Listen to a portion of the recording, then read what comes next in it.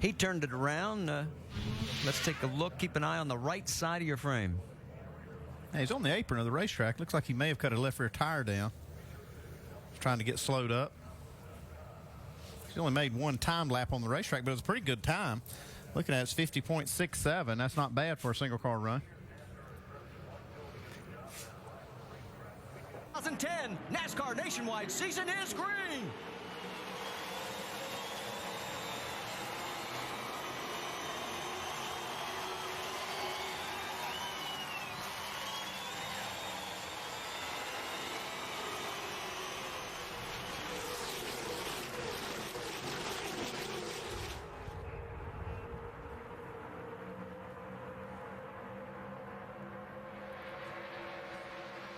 Everybody looks good coming through turns 1 and 2 down the backstretch for lap number 1. Yeah, pretty interesting. Kyle Busch decided to jump up in that high line from starting down on the inside.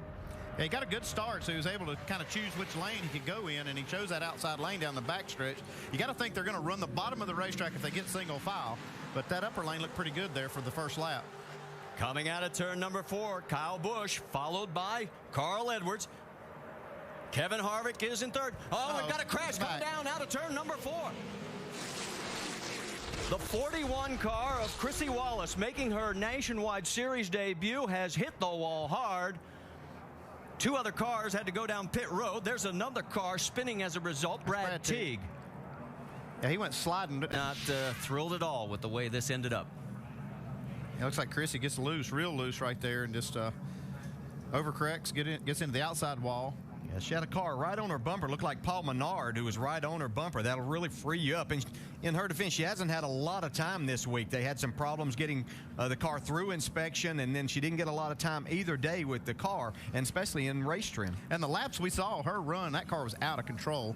Looks like it's not much better here. I mean, she just really got loose off turn 4. Those bumps are really, really upset the car when you're on the bottom. Yeah, and we should point out it wasn't Chrissy out of control. The car just looked evil. Yeah, the car just, every time we saw it, it looked like it wanted to go. That is out of mind of its own. Well, looks like it had a mind of its own right there, as Chrissy Wallace is our first victim on the racetrack. We'll take a break and come back to Daytona. 2 abreast through turn 2. Everybody, oh, we got crash up in the corner. The 99 of Trevor Bayne. A couple of other cars are spinning in this. Brian Keselowski.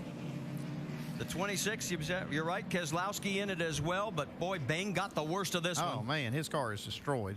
We'll have to see the replay, but Staying out of trouble. Looks like he got some help from Mike Bliss right here. Yeah, it doesn't matter how much talent you have. You get the rear wheels lifted off the ground, and nobody can drive. You see Danica go right by there. Looks like Stewart may have snuck through there as well.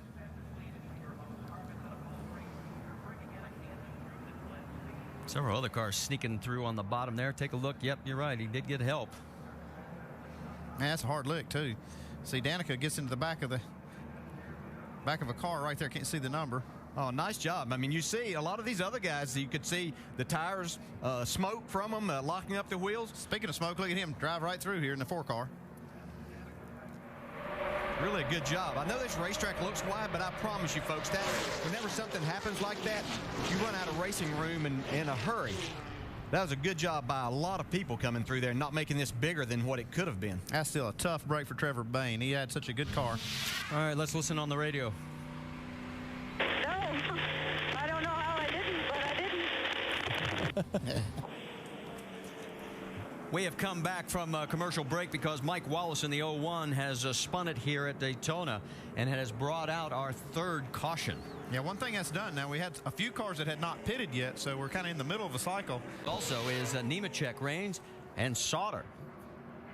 Well, he just lost it. Yeah, it didn't look like no contact or anything, just kind of went around. Could a tire have possibly gone down? Wow, it ran pretty quick. Yeah, really turned around going into the corner. Well, he did manage to keep it off the wall, but whoa, started to slide back up the hill. Well, and you mentioned it, Danica Patrick gets the Aaron's lucky dog, so to come.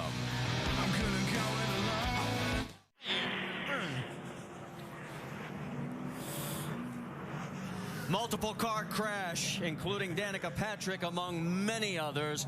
here on the front straightaway. Brian Scott, the 21 of John West Townley. Colin Brown, the 31, is also in this mix of Stanton Barrett. That's what's left of the right front corner of Danica's car. Okay, lower portion of your screen.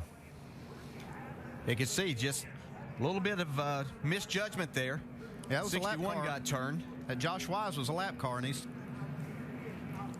and she had nowhere to go. Yeah, she just, I mean, gets by that car right there, but there's just nothing. I know it looks like room, but you're traveling at a high rate of speed, and she almost made it. Take a look from another angle. A little lower this time. See all of this develop right there, and as these cars start sliding, more cars get involved. You just hope that a hole opens up for you. 10 of Leffler, boy, they had high hopes for this season. It's not going to start off the way they had wanted. They had two of Roush's cars involved in that. Stenhouse and Colin Brown both involved. There you go. Okay, let's go on board and listen. Doing a nice job. Still clear by 3 from behind. Being in front of you. Back it down. He's up here against the wall. Up here against the wall. He's against the wall, against the wall, against the wall.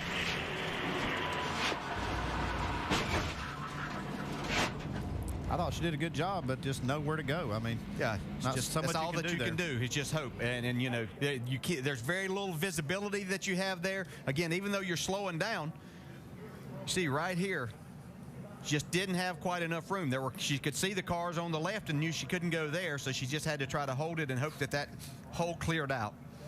Well, Roush Fenway loses 2 cars in this deal, both Ricky Stenhouse Jr. and the 16 of Colin Brown. All right, let's listen live right now. Man, that was a mess. I think something's just, I couldn't turn it up the hill. Brendan wants to be by any stretch, but doesn't have much choice. Now he's trying to tuck in behind Kyle. Now we can see the momentum coming from that outside lane. Once again, just on the inside of Brendan Oh, Gaughan. look out! Trouble. Oh, and upside down is Earnhardt. This is going to be a mess. Spin behind us. Wave him. The 33 of Harvick, Joey Logano involved.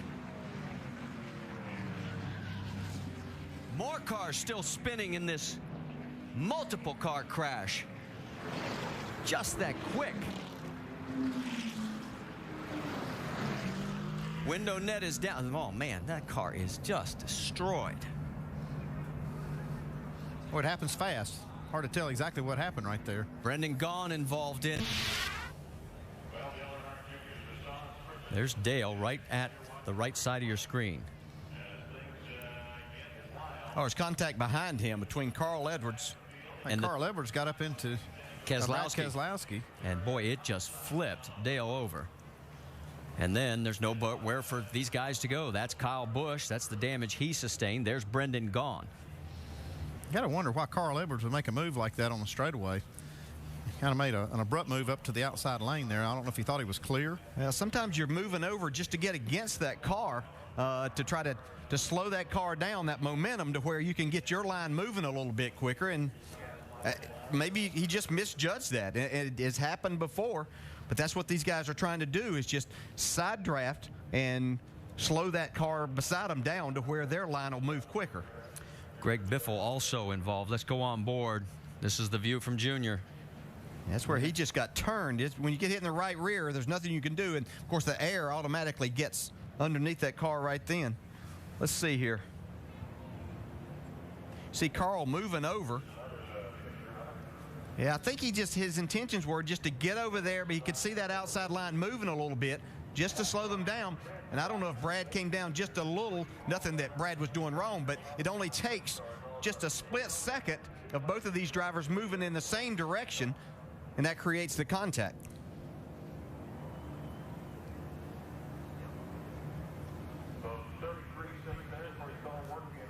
So the work continues. Let's go on board and just listen. That corner, spin behind you, vanish. Turned it. All right, we ain't hit nothing yet. Gather up.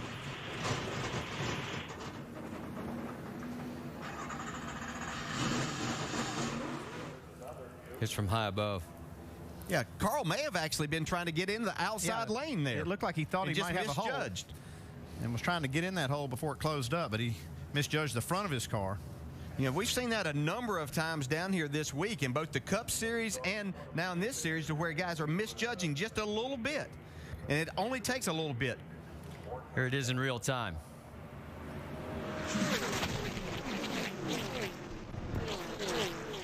Yeah, I'm going to say, I think it's just a product of this restrictor plate racing. The cars are all bunched up. And just misjudging by a few inches can create a situation just like this. If you were with us for Countdown, there was a really strong interview by Marty Smith with Dale Earnhardt Jr. It's just one of those racing breaks. Our second 10-car crash, and you can see the list out here at Daytona. White flag here. 2.5 miles. Will Justin Allgaier pull out, and will Carl Edwards go with him? Does Tony Stewart win for the 5th time in 6 years? Does Justin Allgaier get his first ever nationwide series win? And does Carl win for the first time here at Daytona? Yeah, you see Carl back up, trying to get Paul Menard to give him a push here. He's going to try to go to the outside of Justin Allgaier. Somebody's got to get up there to give him some help because Tony's trying to pull away. Allgaier makes the block on Carl Edwards. He's trying to get that push to go by Tony Stewart. They have the momentum. Allgaier's got the run on the high side. Does he get any help? Not right now. Now he's going to look low. Here comes Meanwhile, Carl. going to crash. Kyle Busch, the 22 of Keselowski.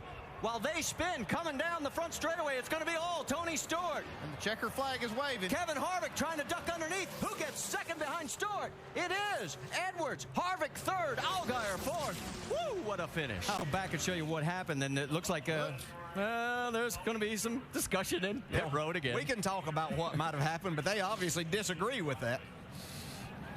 Well, there's parts and pieces all over that backstretch. To take them from now to the time the truck race is going to start to get this place cleaned up for them. All right, let's take another look at it. Watch the 18, the 22. Well, Kyle's loose there. Yeah, he gets loose. Yeah. Yeah. Keselowski didn't do anything there. I think he thinks maybe Brad gave him some help, and he didn't. Coming to the checkered flag. And here was the race coming out of 4 for the group up front. Look, watch Harvick. See, Harvick dive all the way to the inside right here. Justin Allgaier was trying to figure out who to block, but he just didn't have the car wide enough to do all that. Harvick almost gets to second. And for the second year in a row, Carl Edwards finishes second. Got it down on the ground for sure, but he's got no choice. Keep on digging. Can't bag out now. A little loose off Loose, turn lot two. loose, lot loose.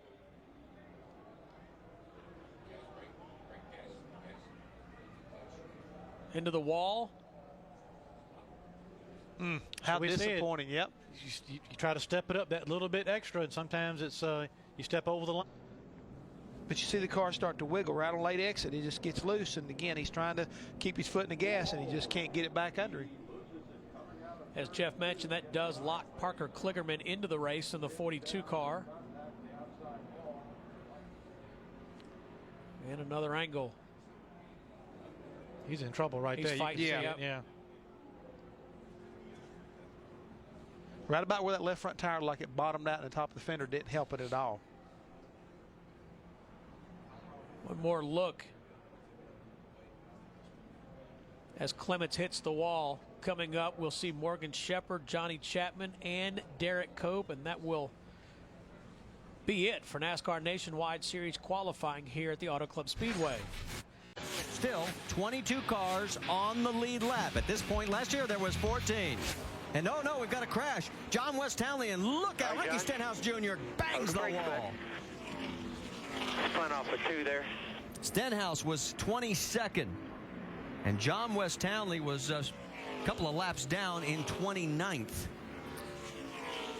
It looked like Stenhouse just tried to avoid the spinning 21 car coming in with flat tires. He's pitting with the pit road closed just to get those tires off. All right, let's go back and take another look at it. Yeah, you can see he's right coming there. out of turn 2. Yeah, he's just all by himself, just spun off of turn 2. Really no big deal right there. He had his car gathered up, but then you see Stenhouse can't see through the smoke and is actually side by side with another car. Now, when he breaks out of the smoke, this is what he sees. And Yeah, that's right. A little bit of inexperience there. Most of the time, a car spins coming off the corner, it's going to stay down, especially when the racetrack flattens out like that. So Ricky came off side by side with another car. If he just stays up on the racetrack, he's going to be fine there. But all of that smoke, that's easy to sit here and say, wow, should have missed that. But you can see as he came out of the smoke. I'm not sure there was some contact with Stenhouse in the other car he was side by side with.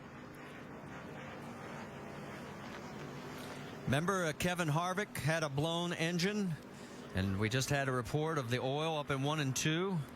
Yeah, but that's up pretty high off of turn 2. Yeah, see, Harvick was in the garage for a few laps before. Scott is in 6th. That's the top 3 rows. Green flag is back out, and we are going to find out who's going to win at California. Whoa, look at them diving underneath. Rudeman way off the pace. Everybody gets around him. Biffle trying the inside. Okay, he's got into him. He's got the lead. He loosened him up, and now he's going down low. And there goes Joey getting shuffled. The last time Joey led over 100 laps, he ended up losing the race. Could it happen again? Well, Biffle's got a mirror full of Kyle Busch right now. And here comes Keselowski. Remember, Dodge hasn't won a race since 2007. The white flag this time by. Kyle Busch to the high side here. Biffle shuts the door on him. 1 lap remaining. 2 miles Oh, here. man, I'm telling you, that 18 is up underneath Greg Biffle at the start-finish line. It looks like it's going to be a shootout between these two. Down into turn 2. Kyle on the low side. Biffle drifts up high. Here comes Busch. Right behind him, the 22 of Keselowski. He's trying to get in the mix. Though. The 22 could have a shot here also. These guys side by side. Joey Logano trying to get back. Here he goes, down low. Can he hold it? Through the turn 3 area, through 4. Look out, 4 cars going to be dicing for it, heading for the stripe. What a finish. Will it be Biffle? Will it be Busch? Going for the wire. It is going to be a spinning Logano, and the win goes to Busch. What do you know, boys? Holy cow, what a What do finish. you know? Woo! My goodness. You have got to feel bad for that man right there. Woo! He led. This is coming to the flag. Man, look at this finish. Looked like Keselowski, I don't know. I think he was trying to get in behind him. I'll give him the benefit of the doubt that he was just trying to slip up in behind him, but he clipped Logano right here. We'll get a better shot from it here. Watch in relationship to the black line. Well, that's hard to say. Doc, you've caught up with Joey? Joey, tough afternoon here. A dominating performance, 130 laps led. I emphasize the word "and" just to Okay. give the man respect. All right. This ain't too good, though, guys. Former NASCAR. Take another look at what happened. Yeah, that's way. He spun way back in the corner, almost just past the halfway point. When you see it, that's just here he is down on. It's almost like he clipped the apron. Clipped the apron, unloaded the thing, and when it unloaded, then it's just around. Yeah, he's down on the apron. Down right the there. apron. Got that left front down on the apron, and around it went. And that was his first lap on the racetrack. You're good. Got a yellow here. Come at you. On board with Trevor Bayne. Yeah, well said out of a crew chief. That's something I never thought about. Yeah, well, crash and turn 1 and 2. Into the wall. Kelly Byers in the 88 from Junior Motorsports. You okay? You can see the brake rotor coming apart there. Had a great run last week when he was at California for a 7th place finish. And then here's what happens, and bam. Man. Yeah, that's definitely something happened to the car there. Said he felt like maybe something broke. Kind of looked like a tire going down, but it's hard to say right there. Yeah, that didn't look like he was loose or nothing like that. Just went straight up. Well, traditionally, we've had a caution before lap. Hamlin have definitely had it had a little feud going between them.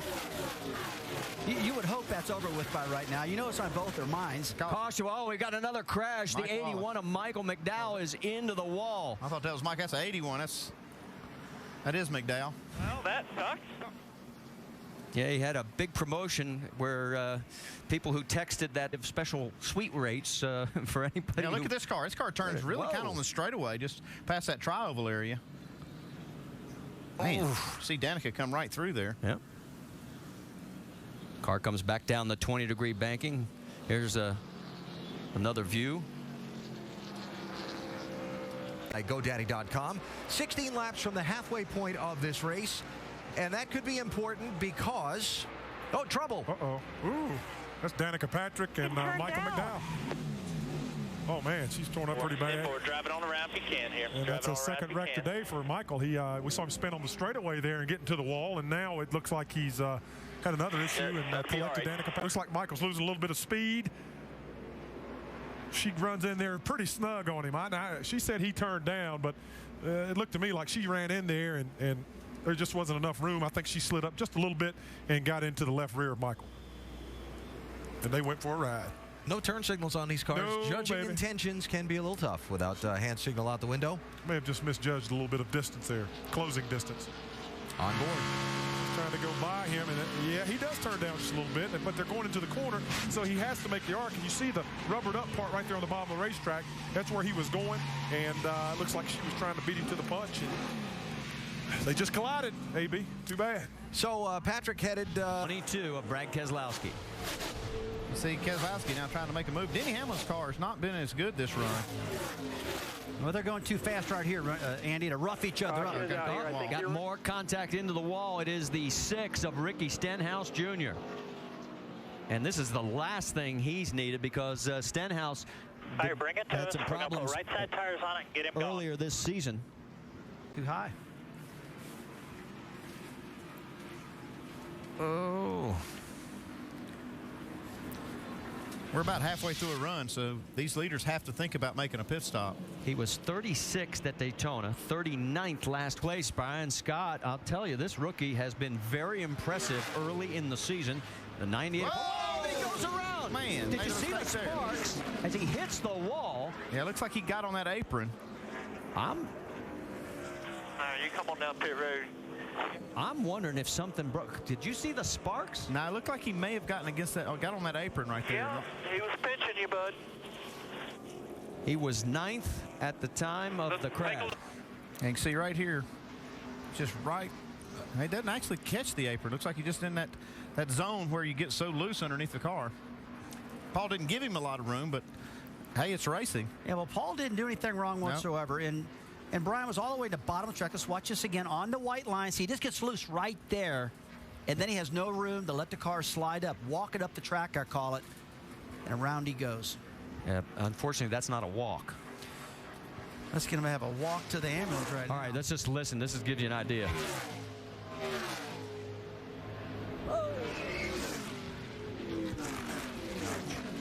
Sorry, I had to say out. You and me both. It is. So there's the damage on the 11 as the crew is going to take a look. But he's not 1.7 seconds back. It's Justin Allgaier. He is really working that 20 car now. He's been inching up on his rear bumper. Oh, and when the caution flag has just come out. Got a car in the wall, turn 4. Turn number 4. We've got one vehicle up into the wall, pulling down onto pit road, and it is the one of James Busher. And James Busher. You got brakes, James? Come to the first opening. Just come to the first opening. Pull it in. Pull it back here. Come on. Keep digging. Out. See, it's happening right here. He's already in the wall. He was running 15th at the time of the crash, and he had 2 excellent runs earlier this year at Daytona and at California, but this one not going to end up the way he wanted. Series was Atlanta last September. White flag, one more time. A mile and a half to go for Kevin Harvick. 2 horrendous pit stops, and he has fought his way back and still leads by 1.4 seconds over Denny Hamlin. Amazing job Kevin Harvick's done with his Nationwide team, his truck team. It's just incredible machines he's building. Great talent.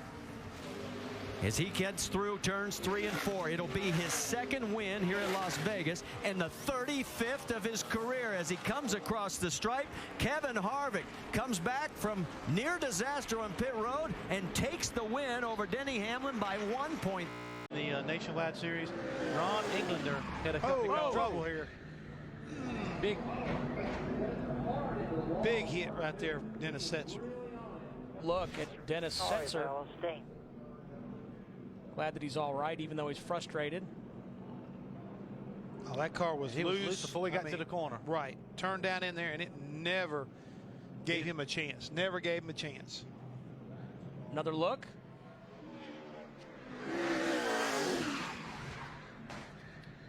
Wasn't much he was going to do with that one. She was loose before we got to the corner. Boy, it just snapped hook when it went down into one. You heard Dennis Setzer frustrated, but otherwise okay. He did get one lap of qualifying, and then just after that, Chris Lawson up the hill in turn 2. Hermie, you were saying something about that mental aspect a minute ago. Yeah, I mean, we were talking about it as Dennis Setzer was sitting on the racetrack. You know, Chris Lawson coming out next, not a lot of experience. That situation, Bobby, I got to give Greg credit. He realizes what his circumstance is. We got trouble here in the middle of 3 and 4, and around Bowles goes, and he gets an outside safer barrier up there in turn 4. Jason Bowles, the 2009 NASCAR West Series champion, 27 years old. We heard Greg Biffle talk about what we talked about in the qualifying lap in. But Steve, look here as we take a look at the 39 car once again. Goes down in the corner. Car bobbles. I think it hit bottomed out. Yeah, also bottomed out. Yeah. And he spins around, winds up being 32nd quickest. But realize something, guys. All the crashes we've had have come when? After we got past the guys that were locked in. All of these are having to lay it out there, and they're LePage in. Oh. Trouble for Parker Kligerman. What happened to young Parker Kligerman? Coming off 4. Too loose up off that corner. Doesn't take much. Kligerman picked up a pole last year at Kansas. Guys, this is the first time we've seen the safer barrier that they just added. Got him in trouble.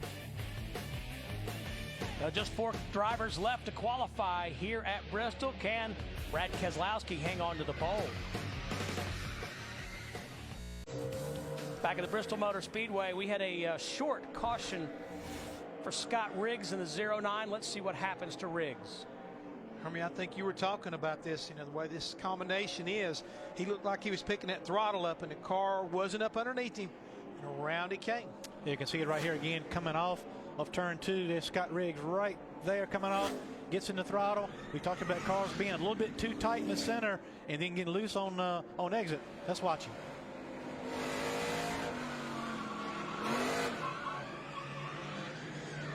You know something else? This is the 4th spin I think we've seen, Steve. Yep. And I don't remember a time that I've seen 4 spins at Bristol in a day's time. He'll get off the throttle. Another spin, the 20 car coming off turn 2, Steve. Yep. Joey Logano brings out the 2nd caution. All right, good save, man. Right in the middle of that corner. Just like the 09, same spot. He wants to basically stab that deal, or really say stab it. He really wants to get back into it because these cars are a lot about momentum to begin with. You can see he's already sideways as he comes out at the late exit of the corner. So that car stepped out on him as soon as he picked the throttle up. But getting back to your point about whether or not to use the brake. We got a car out of control, the 21 car. And he made contact. Made contact with the outside wall.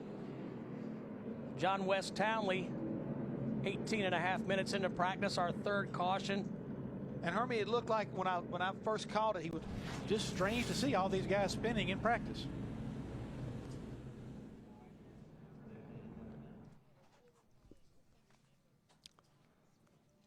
Take another look at from high above the Bristol Motor Speedway. Top of your screen right there, you'll see the yellow car. He just added a groove. Yeah. He got in there maybe a little bit too hot, slid up out of the groove and got away from him, and he didn't have time, to get in. Chapman's made some pretty severe contact with the wall. Yeah, we did see him get loose about 10 minutes ago and didn't hit anything. This time he does.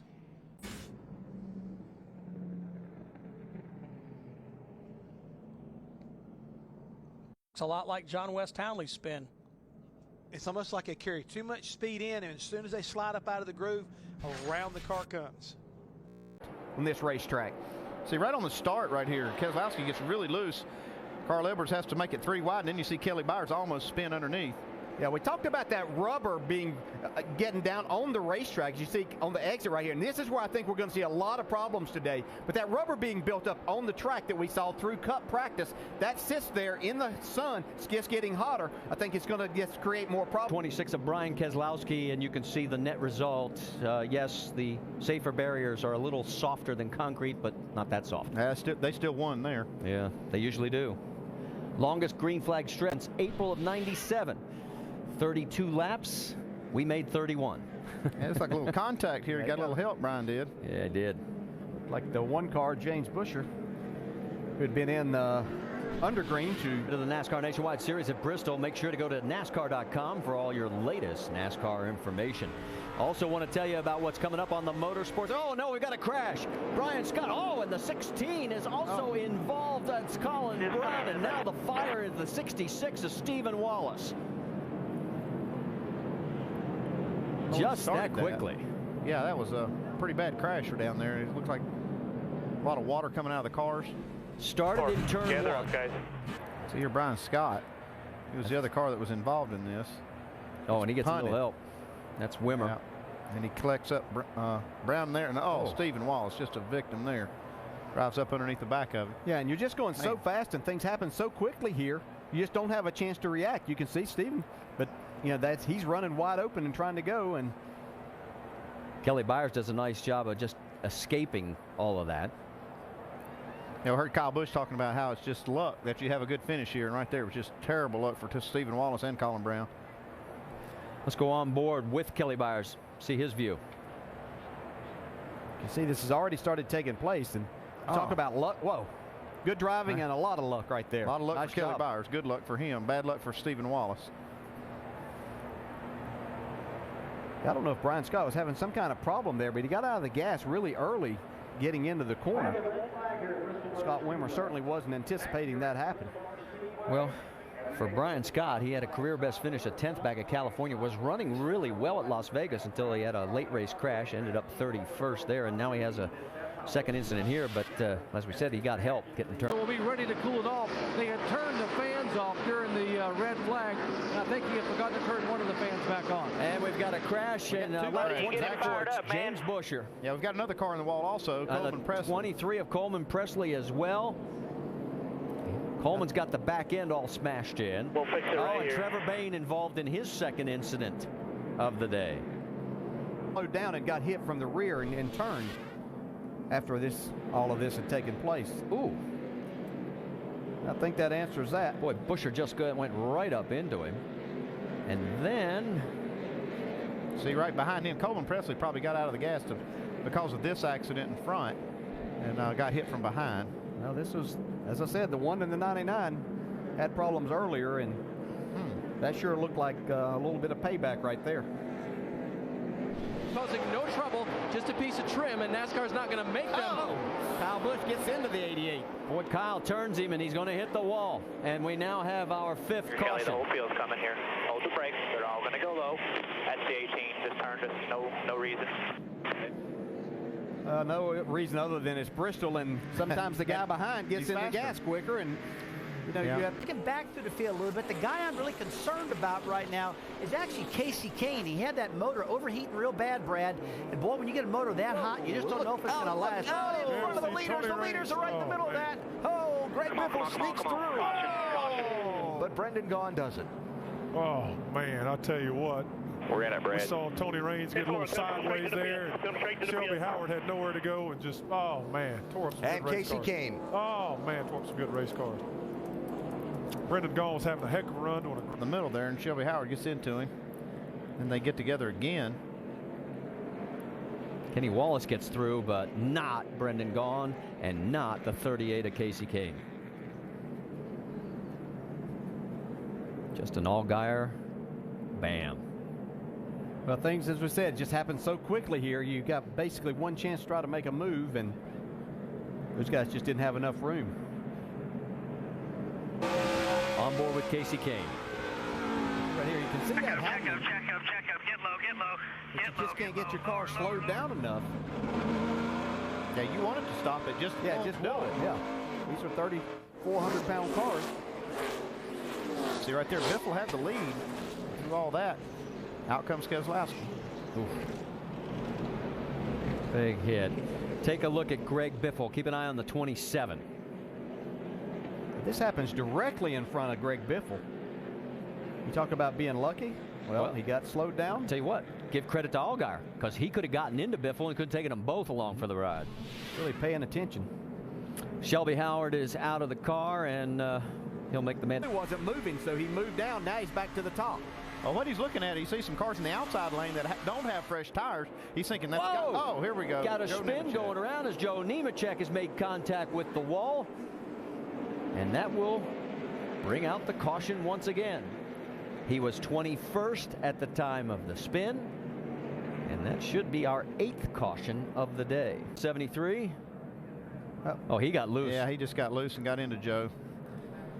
Not much, it didn't happen intentionally. It's just not enough room.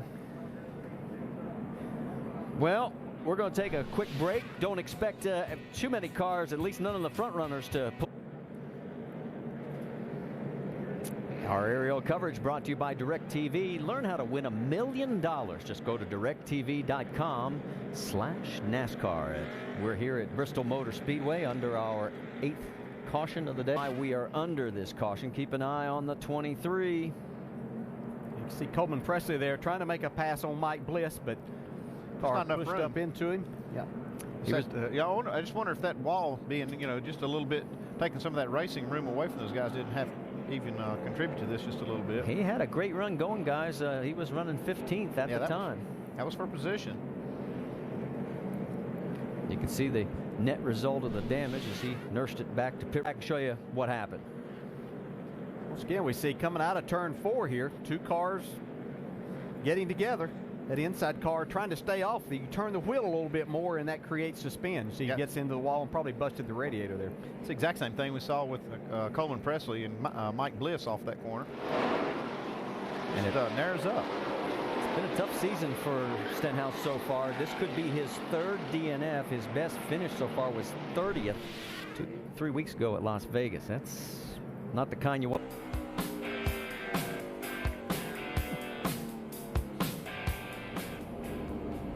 We're going to break out of the commercial because we've got another caution, our 11th. John West Townley has turned it around. The 61 also involved of Josh Wise. And looks like 21's day might turn be around over. and go. Oh, bud. Scan. Happen. Oops. Oh, man. He got plowed by the 35 of Jason Keller.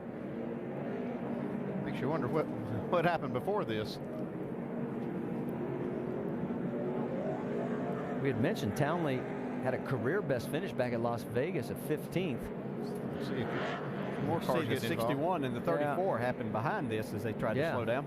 Tony Raines involved in the 34 as well. Maybe they were trying. Everybody, here's your white. Half a mile to go.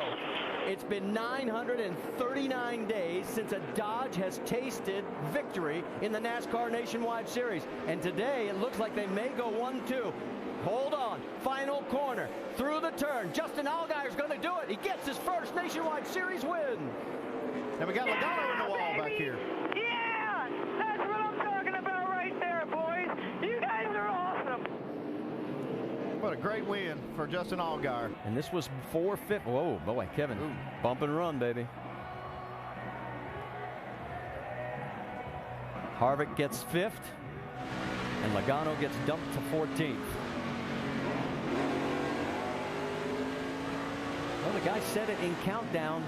Until he starts pushing back, people are going to keep pushing him.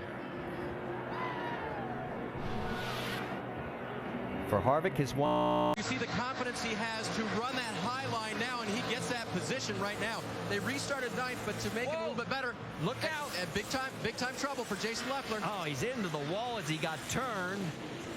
Hold on, we got more coming here. And this team, we were talking about it yesterday.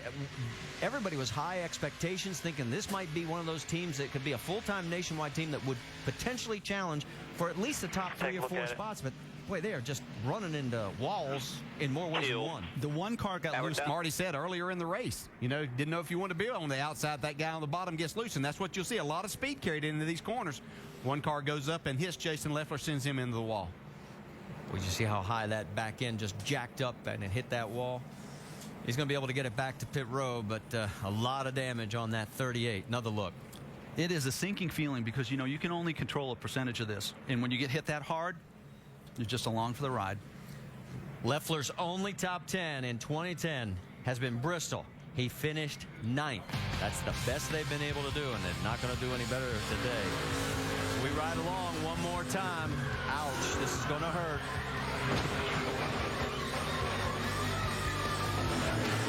Right off, and our broadcaster taking a week off, who was the car owner there, Rusty Wallace, helping make some of the calls to get Brendan dialed in. Doc, we got to interrupt you. We've got a crash out on the track. Another tough break for Ricky Stenhouse. This team has been struggling. They are not even in the top 30 in points for Roush Fenway Racing, and now he is in the wall. He was running 20th at the time, and there he's got problems. So trying to slow down, I think. Or no, was he locking up the left front there? Yeah, it looked like that. He was locking up the brakes trying to get in and then got hit from behind. His best finish this year, guys, 25th 2 weeks ago at Bristol. That's how tough this season has been for Ricky Stenhouse. He's got a little left front damage. That's from something else. I believe he was trying to get the pit road right there with that trouble that he had. And that's Joe Nemechek that also got into him. Let's go on board.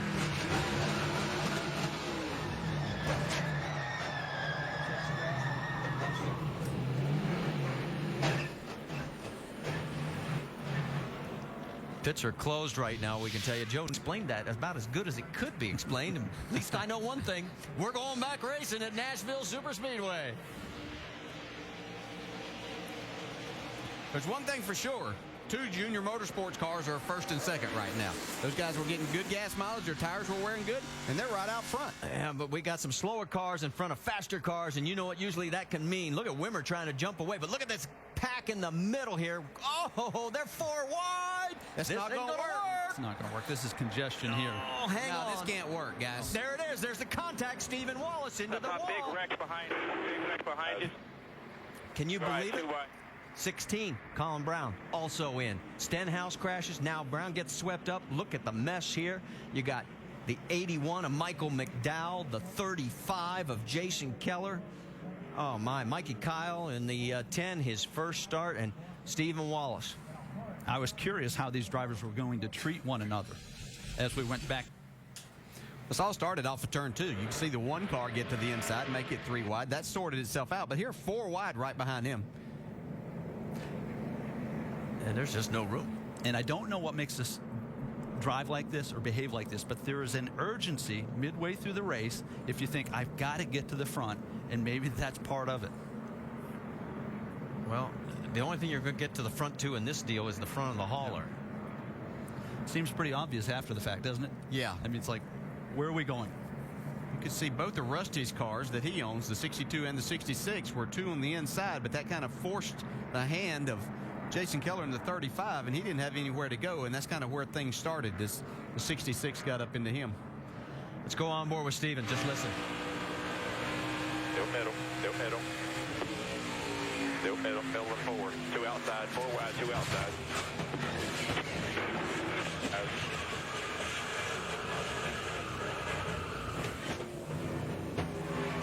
What a mess. Common expression in this business, give and take. What, you know, at some point, one of those drivers, 2 of those drivers, maybe a half dozen of those drivers needed to say, all right, I'm going to live to race another lap because we can't do this getting into the corner. He's going to get by him. And the 70 of Shelby Howard trying to follow as well. Look out, they got trouble. That might be a product of the earlier incident, the first incident. That could be a payback. And oh man, fire in the number 1 of James Busher. It's on fire, buddy. They have got the window net down, and he is climbing out. Y'all good. Jump on out. Jump on out. Busher is out. Last incident on our 7th caution. Keep an eye on the 38. We can see he gets a run up off of turn 4 here. And it just didn't give him any room for sure. Now let's go back to lap. So here we are under caution for the 7th time in this race. Jason Leffler involved in an accident with James Busher in that one car earlier. And again, this time. You know, it just seems to me, and I know that everyone's thinking retaliation. I'd love to hear these two guys each side of the story. As watch the 26 of Brian Keselowski. Whoops. Trying to get into pit road and spun her around.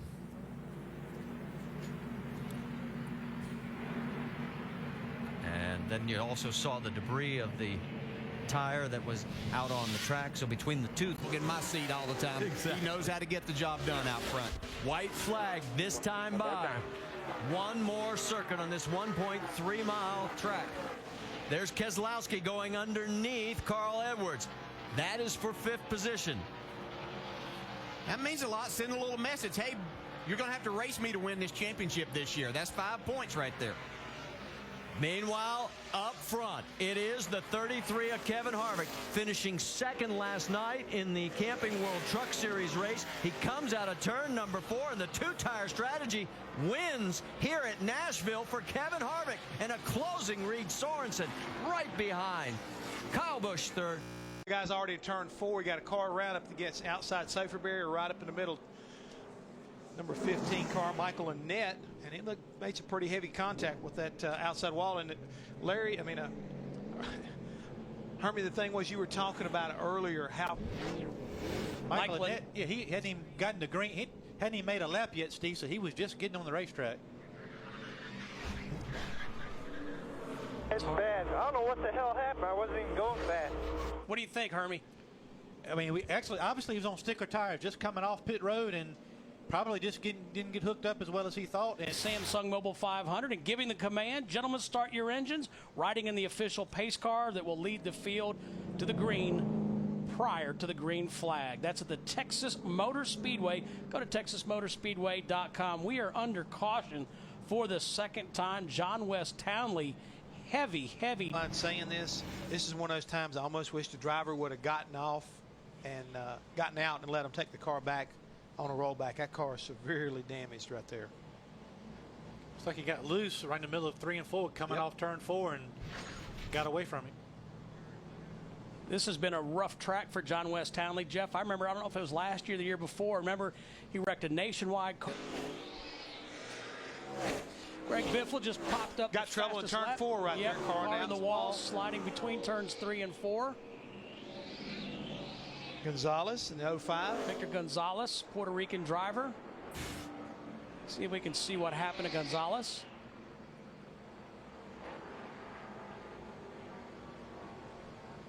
And again, I'm speculating, Steve. I would be willing to believe he's probably trying to make a qualifying run. Fresher tires, and we've seen fresh or new tires or fresh.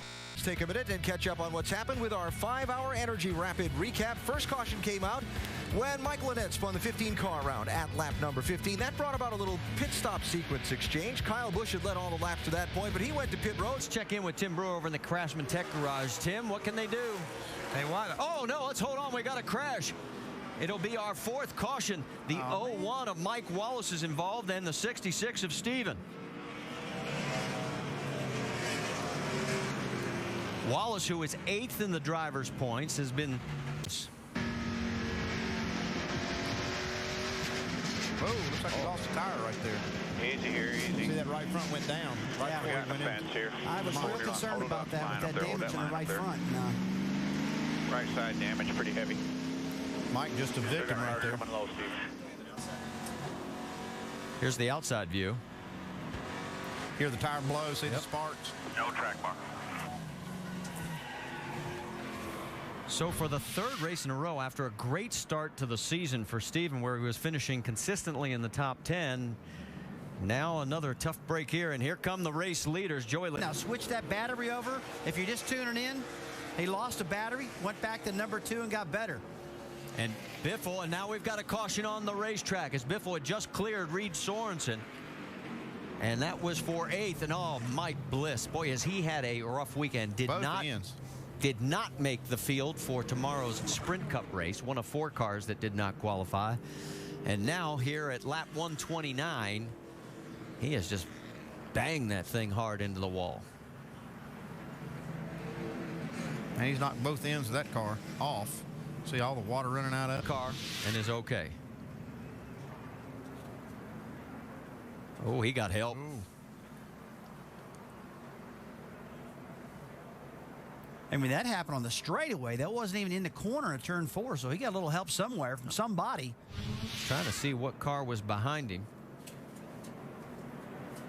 Did not. Walls to see if we can see what happened here. That's Josh Wise in the 61. Oh, yeah. Oh.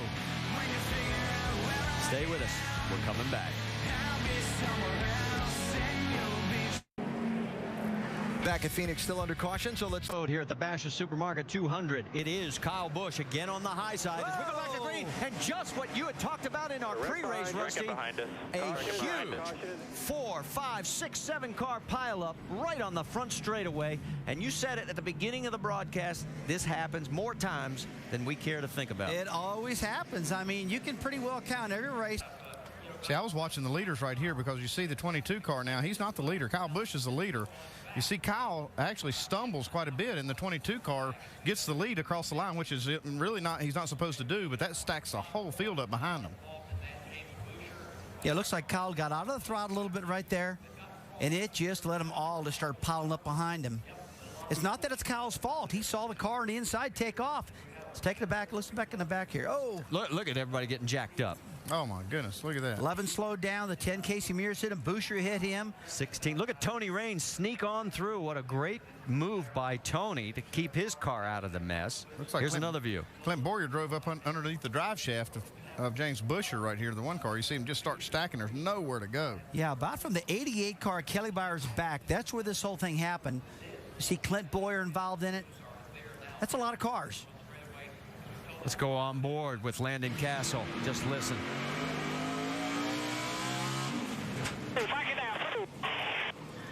They have wiped out about 10 cars still in second gear. Barely moving, this happens. On board the 99. Taking up. I tell you what, if I was those Cup guys sitting down in those motorhomes tonight, I'd take note of this for tomorrow and learn from it. You can just see the accordion effect, and boy, Boucher really gets jacked up by the 21. I think you really need to look at the very front of the field and see why Kyle Busch didn't go, or what happened on the start, because that's what caused this wreck. Yeah, you see, he just didn't move, and it just went all the way back. It's like a traffic jam in L.A., man. The guy in the front stops, and they all pay for it behind him. And the problem is, because it's not a D-shaped oval where we have that nice big infield area where people can go diving for cover, you've got that inside wall, and here's what happens. You see the green flag comes out. The 18 car doesn't take off right away. And one thing to remember, too, guys, like we talked about earlier in the broadcast, it's a long front straightaway, real narrow, and these drivers do not have good vision ahead of them on restarts as they're coming through the gears. All right, so there's going to be a lot of clean. Car as well, and they're leaving pit road in a jumble and big trouble for Allgaier. Yeah, at the exit to pit road, Justin Allgaier gets turned around. Yeah, he's got a lot of damage to the left side also. So a tough... Your 32 car right around the corner here. Right around the corner. We just got taken out by the 88 coming out of the pit box. So Kelly Byers gets into him, and Byers gets damage in this deal too. Clears, and now it's one lap to go. Your race leader. 3 times out of 5 races, the guy starting second has won. Guess who started second tonight? Oh, look at Harvick on the bottom. Kyle Busch. And here comes Kevin Harvick. So it's going to hold true unless something drastic happens. Your winner's going to come from the top 4 starting positions, second to be exact. And here comes Kyle. Well, we got to tear it down anyway. What a comeback as Kyle Busch, after a penalty, comes all the way back for his 32nd Nationwide Series win, moving him into 3rd. Right behind him is Harvick, Brad Keselowski, Brendan Gaughan. You see lap tracker Just a little bit into the red as he heads for 3 and 4. Yeah, they did not make a hang on. Not good. Keep it off the wall. Throttle. He was going for it. Oh, and the guys who paint the infield Tore the right front fender up. Got body damage. I say, buddy. That was a good sight. And we learned from it, so obviously for us it was a good thing. But I hadn't been in the car. Yeah, he just, got out from underneath of him.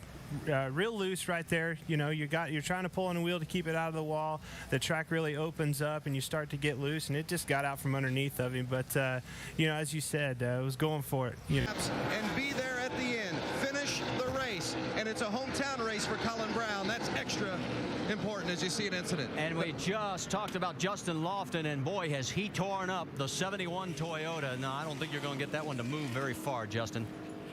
He was running 16th. As he does get it refired, somehow is going to limp it back to pit road. Yeah, they got a lot of work to do. Oh, we need to shut it off. Let's go back and take another look at it.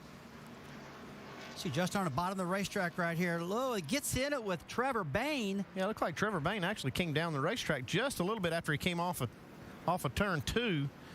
Kind of caught Justin Lofton by surprise. Yeah, it looks like Trevor didn't know that Justin was down there, and just a little bit he came off the wall, but just enough to spin Justin around and into the wall, and boy, just tore that car up big time.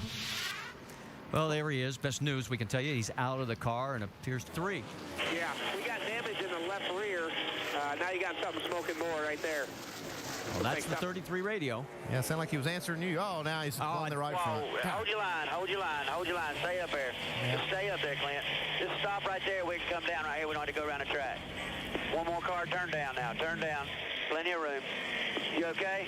Third caution of the day. He was 20 or 17th at the time. But it definitely was not rubbing a fender. All right, let's go on board with the 21. Now, the car had slowed down quite a bit. You can see how much damage right here, even before the tire blows out. Now the tire's down, and no way to hold on to that. And why do they always blow when they're going at the corner? Close to 200 miles an hour going at the corner, and that's where it happens.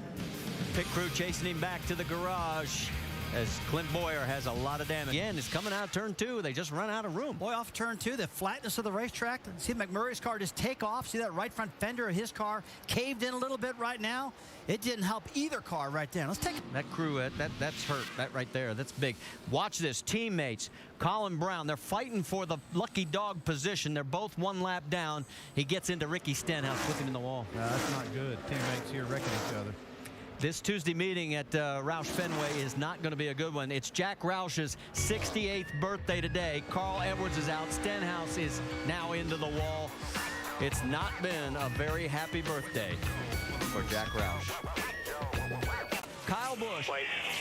He's led 151 laps today. The only 2 guys who have ever won 5 in a row at the same track. Dale Earnhardt Sr. at Daytona and Jag Ingram at South Boston in the NASCAR Nationwide Series. And now it looks like Kyle Busch, not only is he going to dominate this race today, he is going to write another page of history in NASCAR. There it is, boys. 5 in a row. Awesome job. Thank you, guys. Woo! Yeah! House is looking a little loose right behind him in the 6th there. See somebody's hand out the window. Looked like Mike Wallace waving at James Busher behind him. Oh, we got trouble. No, look out. Carl Edwards turns, and we've got multi-cars into the wall. Leffler's involved in this. The 62 have gone. The 21 of Boyer. I'm just ready to say something. I'm just ready to say something. Yo. Patrick Sheltra involved. The 16 of Colin Brown, the one thing he did not need because he's out of this seat. And we've got a car on fire down in the corner of turn 1, and it is Mike Wallace. He had a great beginning to this race. There's the damage to Stephen Wallace. There's what's... This is where you don't bump draft right here, and you can see Carl Edwards got hit in the rear right there. Oh, my goodness. He got hit by a lot of cars here. See, it turns into a huge crash. That goes back to a little bit of the inexperience that we're talking about. There are just places on this with these bumpers not line up. You see he just lifted the rear wheels off the ground. Well, Stenhouse was excused from last week's team meeting. I'm not sure he's going to be excused from this week's.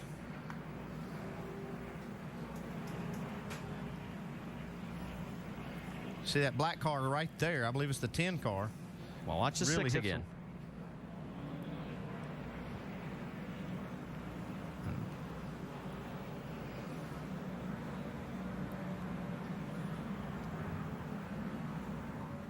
Just so many cars spinning, it's hard to follow each one. Still 2 by 2, no holes. Yeah, you need help? Yeah, it's just something that you can't do right there. That tri-oval's a turn. Yeah, your car's already light through there anyway. See, Carl's got his hands off the wheel. He knows he's going to get hit. And you saw how many times it snapped back left, then right. The garage. Keeps you from break. Got a little dicey. A little bit dicey coming just out of the tri-oval here. You see Jamie McMurray in the 3rd spot. That could have been big. And it shuffled Joey Logano all the way back to 10th position. So it's McMurray, Kyle Busch, Brian Scott. All 3 of us are surprised at how much actual contact we're seeing with these guys bump drafted. Go! Look out! Now, Carl was being swallowed up by the field because he was 7 laps down. Over there. Just hold it down, lock it down, lock it down. They sucked us around, Drew. Yeah, that's all what right, it looked crank like. it up here. And the caution is out, our 2nd caution. It looked like he just got sucked around by the air of those cars going by. Well, remember, he's got a lot of tire there. He had a flat tire. Looked like maybe already there. Wow. That's a bad time to get it right in front of the whole pack. Yeah, it could have been a lot worse. Did a nice job. Let's go on board with Carl. Listen. 5 back. They're going to swallow you here. Just keep it tight. We just spun over there. Just hold it down, lock it down, lock it down. They sucked us around, Drew. All right, crank it up here. Well, a couple of laps before that, watch the 18 of Kyle Busch, and you're saying, wait a minute, the yellow's back in 3rd spot. Yep, And for now, he's looking for more. Here he comes on that outside. You can hear the crowd over the noise. Oh, the crowd's coming down towards first finish. Kligerman's involved. Caution's out. The 16 of Colin Brown is involved. 7 is Kyle Steve Busch, Martin. Kyle Busch, Morgan Shepherd, Scott Lagasse. Morgan Shepherd done a great job all day of running up in the lead pack. See the 7, I don't think Steve Arpin hit anything. Morgan was running 29th at the time of the crash. And you saw Kyle contact. Let's take a look here. You can see the 18's back here. He'd gotten out of the way of this group. Yeah, there's a little contact That's right Steve there. Arpin with the 16 of Colin Brown. Yeah.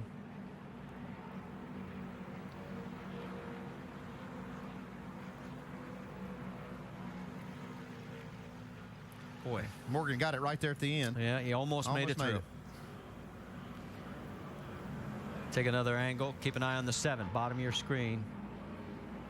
Right there. And that's all it takes. Yeah, and that's just racing here at Talladega. I mean, you got cars moving, trying to position themselves, and just takes a little bit of contact. You know, I've seen rookies do that. I've seen veterans do the exact same thing. This track just doesn't discriminate when it comes down to that. It's just so tight, so fast. Kligerman takes a lick. Boy, yeah, he turned and pancaked the front nose of that car. All right, our 3rd caution now with our 2nd multi-car crash here at Talladega. Now, officially 6 laps to go, but it's going to take some time to clean this one up. Who's going to win it? Stay tuned to find out. Brad Keselowski and Menard, your top 6 as we go green. Billy, can you explain to Clint or Dylan to explain to Clint exactly how we did that in the last race? So that's what he needs to do. I told him earlier with about 15 to go, 18 to go. I was like, you guys want to make a move now? Go ahead. We're good with it. So that is Harvick's radio and the conversation, and there is Clint coming, and there's McMurray saying, whoa, I thought I was your dance partner. It looks like Clint was paying attention because he's doing just exactly what Harvick wanted him to do, and that's put that bumper right to him, try to get him out front here, and then he'll have his shot at winning. Yeah, and Jamie McMurray had a good run there, and he got a nice push from Brian Vickers, but he pushed him too far. Here we go, 3 wide. And for second, look out. Here they go. The 88 on the high side getting the push from Vickers. Here comes Harvick saying, I remember this guy. I'll dance with him. Yeah, but don't forget about Boyer on the bottom there. Vickers right behind him. Boyer now has the 27 as his partner, and Scott Wimmer. White flag. White flag. Here we go. Harvick in front. Can he make NASCAR history and win both ends of a Nationwide Sprint Cup doubleheader in one day? He's going to have to fight them off from both sides right here. He's got cars coming each way. Here comes McMurray with a head of steam. McMurray, oh, look out, little contact with a 32. McMurray says, hey, I was in front the last time. You took it away from me earlier today. He's going to try and take it away from here. Oh, he's hung in the middle. Here comes Keselowski. Got trouble now. Keselowski's got on the high side. Look out, they're going to go around. McMurray. Been behind. Oh, big crash. Oh, and up into the wall. Look out. The caution is out. The race will finish. And it looks like Brad Keselowski is going to get the race win. Bring it here. Bring it here. We will check with NASCAR officials because of where the field would be set. See what happened. See McMurray trying to get in line right here, right behind Harvick. Just not enough room. Yeah, and he had to check up for just a second because he was on the right rear quarter of Kevin Harvick. And then once he goes around, the chaos begins. Look at Setzer. Wow. Good to see him get out of that car, but that catch fence does its job. Well, and remember, they raised the catch fence after last year's race here. Also stretched it out over the racetrack. You're right. It did its job. Another view. Let's see right there. Jamie McMurray just trying to get in. He was going to try to get there and push Kevin Harvick. You got to remember, an opening. They're coming to the checker flag, so they're not going to let off. Let's go on board with Justin Allgaier. Just listen. 2 outside. 2 up, spin in front of you. Watch him clear the bottom.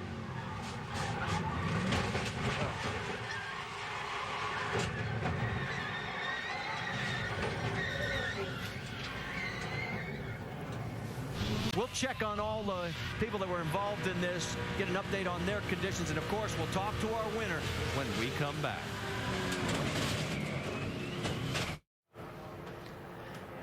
Back here at Talladega, that's the scene of where Dennis Setzer got into the catch fence. It did its. In the field, Willie Allen been the fastest mover through the first 12 laps. Then he was the guy that wound up bringing out the first caution. Well, you take a look at Michael Annett right on the bottom of the racetrack. This is the spot in the track, Andy, where you're still turning. And you see his car gets a little loose right there. He chases up the hill, and he gets right in the side of Willie Allen, blows out that left rear tire. And I will promise you, that was not intentional. That was just an ill-handling car early in the race.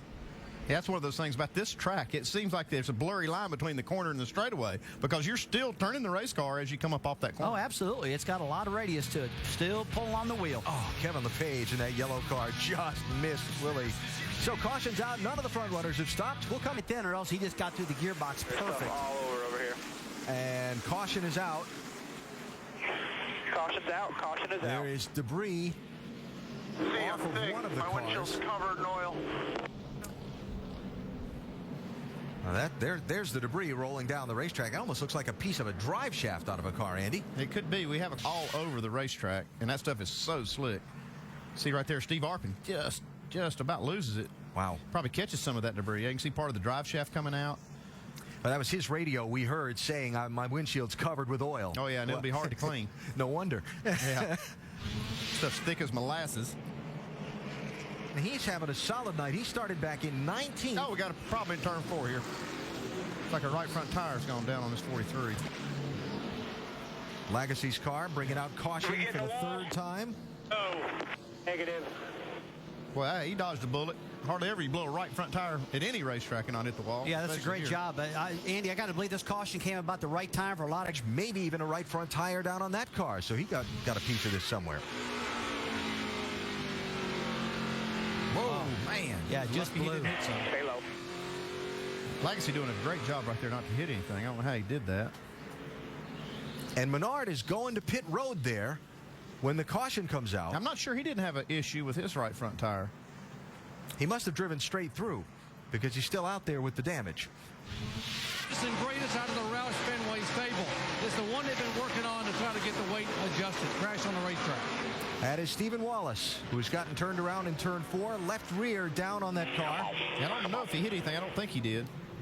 He restarted in 7th and went all the way back to 16th right off the bat. Looks like he had a left rear tire going down on the thing. Blew a tire, hit in the corner. Left. Yeah, and he doesn't have any damage, so actually some good luck in there. I mean, to blow a tire in traffic, spin, and still not have any damage, and stay on the lead lap, I'd say he did get a break.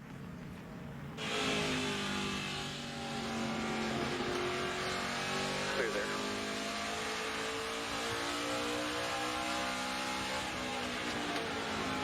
He's actually gone a lap down now, running right behind Brad Keselowski. Easy here inside. Got a couple more easy. We just hold the brake, hold the brake, hold the brake, hold the brake, hold the brake.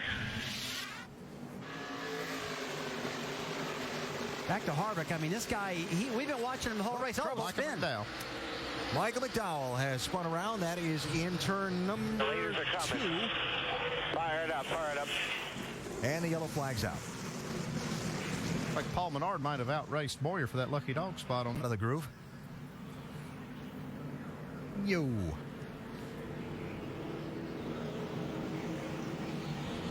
He's probably got his tires all full of junk when he get up there in the marbles, and then something going on, right? That just looks weird the way that car went around right there. It was awful slow when it was spinning, but Alan, I do agree with you. I mean, did we break an axle maybe? I hit the gas, it turns right. When I get on the brakes, it snaps to the left. Out of brakes, remember? Boy, that's a long slide. All the way up. And that just flat scared NASCAR. They said throw the caution flag. He didn't hit anything. I wasn't sure there wasn't fluid coming out of that car the way he was sliding through there. He's out of brakes, he said. He said he's out of grip. Earlier in the race. Right now, among the top positions. Well, there is that the caution? Caution is That's out. the caution. Oh, no. 6 laps to go. Now what do you do? Oh, and I'm glad I'm up here. You know, one of those things we were talking about earlier on those long runs. Right here it is. And right there, you see that right front tire go. More than likely an overheated bead from, you can see the brake rotors glowing red. That just takes its toll on that bead. Goodyear does a great job, and they've tried to help that situation. Brad Keselowski lined up on the outside of row 2. Kyle Busch and Justin Allgaier up front. Busch gets the restart, and here comes Carl Edwards, 3 wide to the outside of Keselowski.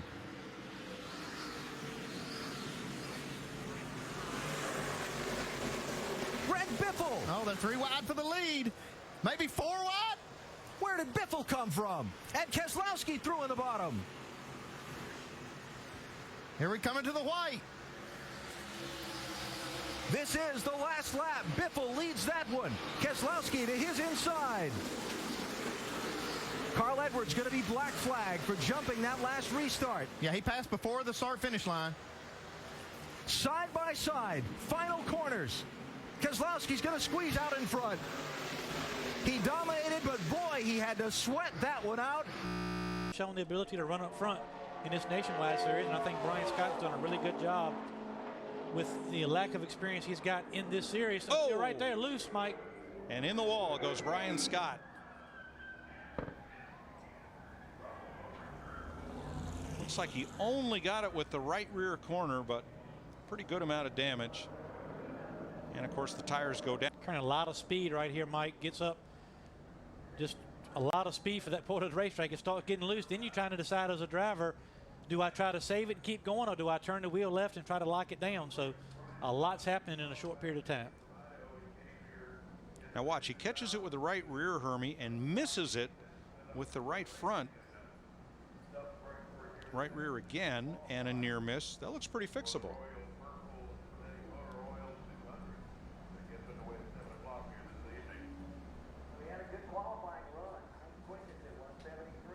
It's easy to do here, Mike. Yep. Not a lot of room on this racetrack. Patience, because you really need to get single file coming off got a these car in the corners. wall off turn 2, guys. Got like one. Brendan gone. I think Brendan has tagged the wall with the right side already, and now we hit hard, man. Yeah, you did, Brendan. Yeah, he was out of shape over there coming off 2, and that, you know, Russ, that turn just narrows up so much when you hit the straight. Caution within the first 10 laps. You can see right here, he's completely out of the groove there in that gray part of the racetrack. Just no grip whatsoever. Yeah, there's a great part of the racetrack up there. Looks like you said, Andy. It looks like he was way up there already. Well, he pounded it.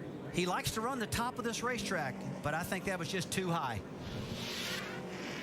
So there you see the damage on the right side of Brendan Gaughan. So we are under our first caution. We're under our second caution. We'll give you the update on what brought this out with the 21. But right now, welcome back to the NASCAR Nationwide Series. Go to NASCAR.com for your latest NASCAR information. Here's what happened. Remember that earlier contact? Well, finally the tire goes down. Yeah, he thought he had a tire going down. We heard it on the radio, and it lets go right there. So it looks like we're up to 8th. McMurray back to 9th. It is Denny Hamlin, Biffle, and Allgaier Keselowski. Got one in the wall. And that's James Busher in multiple cars. The 43 Legacy. Arpin for the second time has damage. 87 of Joe Nemechek is around. So God, you could see all this getting ready to happen, Marty. There's way too much aggression on this restart. Man, 3 wide at a single groove track doesn't work. Let's go back and see if we can see how this all... Well, he's not on the track right there. He's on the apron. Not even on... Yeah, he's on the flat down there in the gray and on the dirt.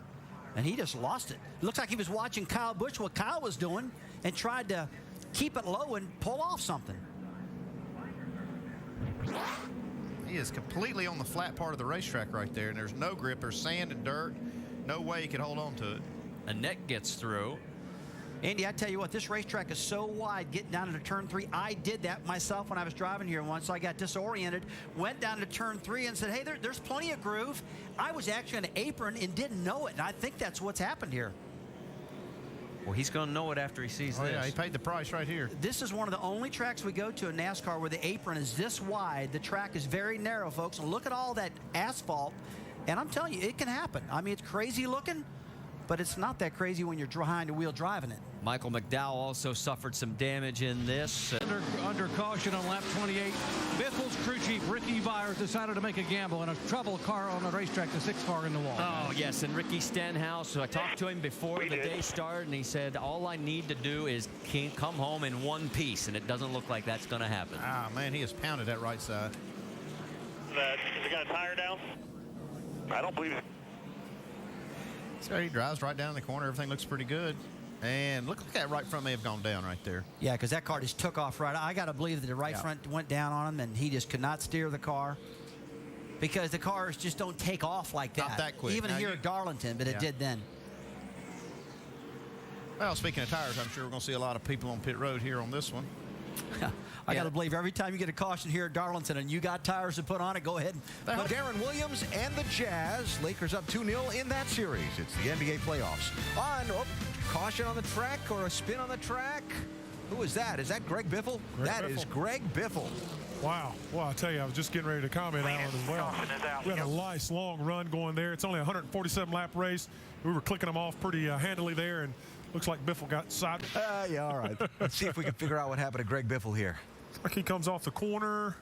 Just swapped around on him. Just turned around. Yeah, just got out there a little bit. You know, all that grip's out near the wall, and looks like he just lost it on the right rear, and nothing you can do. He's one of the best in the world at what he does, and he slipped up. See Carl, yeah, he gets a little solid, gets a little wiggle, and couldn't quite save it. Got up top of those marbles, and that was all she wrote. Just keep racing. Biffle running 7th at the time. So caution is out for the 5th time in the first, well, just beyond the first half. Trevor Bayne, who is closing quickly. Remember, this is Bain's first time here to Darlington. He's already tagged the wall. Well, no, and Mike Bliss, as he has now hit the wall for the 2nd time. He did it earlier today in practice, and now we have our 6th caution. And oh, this one looks hurt. We hit it hard or what? Oh, yeah. That's it for. Darlington strikes again. Oh, he had a tire go down. But whenever saw the sparks flying before he got to the corner. Yeah, I started to say, when you see sparks in the straightaway going at the corner, hang on. Hang on. You've had a mechanical failure at that point. Riding with Jason Keller right here. Wow, you see all the sparks. I went in the wall. Up top, in the wall, stay down. And the tough part is that's the fastest part of the corner. Getting down in that turn 3. You got a big run off of turn 2. You're sailing down that back. He restarted 24th after getting the lucky dog, but here's what happened. Yeah, he driven his way up to about 17th place. Like he lost a right rear, maybe right here or some. One of the rear tires went down. Didn't hit anything. Kept it off the wall, but 4 fresh tires. Does Carl Edwards get his first win of 2010? Look out. Trouble for Matt Kenseth. Last year's winner just barely misses the wall. Brings out our 8th caution now. Okay, put a set of tires on it. Get it tighter. I'm okay here. Well, if he sees that left front tire, that really kills the way they run. 15th at the time. He gets right in the corner. Looks like Trevor Bayne got into him a little bit there. Yeah, Trevor got sideways going at turn 3 and just got up into and collected him. Got him in the wall, too. Let's go on board with Justin Allgaier. Yeah, Justin just gets out of throttle, stands back in the gas, gets past him. It's Coleman Presley right in front of him that also got through. He's doing a nice job. He's running 7. They're close enough. For Denny Hamlin, his last win was Kansas. Oh, no. Keep her coming. Keep her coming. Kenseth into the wall even harder this time. Yeah, that'll end his night right there. And our 9th caution of the event. The record, if you're wondering, is 10. 3 times, including last year. So the man who won this race last year, I think it's safe to say he is definitely not going to finish it. Stanton Barrett racing Paul Menard. Scott comes around. Scott just goes around. His car's nowhere to go, and Matt just gets forced down to that inside wall. That was Tony Raines that took evasive action, and it forced Kenseth right into the wall. Another view. Yeah, you can see right now he's just a victim. You see the 11 car spins, gets in the wall. Everybody starts taking evasive action, gets down low, and Kenseth just can't hold on to it. And it's just been a bad night. And that's Darlington, man. It just happens. Yeah. And it happens late in the race. We got 11 laps to go. Alongside of the 10 of Jason Leffler, that's a battle for 5th. Flag, 1 to go. 1 to go as the white flag is out here at Darlington. And there's nothing that Kyle Busch can do with the 20 of Denny Hamlin right now. But behind him, they are all over each other. I mean, they're wrecking, but they're just not wrecking. I mean, they are tight back there. 24 cars on the lead lap, but right now the eyes are focused on Denny Hamlin, looking for his 10th Nationwide Series victory in 121 starts. Coming down for the checkered flag. He's going to do it. And right behind him, his teammate, Kyle Busch. So for the 9th time, Joe Gibbs raced their time and just ran a few laps. So don't know how much they plan on running today, but they definitely have this car in the show. Well, we're switching to compare him to Kyle Busch. Look out. Oh, and he bangs the wall on lap number 2. And we talked about the fact he could have just parked it. Man. Yeah, as crew chief, somebody should have been telling him that first lap was plenty good enough. You know, I think the biggest thing is the front tire went down. That thing took off dead right here. Ouch. So it is a tough break right now for David Gilliland as he was solidly in the field until that moment right there. Stay with us.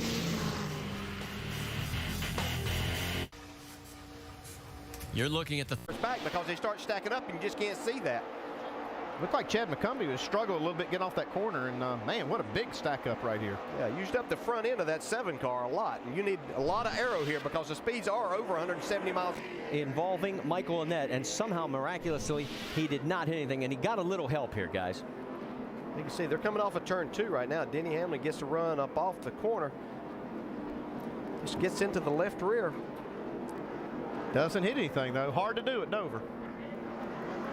But amazingly, he does not hit a single thing, so he... 90 of 97 laps. He is just on a roll. Trouble. Brad Keselowski on the right of the screen. That's on the front straightaway. Come on. All right, you're fine. Say hello. Didn't hit a thing. Fine, Boy, buddy. he was fortunate right there. How does that happen? I have no idea. He was running third and really running well. And we look up and he's spinning. I got to see this replay. We talked on NASCAR Countdown earlier. How rarely do you spin at Dover? And then they thought maybe the car was just way loose, but perhaps he had a right front tire going down. Here he is losing it off the corner right in front of Clint Boyer. Yikes. Whoa, look at that. Oh, man, he just misses that wall. Still doesn't touch it. Boy, he got lucky. That's a lucky break. Man, I'll tell you. That's some good driving. Woo, that was great race car driving. Look at that. He's spinning. And could have been a right front tire. Could have been a right front tire. Man, oh man, he got lucky. Got to take advantage of those brakes when you get them, AB. I'll tell you, you don't get many here at Dover. So spinning out of second position And not hitting anything, Brad Keselowski, the championship leader in the Nationwide Series, with another chance. And you have to not spin the tires right here. Here we go. All right, we're going back to green flag racing this time. Oh, no. Look out, crash on the front straightaway. Clint gets collected. Oh, the 98 and the 99 of Trevor Bayne. There's some hard licks right there. McCumbee and the 09 also involved. I'm not sure Clint Boyer didn't spin the tires on that restart. Either that or could he have missed a gear? I mean, it just did not go like he did on the restart prior. And the damage for Trevor Bayne. Oh, and Casey Kane gets swept up in this where the 21 just went south. And Clint just did not get going good there, and you see he just got clipped of him. Yeah.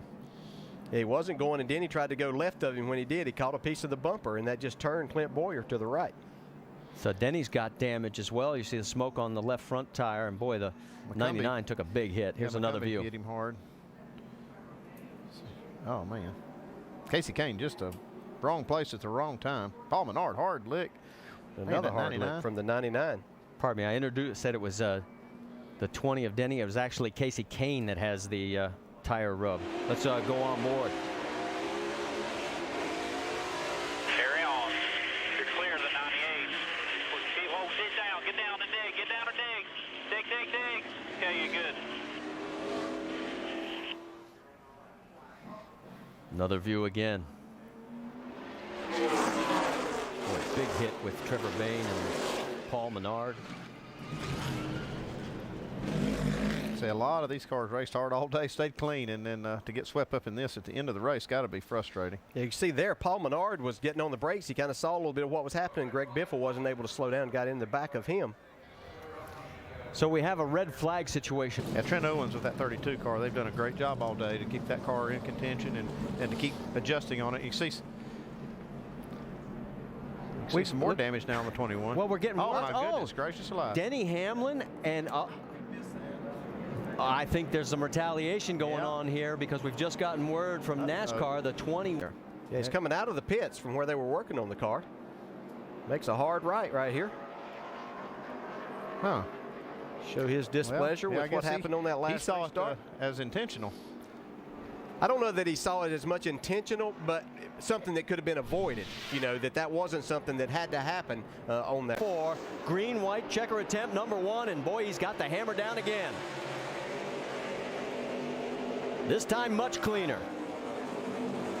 And right now, look at Sorensen getting a little bit loose there, but staying right there underneath McMurray. McMurray gets him clear off 2. Well, what a great job by Jamie McMurray today with that race car. He's driven up through the pack. See Ryan Newman trying to take the 3rd spot now. He's going on the high side. Kyle has checked out. White flag this time by. White flag. So all he's got to do is get it around. Meanwhile, Jamie McMurray, boy, what a struggle this team has had. He's hanging on for 2nd. Here comes Newman. Man, look at Newman get this big run off the top. We saw him earlier running up there. Here goes Kyle Busch, as it looks like he will not be denied today. The monster has been eaten by the 18. Newman on the outside. Look at the battle for 2nd. It is going to be Newman, and we've got a crash into the wall. Michael Annett crosses the line while scraping the concrete. He looks to be okay, but it's Busch, Newman, McMurray 3rd, Sorensen 4th, Leffler 5th. Harvick, Keselowski comes back to finish in 7th. Biffle. The door. We got trouble off of turn 4, guys. 6 cars around. Looked like 2 cars got together coming off of turn 4. You know, you remember he bounced that thing off the wall earlier. Just a little minor. Out on us. Ricky Stenhouse Jr. It was real minor. This is going to be pretty major here. Happens. They had a practice earlier, made some adjustments. Watch this car, Jeff, coming off turn 4. And Steve, I didn't think anybody got to him. I saw him getting loose right in the 4. Oh, yeah. And you see how close Robert Richardson was in that 23 car. He made a great move to keep him getting involved in that. I just happened to look up and saw that 23 car near him, but he'd already lost that's it. why I say he was so close it looked like he created it. Sure did. But no, Ricky Stenhouse Jr. losing control of that car all by himself there in turn 4. 3 minutes, 30 seconds into this practice. And this is that racetrack we were talking. NASCAR in this Nationwide series, so I'm not sure which one cut Jason Leffler's hair, but we'll ask that question later. Oh, got trouble. That's Peyton Sellers in the 25. Yep. Heavy damage to the back of his Chevrolet. Caution out for the second time at the 18-minute mark of this 1 hour. As far as looking like almost an instant replay of the 6 car as it comes around right here off the corner. Sure did. He's getting back in the throttle, and he just didn't have that grip. But Boy, that thing came around fast. It just snaps around. Peyton Sellers trying to get back to the racetrack, get back into a nationwide race. Hermie, it looks like it got away from him under throttle. Got back into gas and just looped right around. You can go 3 wide here, but you better start getting up trouble. Oh, Paul Menard into. Man. And more trouble as he comes down the track, and they're stacking up behind him. There's Mark Green involved in the 70. 7 car in the middle of that storm. Steve Arpin, his first Nationwide Series race here at Charlotte. And I was thinking as you were talking, DJ, and they went off into turn 1 3 wide with a guy that's never been here before in the middle, that was not a recipe for good things to happen. Mike Wallace is torn up. Focus on the 3 wide going off into the corner. I'm not sure. It was a contact earlier than that. I didn't see any right there. Yeah, they were just getting down into the corner, and it was just slight contact. But, you know, at 180 miles an hour down into these corners, it doesn't take much.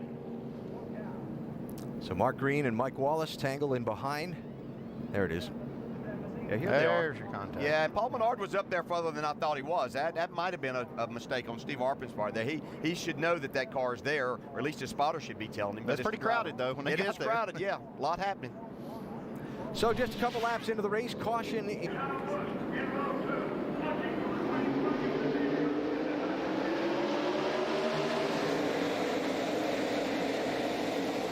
Brian Scott having trouble getting going, and it's going to cause trouble.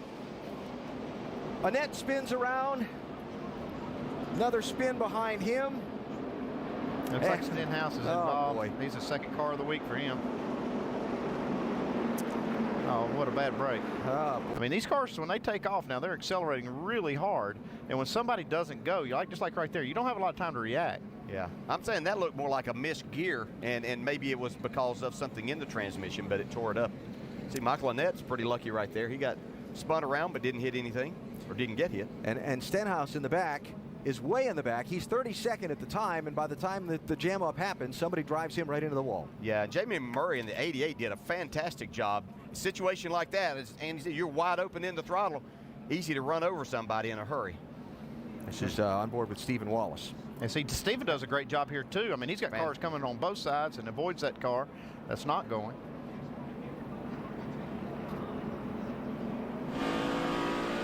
Now, this is where Stenhouse gets wrinkled up, I think. This is with Brendan Gaughan.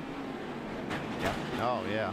You got it both sides. Brendan Gaughan got a significant amount of damage there on the right side, looks like. That's tough. Those kind of wrecks right there kill me. Yeah, on laps 58 and 59, and then they fought a tight race car, but on that last pit stop they made an adjustment and felt like it's quite a bit better for this young rookie. Alan? Told you. Looks like the 99 got the wall there off 4. Yeah, you're right, Al. You're always right, doggone. No, it's all in the numbers. Yeah, I know. Trevor Bayne into the wall. Caution is out with 14 laps to go. I don't think they can pass him if he has that position, even with maybe better tires. He's been running right up against the wall. I'd watched him for a number of laps. He was really making some pretty good time, but ran out of room right there. Scraped a lot of pieces coming off of it. On the outside, off turn 2.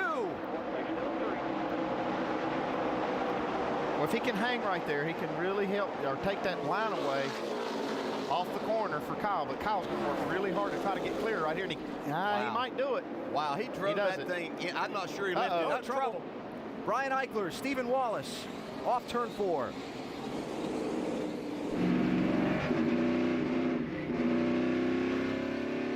And the caution flag is out.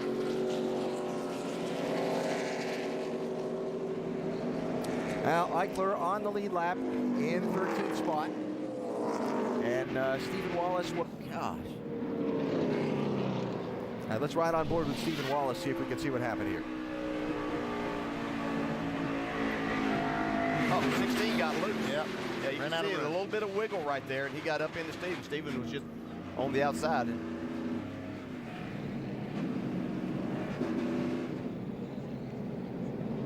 Then they couldn't get away from each other as they got off of turn 4 here. You can see still happening on the front straightaway.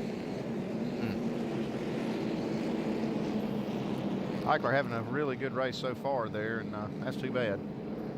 Nothing intentional, but Stephen was definitely a victim in that, Stephen Wallace. Yeah, but a wrinkled up race car and continued tough run of luck.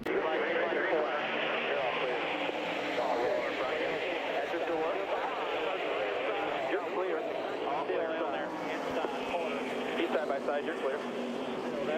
One back behind the 32. Kyle got him cleared. And Joey Logano after Keselowski for second, and that's something Kyle wants to see. That's exactly working right into his hand right now. Logano does have 2 fresh tires, but Keselowski's going to take that second in the wall spot. behind him. Yeah, we got another car. Looks like it might Jeremy be Legacy. Clements. It is a 43 car. Is it Legacy? Legacy? Yep, no caution yet. No green. Now the caution is out. That was Scott Lagasse, my error. Well, looks like they just did it simultaneous. Yeah. Synchronized crashing right there. It's been an interesting last 100 laps of the race for young Mr. Trevor Bayne here in Charlotte. Yeah, can Keselowski stay with Kyle Busch this time? Door. At the door. The pole behind you even. About a half lane between us. You got a shove here. You're clear. Not. You're still clear.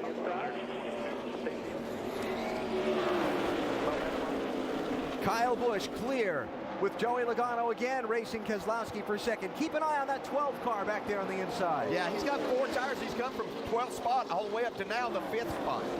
Justin Allgaier trying to make a late push. And here comes the white flag for Kyle Busch. This is what he's been looking for. So if a wreck happens now, the race is over. Can Keselowski make any kind of a charge on Kyle? And does he have enough fuel to make this last lap? They're 3 wide, deeper in the pack. Oh, tie, they touch. Off turn 2. Biffle into the wall. No caution yet.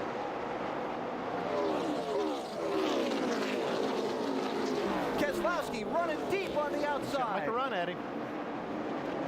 Here he comes up to Kyle's bumper, but it's not going to be enough. Oh, yeah, Kyle Busch wins again at Charlotte. Justin Allgaier was able to get by. Let's have a look here. There's Biffle, and Harvick shoots the gap. Oh, wow. man. It's had a big run. I don't think Biffle he had any idea he was coming. Well, what can you say about Kyle Busch? Yeah, he struggled in practice pretty much both sessions, and it didn't look like it was much better coming out of turn 4, coming to get the green. Yeah, whoa, here we go.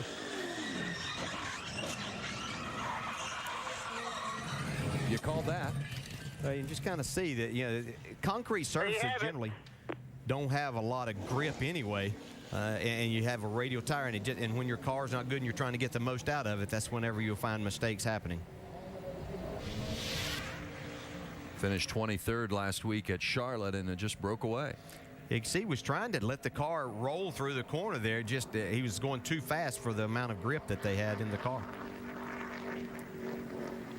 Yeah, they got enough damage there. They're not going to be able to race this car tonight, especially with the very little time we have to turn around.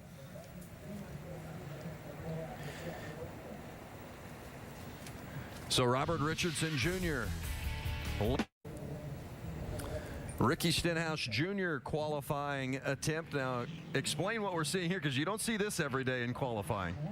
Yeah, no, he on his first lap right here, and he gets completely out of shape. Lucky enough not to hit anything. See, he goes down through the infield, and these roof flaps pop up. They've also got a flap inside there. A little, you see the green tape on it. It holds that left side roof flap up. And now he's going to have to try to make this qualifying run, even though he came back around the start-finish line to try to get another run at it. I'm not sure how this is going to work for him. Yeah, well, the tires are all heated up, probably flat spotted a little bit. Yeah. Really not carrying much speed into turn 1. Yeah, you see the roof flap is up. It's still up. And right here's an example. It's got another flap on the inside there, that green. Field comes back pretty quickly. How much of an advantage is it that he's getting the opportunity to work with Jason Ratcliffe again as crew chief, who he had worked with in 2007? Now we've got a crash. Coleman Presley all right here. among those involved. There you go. All right. See, Michael When you get McDowell's clear got there, some you can come on damage. down. I think we got hit in the left rear a little Looks bit. like Coleman Presley's going to be all right. He's got a little damage to it. Presley in the 8th. Maybe Coleman Presley. See the damage on the back of Coleman Presley's car. See Coleman up high there. Oh, yeah, just gets away from him. Boy, Josh Wise just got underneath and out. Points leader just goes by Brad Keselowski right on the outside. Yeah, it looks like the 16 car must have gotten underneath the 81 of McDowell. Trying to avoid this. You see McDowell now run the high groove. Now he's looking for a place to go. Watch it from the view of Brad Keselowski and his onboard.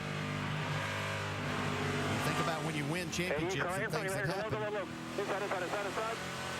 Those are things right there that you'll look back and say, man, we dodged a bullet. Brian Keselowski is... There's the stop. The 10 of Taylor Malsom. We've got a... Well, Malsom is on pit lane. We've got a caution. There's the 10 of Malsom on the left side of your screen, and the yellow is waving. Yeah, this is going to cause some problems here for some of the cars that pitted. You see McDowell now got damage to the right front. Tire flat. 81 car of Michael McDowell. Yeah, right there in the tri-oval, that right front let go. Man, you see all kinds of damage now from that. Take a look at it from the perspective of Carl Edwards. There's the 81 right in front of him. Just blew it right front, that 81. Yellow's out. Yellow's out. Michael McDowell. 11th on down group has been having a pretty good skirmish here for a while. Scott Wimmer in the 27 just took the 11th spot away from Scott Riggs, and the yellow is out, and that is Scott Lagasse. Well, he had a good race car today. Had a lot of really thought they were going to have a good evening this evening. Scott had a lot of confidence coming into this race, and looks like he is done for the evening. That's too bad. He was really fast. Now, a little damage on the left front of Michael Annette's car. Whether that was cause or result, well, I tell you, and Michael, question. Hometown of not only his team, Baker Curb Racing, but the sponsor, Curb Records. All right, what happens? See him racing here. It looks like Michael comes down, catches him in the right rear, turns him head on into the wall. Just boy, well, I tell you, Right into you. don't know what that was all about, but man, He's getting his. see him coming around the corner here. Scott gets below Michael Annette. Comes up. Oh, I see. Okay, so Scott thought he had cleared him, was going to go up and take the spot, and looks like Michael was getting back to the throttle and just didn't give him any room. Not good. Wow. So caution is out. Race and how you where you want to be in the situation you want to be in. Stephen Wallace getting 12th from Scott Riggs. We've got a crash, and there's Wimmer. That's not what they need.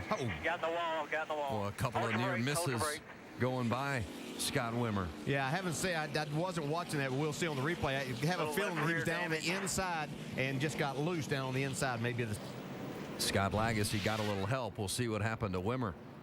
No, just got loose. Wasn't down on the end. He was on the inside of the racetrack, but just got free. But Keselowski got underneath him. That's the second time Brad has been close to incidents on the track. I'll tell you, Scott Riggs barely missed that 27 of Wimmer. Take a look at it from this perspective. Just as he went back to the throttle there. 22, is that your bump? Yeah. Probably had a lot to do with freeing it up. Talking about the 22 was at his bumper. It just takes downforce off the... If you have a fast race car, you kind of think that you can do a lot of things with it, and we saw Justin Allgaier do that. Here comes Carl Edwards to the inside now. Sorensen. Oh, there's Trevor Bayne. There was contact on that left rear tire from Allgaier. Man, that's a shame. Yeah. Trevor Bayne, the 19-year-old.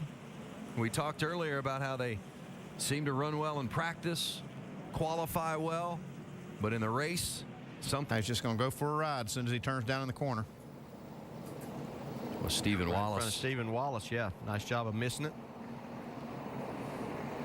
And you're glad we got those safer barriers up there to kind of lessen that blow, especially on that left side impact. Yeah, that's just a real shame, as you said, Andy, because Trevor Bayne was doing a nice job tonight, keeping his car well up into the top 10 most of the night. Here's the contact that created this flat tire. Ooh. See, I think Allgaier surprised Bayne right there. Clear, good work. Looks like Trevor Bayne was trying to work on the inside of Reed Sorensen. Bayne looks like he's feeling a little... The white flag waves for the leader. As we look at some of the action on the backstretch, and there's Keselowski. He's taking the white.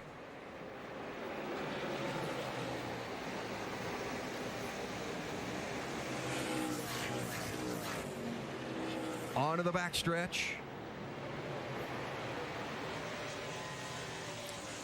He stretched it out on Carl. He's run a great race tonight. Coast around Brad the corner, Keselowski. Nothing out back. No threat. Just solid all night. He was patient when he had to be, and he pushed the pedal when he needed to.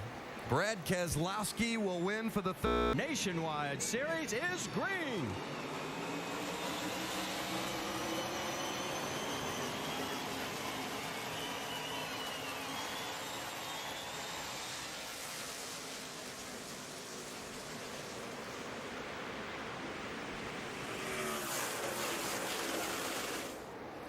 Down the back stretch, everybody so far nice and clean. Joey Logano with Justin Allgaier right behind him. And Allgaier moved into second space, and boy, they're trying to open up some space already. Oh, we got some trouble in turn 3 and 4. Oh, we got a car sideways, and no, it's Brian Scott. Can he keep it off the wall? He just touches it. Now, will they bring out the caution? The caution is out. So, Okay, will it roll? Come on. Come on. We saw a lot of racing back there, 3 wide. Unfortunately, we didn't make it again. Nope. Yeah, you see it's just in a hurry. Beckett 3 wide off of turn 2. Now this is coming down the back straightaway into turn 3. And these guys are teammates at 38 and 11 car. Jason Leffler. Oops, looks like they're trying to almost make it 4 wide and it just didn't work. And Jason just got up and his teammate, the 11 car, all accidental. But man, Andy, it's a lot of racing the first corner going into turn 3, I thought. A little aggressive. And that is bad when it's your teammate that takes you out. All right, let's go on board with Brian Scott, and this is what he saw as he does some damage to the back of that number 11, and that's what it looked like, and that's what it sounded like. It was Brian Scott, and it's been a rough night for him, and we're only 22 laps into this thing. Okay, so he comes off of turn 2 right here in this flat and loses it. You're coming up on his 11, right by his side. But now, You're all clear. The Get thing, front out, no caution.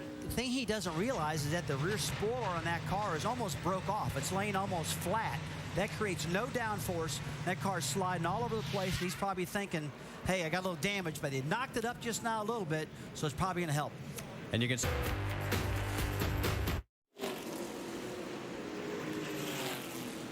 You see what's happened to Willie Allen. We are under our third caution, just happened moments ago here at Kentucky Speedway, as we have completed 74 of 200 laps, and Willie trying to get back to pit road, but it's... Willie's getting ready to pass the 99 of Bain, but he just gets in a little deep, touches the left rear of Trevor's car and spins, and man, I hate that. This is a guy needing a break, a good driver, qualified good for this race. And having a good run. Yeah. Lead lap.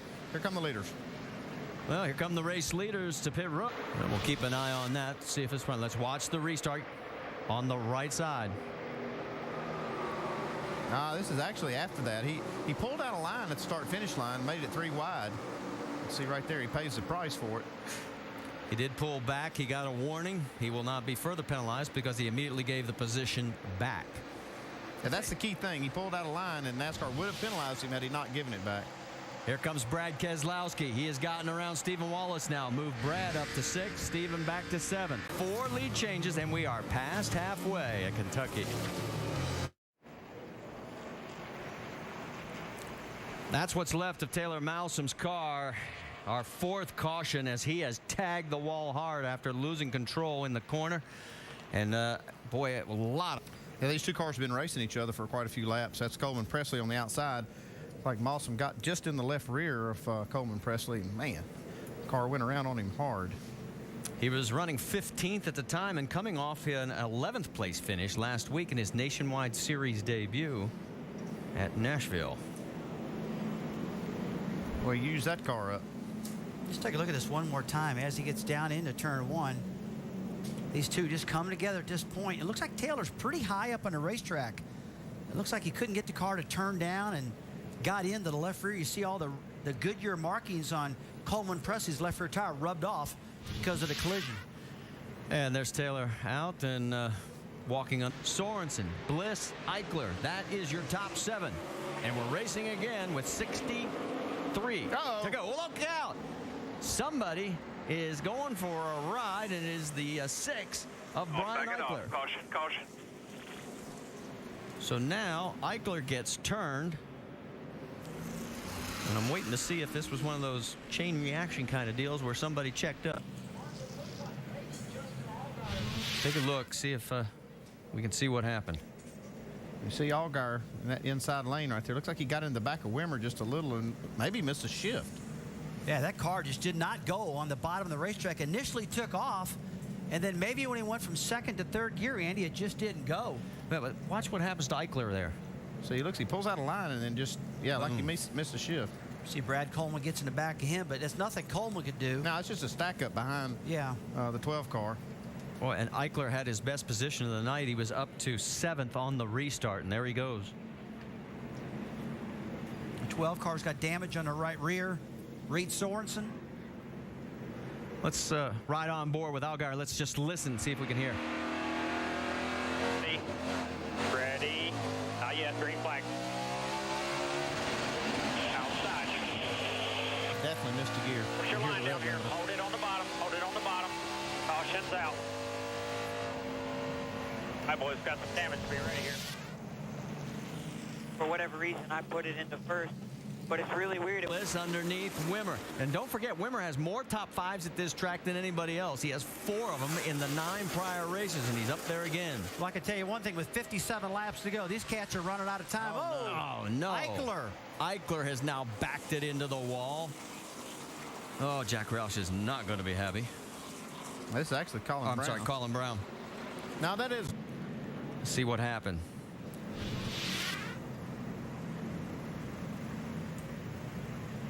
Just up out of the groove. Yeah, he just gets way too high in the track, loses the grip. And, you know, I was about to say, Andy, I haven't seen the top groove come in at all tonight like we see at a lot of these racetracks. There's just no grip up there. I'm thinking this new tire that Goodyear brought here is, you can see how it's rubbered the bottom groove in pretty well. And it just hasn't widened the groove out because it's taking rubber so well on the bottom. So there you see the damage. Remember, Brad Keselowski started 25th, ran all the way up into the top 5, and came in 4th into a late pit stop. As you see a car get way out of the groove, that's the 18. Go slow. I believe it's the left rear. Right front. Marty? Info on the right front, still inside. Yeah, tough break for him. 2 more, drop down now. Drop down. It's Brad Keselowski up on the outside. Make a little contact here on the straightaway, but you can already see damage on that right front. I don't know where you must see. He may have gotten that in that stack up that they had earlier. Now you see the tire let go. Yeah, you see the big spark as he hits the ground and just cannot keep it off the wall. And what was a very promising night just took a hard right. Yeah, Marty, he's had a great run tonight. He's been doing a really good job. Just unfortunately lost the right front tire. Really no problem with himself. I know it makes him sick that that's happened. Probably the Gibbs guys also, but they gave this kid a good car, that's for sure.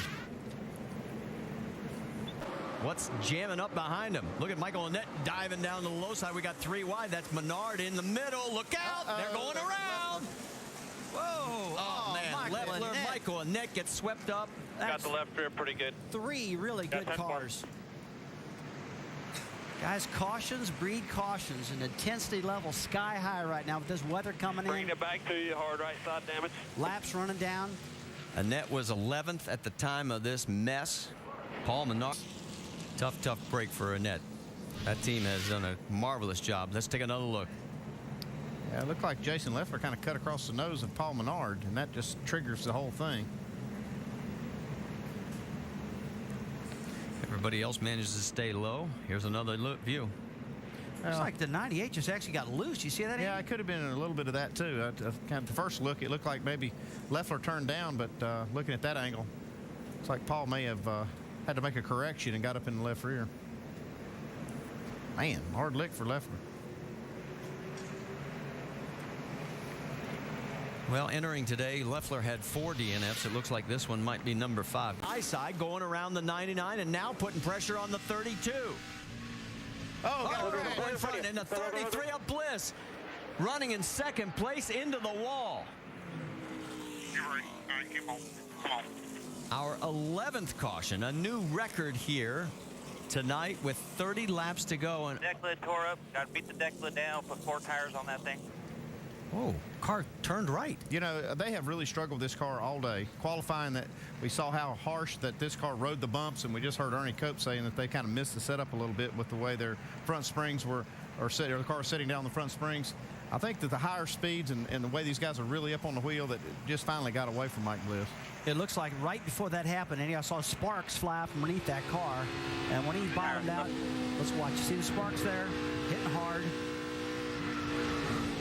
Just loses grip. Hang on to it. Hang on to it. Hang on to it. So the cooler the track gets, the higher the speeds are, and the more these cars travel when they hit those bumps, and it's just caused him more and more trouble all night. Well, the 33 had this moment, 104 laps. Here he comes. White flag. One more. White flag. One more. Clear by 6. No pressure. White flag. And one more circuit of this 1.5-mile oval at Kentucky Speedway. It looks like we're going to beat the weather, but nobody looks like they're going to beat Joey Logano. Nobody's ever beaten him at this track. Oh, man, he just picked it up right there to just outrun Carl Edwards by 0.2 of a second. Joey just ran one of his fastest laps of the night just then. It's like he just put that baby in afterburner and took off just then. Get your cameras ready, because here comes history. Joey Logano wins 3 straight from the pole at Kentucky. Second place to Carl Edwards. Brad Keselowski will come off a distant. These cars really are stretching it to go 20 laps. Trouble here on the final corner. That's Antonio Perez. There goes Chris Cook around. Perez drops some fluid. Yeah, look at the fluid streaming across the track as that 87 car went across the track onto pit road. And that is going to put us under yellow for a second time. A second ago, had a little excursion right in the spot he's headed to now, down the hill in turn 1. Ooh, that was a long slide. That left rear tire, that gravel trap. Look at that. He broke something right there. Traction. Yeah. Yeah. But it's Jason Leffler again with a pit road penalty, and the caution is going to come out. Colin Brown stuck in the gravel trap in turn 1. Got buried in the gravel. Yeah, that car is not moving. Oh, man, that is so frustrating, because just like you said, look at the rear wheels. When those babies are buried at this particular track, and that's that. Wheel high. You hear it. Yep, hear the wheels jumping up and down. Just to get you to the end here. He was 10th at the time, and now he's waiting for a tow. That's the only thing that can help. Back at turn 6. Oh, big boy. wreck. Oh, gravel. 1, 2, 3, 4, 5, 6, 7, 8 cars piled up at turn number 6. And Colin Brown is involved in the 16 after staying on the lead lap. Pouring out of the 09 car. It's Rob Brent. All right, starts around the 11 car. Brian Scott there. You see, they're all 2 by 2. And whoa, man, boy. Tony Raines just gets jacked up. And it's just a blind corner. Once you get top of this hill, guys, as you're going up the hill, you don't see anything. And if there's something wrong at the other end, you just plow into it. And we just saw that. And it's all part of understanding this track, where to place your spotters to help you, things like that. Now, and watch this piling in here. Bang, bang, bang, bang. Stan Barrett going through the gravel. Colin Brown's view.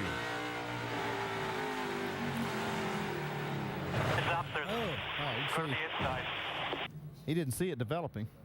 Colin Brown gets off in the gravel trap in turn 1, gets out of that deal without going a lap down, and loses it all right. Spot and a passing opportunity. It was both. Oh, yeah, you see him wheel hopping. I heard Menard's. Paul Menard's car wheel hop. Yeah, wheel hop. He couldn't stop. Let's listen to it. Oh. Then you see the wheel hop start with Villeneuve.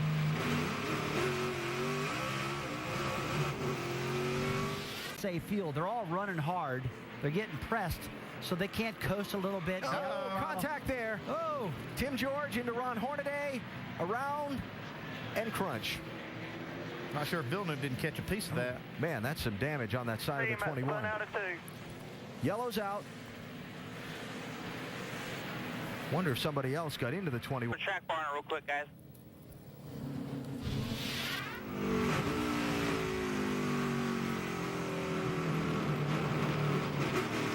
Definitely getting in the back of Hornaday. Ooh. Man, that was a close call for Villeneuve again. Yes, sir. You know, Andy, we talked a little while ago about these brakes. You saw the 98 Menard wheel hop, and you saw this just happen. These guys can't stop these cars right now.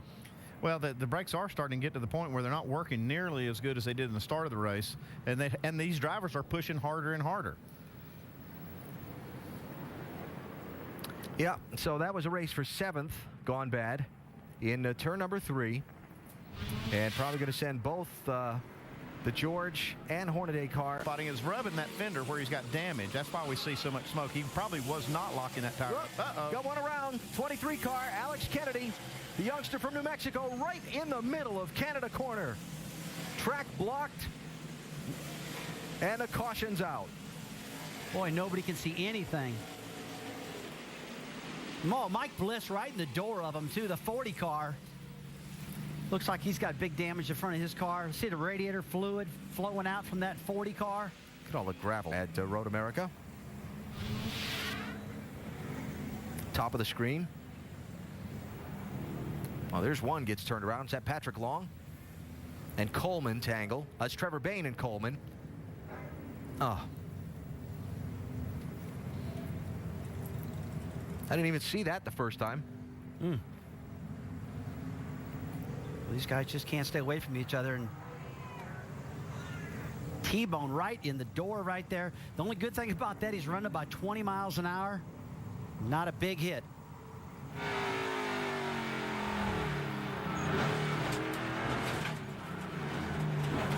Oh, boy.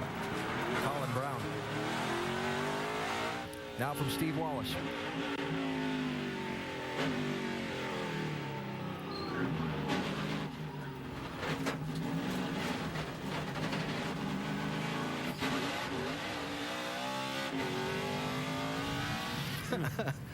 Getting a great start and actually being able to get in front of Menard. Menard now going off track. Oh, you get a little help?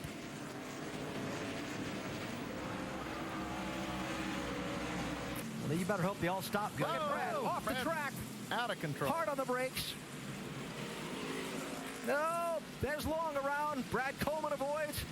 Outside. You just knew something was going to happen. They weren't all going to fit in there. And big damage on Patrick Long's left rear right there. We stay under green. He's jumping around in that car. He got Trevor that down. Bayne, 99. Steve Wallace, 66. Menard into the 05 of Gonzalez. That's turn 5. Woo. Methinks the patience are running out. Either that or it's like Rusty said, the brakes. I think a lot of cars and a lot of drivers are struggling with the wheel hop. Bayne trying to get back on the track. And some left front damage there. Yeah, that's pretty well ruined his good run he had going on. Oops, there's Stan Barrett off, turn 6. Is he going to get it going? Probably not. He's on the edge, but I don't think he's going to be able to get out of that. Carl Edwards with a 2-second lead on second place. Carl Edwards' 2-second lead is gone. A look again at turn number 6 where Stanton Barrett got turned off the course and caught the gravel trap for a second time today.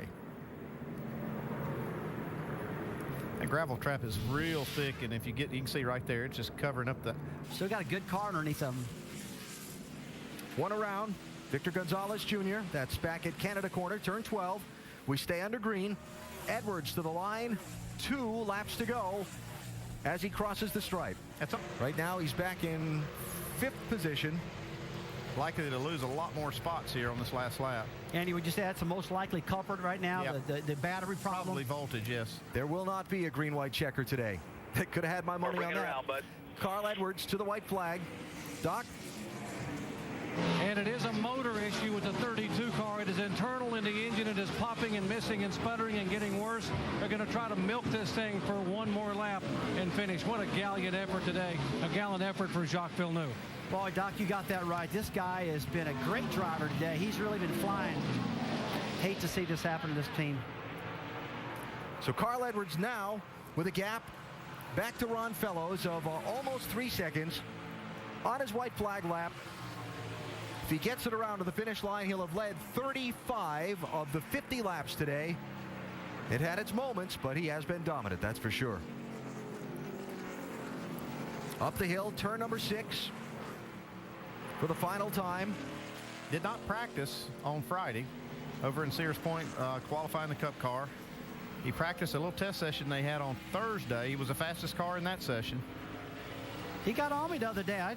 roughed him up a little bit for not testing in Kentucky. He said, hey, Rusty, I mean, come on. I'm trying to make Tony Ave going around. Oh. Both Ave and Paul Menard spun. But I told Carl, you tested here, and you qualified great.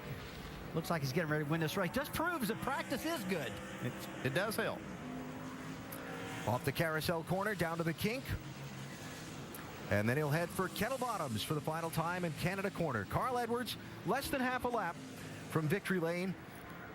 Ford, winless so far, 2010. Remember, they told us a couple of weeks ago at Nashville, Jack Roush came out and said on a Ford media conference call, they had found some parts that weren't up to their specifications, had removed them, replaced them in their system, started running better that week at Nashville. A couple of second-place finishes for Carl, and now he's going to make it third week in a top 2 finish, and he's going to win this one. Well, it sounds like Jack knows what he's talking about. This whole team has done a fantastic job for him. Final time up the hill. The first name on the winner's trophy at Road America in the NASCAR Nationwide Series will be Carl Edwards. He dominates and wins the Bucyrus 200. In the field all day long. Hell of a race car driver. One off the race. All right, let's go back just a couple of laps ago.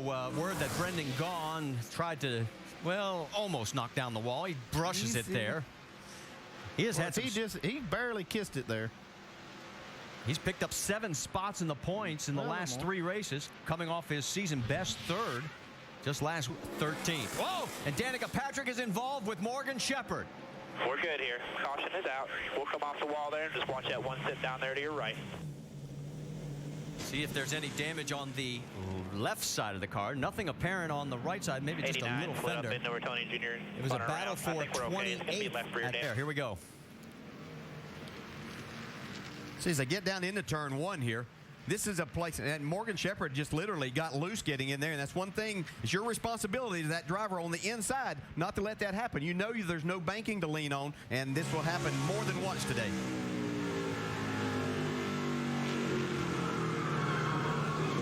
I guess the only thing that Danica could have done there is maybe give him a little bit more room at this point of the race. So it wouldn't have to be racing quite as hard, but still not her fault at all. No, it's not, but you race leader Kyle Busch, and once that happens, that will put us down to 12 cars on the lead lap. That gives you an idea just how good Kyle is right now. Caution is out. Trouble. The 6 of Ricky Stenhouse and the 10 of Taylor Malsom. Right side pretty heavy, Shannon. He was 9th place for Ricky Stenhouse at the time of this crash here on lap 94. Yeah, there are flames underneath there, Taylor. I think of the midway and making this race official with a threat of rain. It involved, well, it's just the tail end of it. Can't tell who actually caused it, but it's the 10th crash for Stenhouse in 14 starts here in...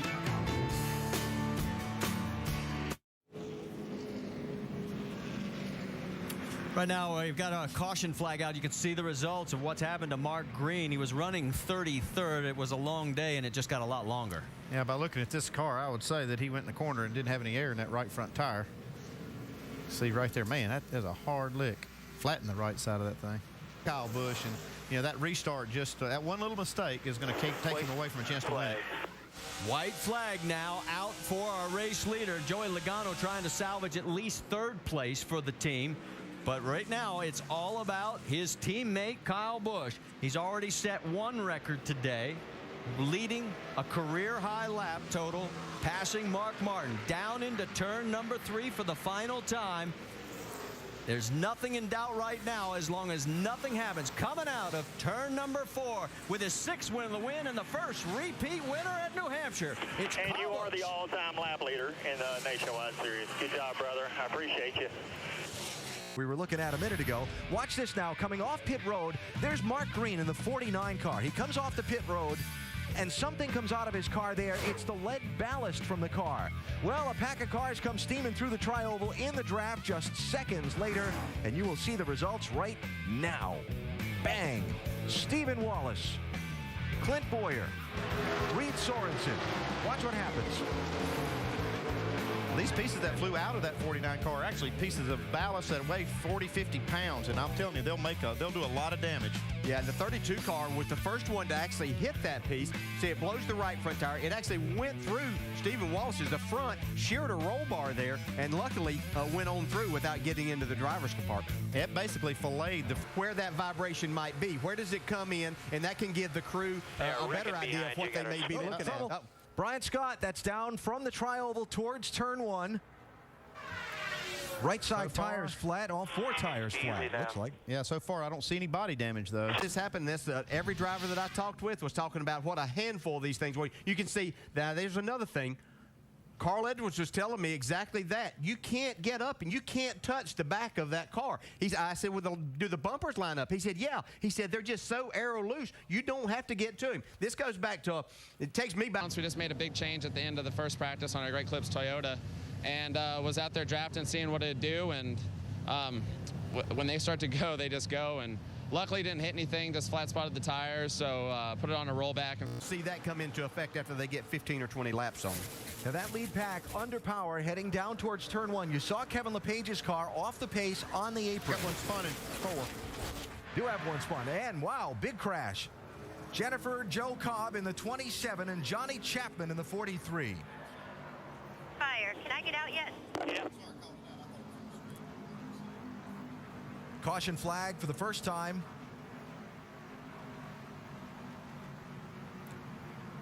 You see Chapman has dropped his window net, and that was Jennifer Joe. You heard the situation that the 27 spun and then was hit in the rear. Yeah, that's what it looks like. Right there, you can see just catches Chapman up there. He's trying to avoid this spin. It looked like the 27 maybe hung the left front down on the apron, caused it to get loose and shot up in front of Johnny Chapman.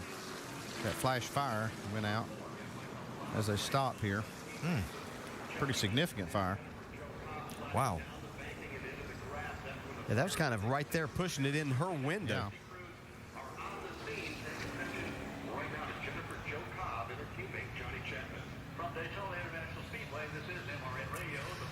Jennifer Joe Cobb making her nationwide series. 7 years old.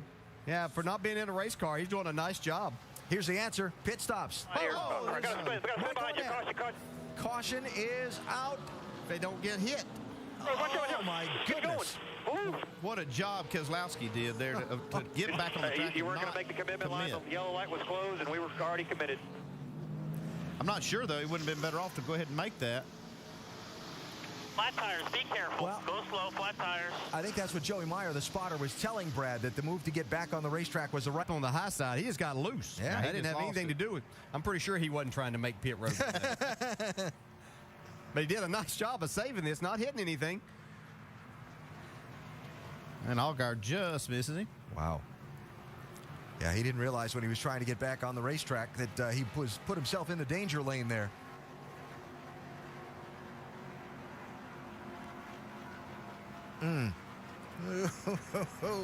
Man. Close call. It's not surprising, though, that these Dodges are the first ones to try to make a green flag stop. They're making a lot of power, and that doesn't bode well for mileage, so they were coming to pit road right here. And you can see, I mean, they're out of control trying to get their car stopped and still made this move. Back onto the racetrack. You see the commitment cone there, center of the picture, so the beginning of the pit road speed limit, rather. We cannot afford a penalty here. Cannot afford a penalty. 4,700 at the line. 47. Spin behind you. Caution's out, spin out. Come on, watch him outside, outside, outside, outside. There you go, come on. What a good job of spotting right there. Yeah, it was. I'm sure Justin was in the grill, apparently. We heard from his spotter saying, okay, it's gone. That was that move we saw out of traffic. And Paul Menard again. Yeah, another right front tire down on this 98 car. Still under green. Not anymore. Caution's out for debris from the 98 car with 5, now 4. Yeah, no choice but to throw the yellow right there. And there it went. Man, you can see that tire pop. Same spot on the racetrack, too.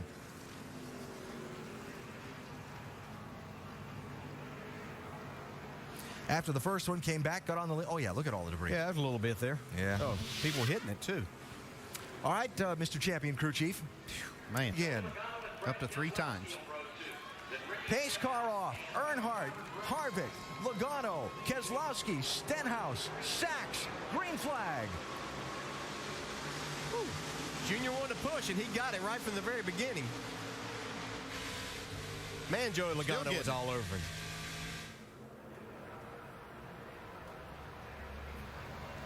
Here comes Harvick and Keselowski back on the outside, though. Brendan Gaughan bobbing into the outside lane, coming into the picture. 62 car with a push from Clint Boyer. Whoa. Contact there. They keep him straight for now. That was Kligerman on the back of Harvick. Gaughan with a run to the outside, now bump to the inside. Yeah, the bump drafting's getting a lot harder here, and I'm not sure these guys can keep control of these cars like that. Meanwhile, Earnhardt Jr. and Logano have shot out ahead of the pack. If they get to the white flag before a caution flag, then the race is in its last lap. Looks like they're going to do that. White flag in the air. White flag at Daytona.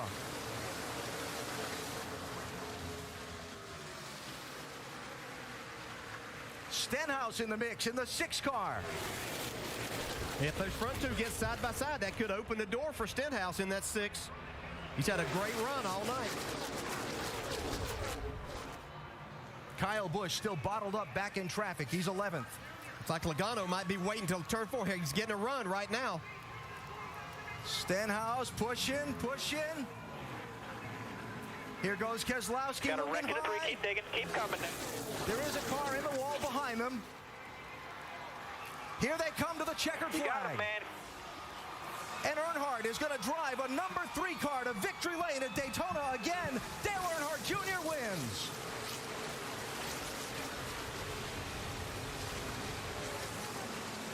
Back to that last lap and show you the trouble. Brendan Gaughan 62, Trevor Bayne 99. Oh, got clipped just barely by the 99. See, Trevor Bayne gets a lot of damage also. And that was all behind the leaders, up at the head of the pack. The caution flag did not get waved, and the lead pack steamed to the finish line. Junior had enough to hold off Logano, Stenhouse, Keselowski, and all the rest. And Dale Earnhardt Jr. has won tonight here in Daytona. We go to our Wrangler Victory Circle now and hear from tonight's winner. Well, that was Trevor Bayne. He's going to try and ride it out. Next time by, 3 laps to go.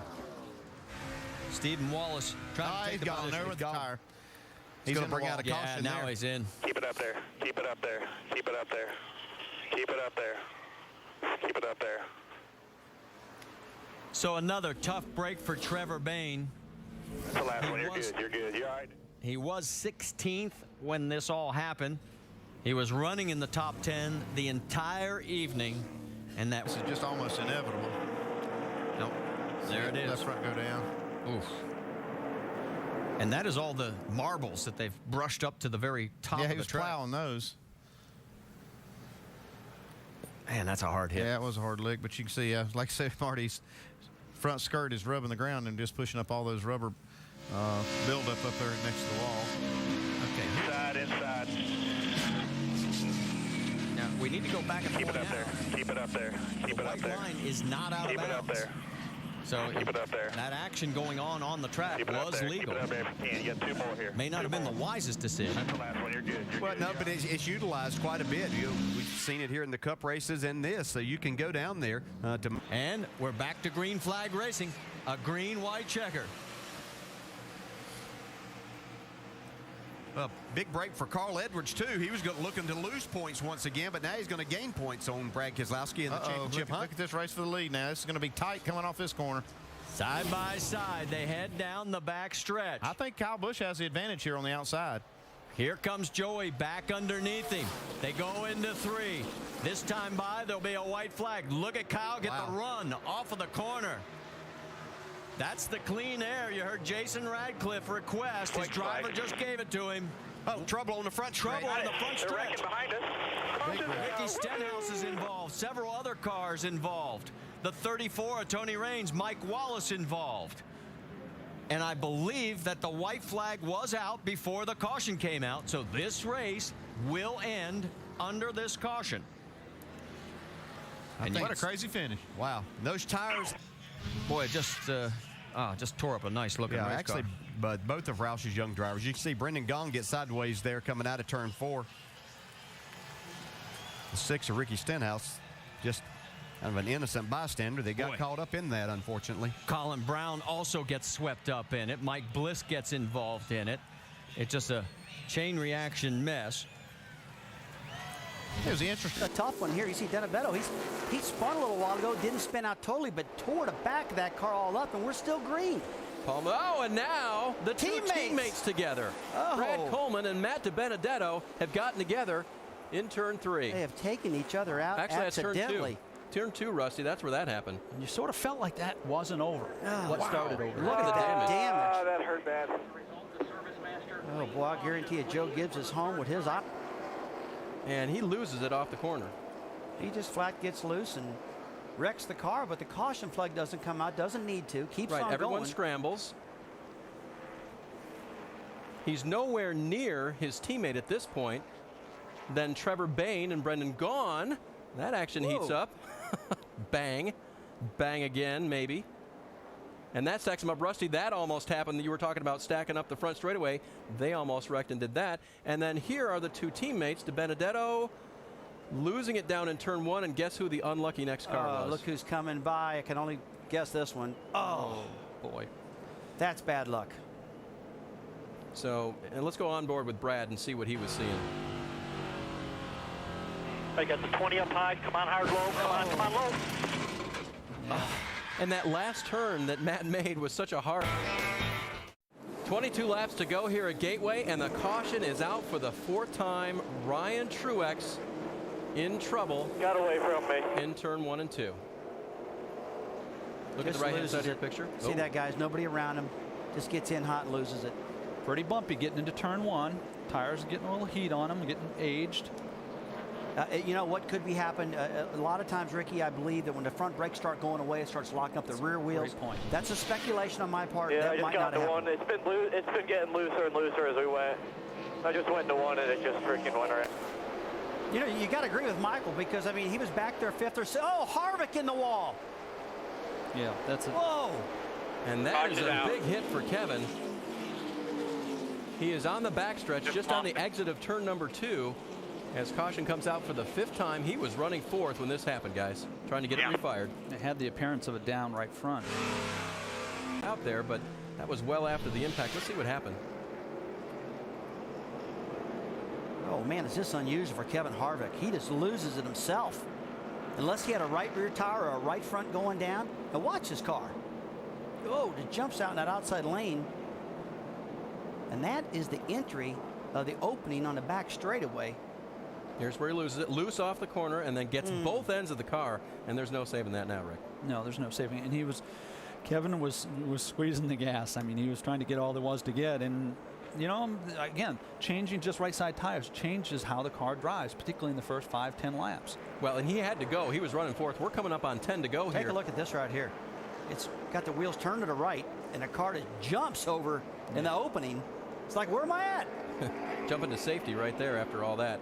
One more look at it, and then Menard and Carl taking evasive action down to the inside. Let's not forget Kevin Harvick had a problem with his neck earlier in the day, and then, you know, hopefully that didn't compound it. That's a good point, Ricky. And he's had, 160 laps in the... Having a great run, charging up through here. Stayed in the background all night long. When it came time to go, Josh Wise pushed the button, and now Allgaier and Taylor Malsom around. Joe Nemechek slams the inside wall hard. You could tell something wasn't right with the 12 car. There was smoke after that little contact there. The 3 wide off of turn number 4, and Allgaier is... And then as they get down into the turn, this is what the big one was Left about. rear tires flat, guys. That was from that 3 wide racing. Somebody got into the left rear, more than likely. And he's trying to coax it down. Taylor Malsom really came up on him there, and that young rookie just got into the back end of the 12 and spun him around. Yeah, Justin couldn't do anything about it. He was holding on, doing the best job he could with that flat tire. There's Malsom contact. Bliss got by. Kenny down on the inside, just getting by. Morgan to the high side. And remember, Justin carried an onboard camera for us tonight. Here's what it looked like. Still two, clear 1. Just 2 below you, 98. There's that contact off the wall, coming off of 2. Still 2 below you. And then the dive down into 3. Outside. See what you can here.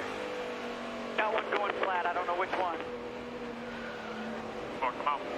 Come on. Right side tires, guys. Right side tires. Oh, inside, bud. Inside. Hold brakes, bud. Hold brakes. A lot of times you'll feel a tire going down in one set of turns, and then you'll confirm it in the next set. Here was the contact. Steven on the inside. And there's a big rub from Trevor Bayne in the middle. Big rub. And there's Allgaier on the outside. Oh, they're all jammed together. They can't get away from each other. It's good hard racing here with just a few laps to go, but Carl Edwards bringing it to green, watching the flag, but now keeping their eye on that restart zone. Keselowski stands in the gas. Carl's with him as they cross the start-finish line. Carl did a good job. He's maintaining there. He needs to do that if he's got any chance. He's got to keep that high side going right now. That was a great restart with Keselowski. He really came through the gearbox good. Look at Brad. He tries to drift to the high side. Carl fights back. It's not over yet. I thought he had him cleared. Look just how close it is. Does Carl dive in on the outside? He's got to do it. Does he maintain that spot? Keselowski holds him off. Carl with the advantage coming off the corner. Keselowski got a little bit loose getting into 3. White flag. Shades of Atlanta for Carl's first cup. Right on your bumper. White flag. One more time. But he's got one more lap to deal with Brad Keselowski. Keselowski fights back on the inside. But whatever happens now, those races. Touch. Keselowski gets into Edwards. They save it. Drag race down the backstretch now. That's that half car length I was talking about. They both survived it. Let's see what happens in turn 3. Reed Sorensen waiting in the wings. Here's Keselowski on the inside. Carl Edwards, can he make it stick on the outside? Brad thought he had the best car all night. Took the inside line on the restart. This is going to be down to the wire. Oh, they touched. He spun out. Carl gets into Keselowski. Carl Edwards will win. That's it. Checker flag. Good job, man. You are the man. He deserves it. Good job. I just hope Keselowski's okay here. That was a hard hit, guys. That was huge wreck behind you. Just slow it down. Ugly. Slow it down. There's a big wreck here. Big contact on Keselowski as the other cars racing to the finish came to the line.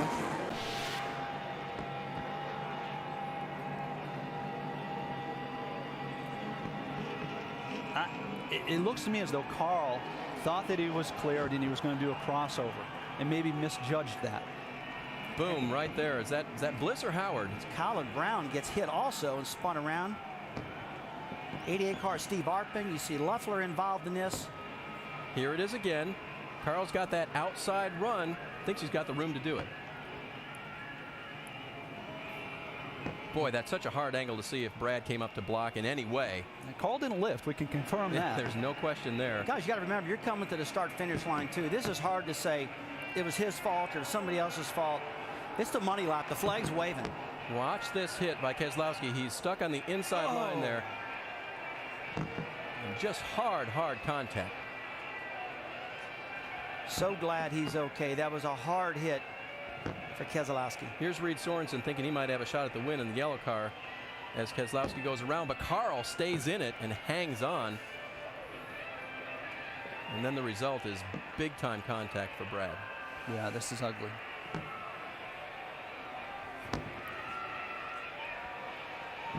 Well, they build him safe, and it's a darn good thing because here's what it felt like for Brad Keselowski coming to the checkers.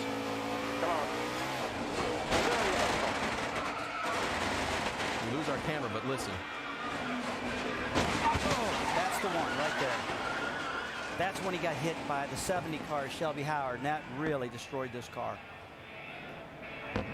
Immediately going on the radio, telling his crew he's okay. I love these seats that they're using. These carbon fiber seats that these teams are using. Very, very safe. Jimmy Johnson, Jeff Gordon, all the best. To the checkers, Carl pushing his way through, taking back what he said was taken from him, and Brad getting a big hit as he sat on the front straightaway. And this is what you don't like, Rusty. No, I don't like that type of wrecks. And anybody that's been in one of those doesn't like it. That's as good as it can. Derek Griffin in the 10 car for Braun Racing had to start at the back tonight because of some changes before the green, and it looks like his night has gone from bad to worse. He'd actually picked up about 14 spots after starting from the back. 18-year-old at this point. Let's take a look at the replay here and see if we can pick out what happened to the 10 of Griffin. Yeah, you can tell there's nobody around him. He just loses it up off at turn 4. He gets loose and comes across and clobbers the inside wall and tears that number 10 car up pretty good. But just classic case of getting loose. Car's getting off underneath you, and it's getting pretty. Came through to win last year. Didn't have to start that far back tonight, but he's not been running up in the front either. And these guys are aggressive on these restarts. I saw a lot of cars really using the apron up. Crash. Big contact in turn 1. Jason Keller, I see in it. 43 car, Kevin Swindell. Looks like Swindell's got the worst of it as Brian Scott here, and Scott's got a good view of it. Looks like maybe Swindell got into Keller a little bit and then just drove it in on him. Looks some sparks underneath. They got together off of 4, and I think the 43 actually had a right front go down going into turn 1. Because you see the sparks coming out of the back end when we saw that replay out of the view of Brian Scott. Yeah, it appears to me as though either that he got on the brake really hard, but the problem appeared to be on corner entry. Well, this yellow is a good break for the 9 cars that took the wave around on that is Bain. A little further back is Bain. Now we've got contact between the 21 and the 05. Morgan Shepherd involved in this one. David Starr in the 05. Tell you what, guys, this is a perfect opportunity to come down to right side tires in this thing. If your car's not... Did it affect the car? Here's what brought out the caution from just a moment ago. There's Starr up high, and Morgan Shepherd looks like maybe just got caught up in it. Yeah, that tire came apart. You saw the tire separate. Nothing Morgan could do. Yeah, David Starr looks like the tire just evidently had some contact. Starr did. And you saw the tire actually come off the wheel, get into turn 1 for David. Heavy damage on the right side. So the 31 of J.C. Stout, the 33 of Ron Hornaday. We'll see if those two were related, the contact, because that is a big blow to Hornaday. He had been running second. Yeah, I don't know if he's blew a right front tire yet. We'll take a look in a little bit and try to find out. But, you know, we do. Take a look at the replay as you see him working on J.C. Stout to get him out of the car on the onboard with Ron Hornaday. Oh, here the tire go. Oh, a sick feeling. Blew a right front tire going into turn 3. Obviously, that right front fender was tearing that tire up, and it finally bit him. He'd had a little contact with Trevor Bain. This is the battle here, 3 wide as they come down the front straight. Sorensen getting underneath Keselowski now, trying to box him out, and we've got a caution. Car into the wall. It's the 87 of Nemechek. Well, now we got to finish. All right. So now let's 6 refocus. laps to go and a caution. Again, here's the restart. The green-white checkered, and Kyle Busch gets a great jump. You got it. Great start for Kyle Busch. Now protect the bottom, take away his strength. Here he comes. Carl Edwards has those fresher tires, as you heard his crew chief Drew Blickensderfer say. Will that make the difference? Edwards drives it down into turn 3.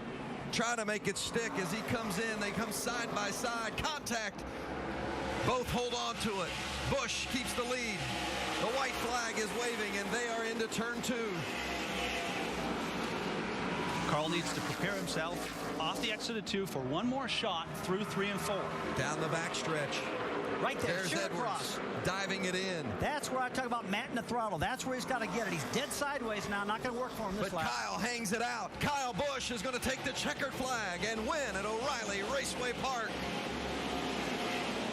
Great finish into the wall. I don't think he's given up. He is still on the tail of Kyle Busch. Trevor Bain trying to get back the lead, which was rightfully his. And we've got, car in the wall. That is Reed Sorensen up in the wall in turn 1 and 2, and now he's got fire. Big hit. Looked like he had a problem getting in there to be hit that hard on the right front. Did it not look to you like a right front going down? Maybe too much camber here early? There's some discussion about right Tony Raines involved too, Ricky. Raines was involved somehow too. We'll try to get a look at the replay for you. And here's another, see what that right front looks like. See what we can pick up right here, coming off the corner. A little scrape off the corner exit, so maybe. Is that that's Tony Raines right there up in front at the top of your screen. He's having an issue. Right front went down. You can see it leading all the way into the corner. So that was one of the yellow cars involved. And here is Sorensen. Oh, yeah. You heard the pop. Yeah. Sure did. And Ricky, as you were talking about the camber, I hope that's not the reason that the Braun cars have the speed that we're talking about, because if they're all set the same way, they better take a look at the others. That is such a great point. Drivers love right front camber. It feels good. It's fast. This is the look from Michael Annett, our in-race reporter, and he sees Sorensen just go straight up. It feels good. It's fast, but there's no longevity to it. Well, this is Reed Sorensen again at the. Of course, your car's reacting to the grip that the track's offering. And remember, this is a feeling that they didn't have last year. This race was run completely in the daylight hours, and a big-time collision between Brian Keselowski in the 26 and Colin Brown. Mark Green in the 49 also involved, and Brendan Gaughan, who was having a great run after starting 25th, had worked his way up through the field. The 16 car is another one who went to a backup today after a qualifying crash. Colin Brown is going to be done. Let's see if we can see what happened. Ooh, Brown up in the wall. Looks like another failed right front tire, the way the car shot. Here comes Keselowski. Bang. Wow. Yeah. And so we talk about this being a short track, but that illustrates how fast a track it is. And look at Paul Menard. He was running up in the top group too, along with the black and yellow car that's gone. They were running well and just got caught up in that. And another component of hard tires is you can't do anything quick. You can't brake. You can't steer left or right. Oh, wow. That's a hard impact.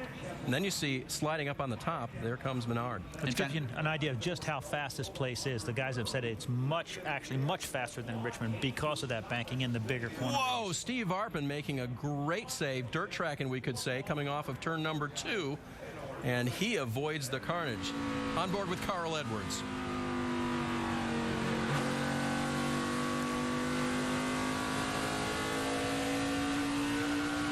Michael Annett takes you through turn 2.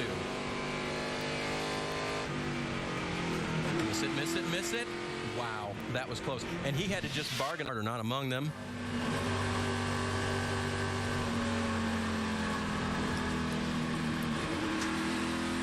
You see Steve Arpin there. That was Arpin missing it, yep. How hard is that, Ray? Oh, well, I'll tell you what. Up in front of it. Got a spinner on the front straightaway here, guys. 98 car. And that is Paul Menard, and he had stayed on the lead lap even through all that damage, and unfortunately now with this spin he's going to stay on the lead lap again. He doesn't hit anything coming down through the front straightaway, but going through the grass there, Menard now brings out the 4th caution. To show you the reason we're under caution, Paul Menard spinning down, and it looks like just gets off of that car right in front of him. I think it was Mike Wallace, and then spins down to the inside grass. Well, no harm, no foul. Didn't make any more contact, but if he's going to have a good night, they're going to have to get the body fixed up a little bit better, get that air back. Maybe not turn down in as quick, because that creates heat in the right front. We got a caution out, guys, right in front of the car. Is it possibly exactly what we were talking about? Looks like Brian Scott has a right front down. Why it's down, don't know. But again, that's another Braun car, guys, what we talked about earlier with Reed Sorensen. And you look at the numbers don't lie. It's roughly the same spot, green flag running, that we've had twice. So there is a trend here. And a couple of reasons we pointed to. Working on Annett now. Again, we mentioned Annett running in the 10th. So guys, sparks. There it is. And that's Mike Wallace. But it looks very similar, doesn't it, to what we've had? Sure does. Caution is out. It looks identical to what we've seen here. Guys, and unfortunately, it's right about that same window. Yep, as we look, they were last on pit road, lap 163. So that's your 50 lap mark right there, Ray. And that's about all we've seen out of a number of cars on that right front. So which means the speed on that tire, the air goes out. We just catch the sparks as the car's going up the track, and there's Mike Wallace right there. Again, another veteran driver. So you would assume that Mike knows how to take care of brakes and stuff. So again, strategy and a late race move by Brad Keselowski caused Busch not to win here at the Iowa Speedway. We continue to watch DiBenedetto trying to beat Allgaier. They're coming to the white flag now, and they'll have one more lap to figure this one out. Keeping our eye on that, we've got one eye on Kyle Busch as well. Kyle Busch goes from Pocono back and forth to qualify his race car here and win at Iowa in its 2nd ever race. Here's the race to the checkered flag between to drag somebody out. And here's Eric McClure. As just a few moments ago, he decided to give the bus stop chicane a test. Just a little bit loose getting in there. spins the car around. This is going to be a lot better, not having these gravel traps. They're actually very safe as far as stopping the car, but it really did disrupt the race. They dragged all the gravel stones out on the track. Yeah, you saw Eric. Too late for my driving career, but here goes one around. Up. Here we go. Oh, Brendan gone, as he has taken it off course, and trying to see exactly where that is. Got it. Oh, looks like down turn. That's after the bus stop. Where the limit is, looks like Brendan found it. See here, you're trying to really power up at it. You see, you got just a little bit, you got a lot of throttle, but got a little bit too wide with that. Not much harm. Cost Rusty a set of tires. That'll be about it. That was Tony Ave in the 35 that neatly got on, thinking about what this meant to him in his career. Let's show you what happened to Alex Kennedy. He's young in his career. This is him trying to get through the bus stop. It's like he got behind early, and it kind of stacked up on him. Yeah, he kind of tried to shortcut that entry into there, and then he tried to jump back in the gas too soon. Right here, he's going to try to get back to the gas, and no, you don't have much grip when you get on it. You can shortcut across those strips, but there's not much grip there. The 18-year-old from Aztec, New Mexico, made his Nationwide Series debut back at Road America. He started 15th and finished 28th in that race.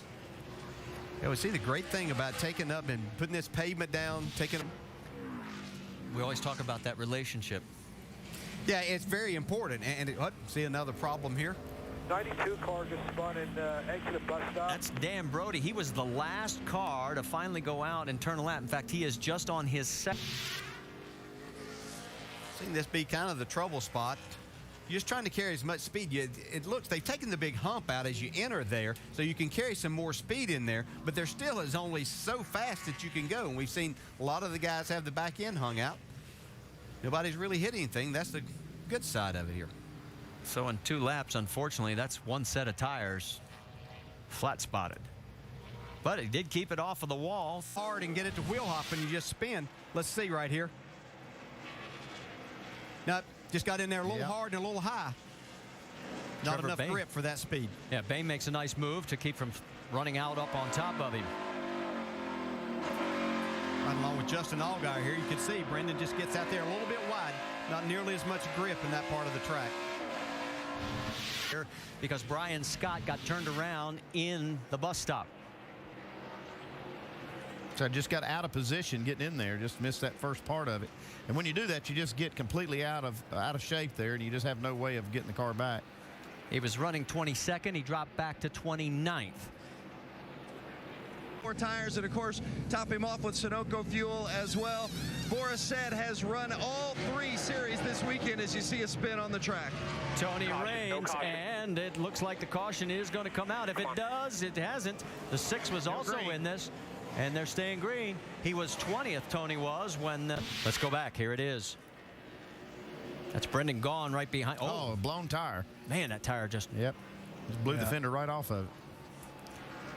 He was running 17th at the time when this let go, and then just what we were showing the tail end of, and there's the little assist that the 34 got. Tony Raines gets turned around by Paul Menard, and wow, the 6 car. Johnson does a nice job to avoid, but he ended up spinning as well. This was right when he was getting ready to make his stop under green.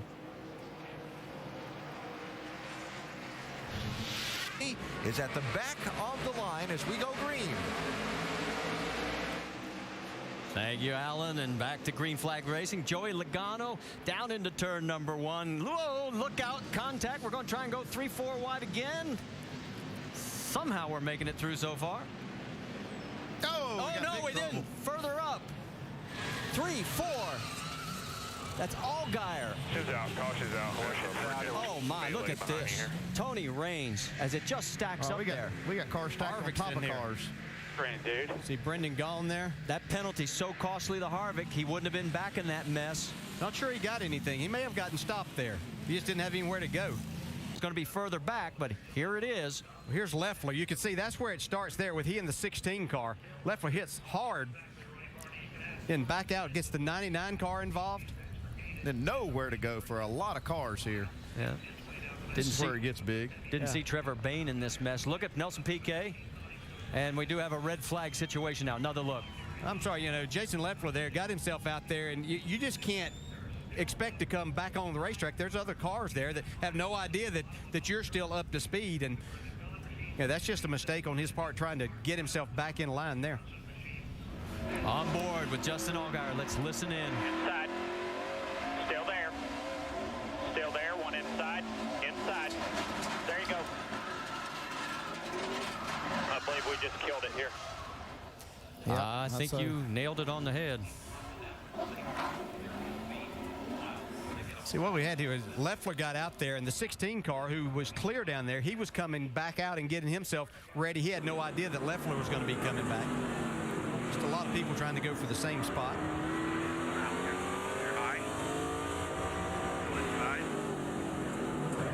Watch him up here, watch him up here. He's cautious. Now you get it, Joey. I see it rolling through it. What's the 38? He has a hard hit.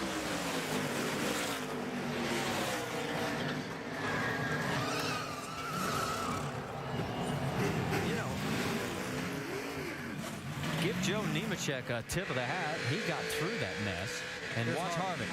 390 left track or right front. To back.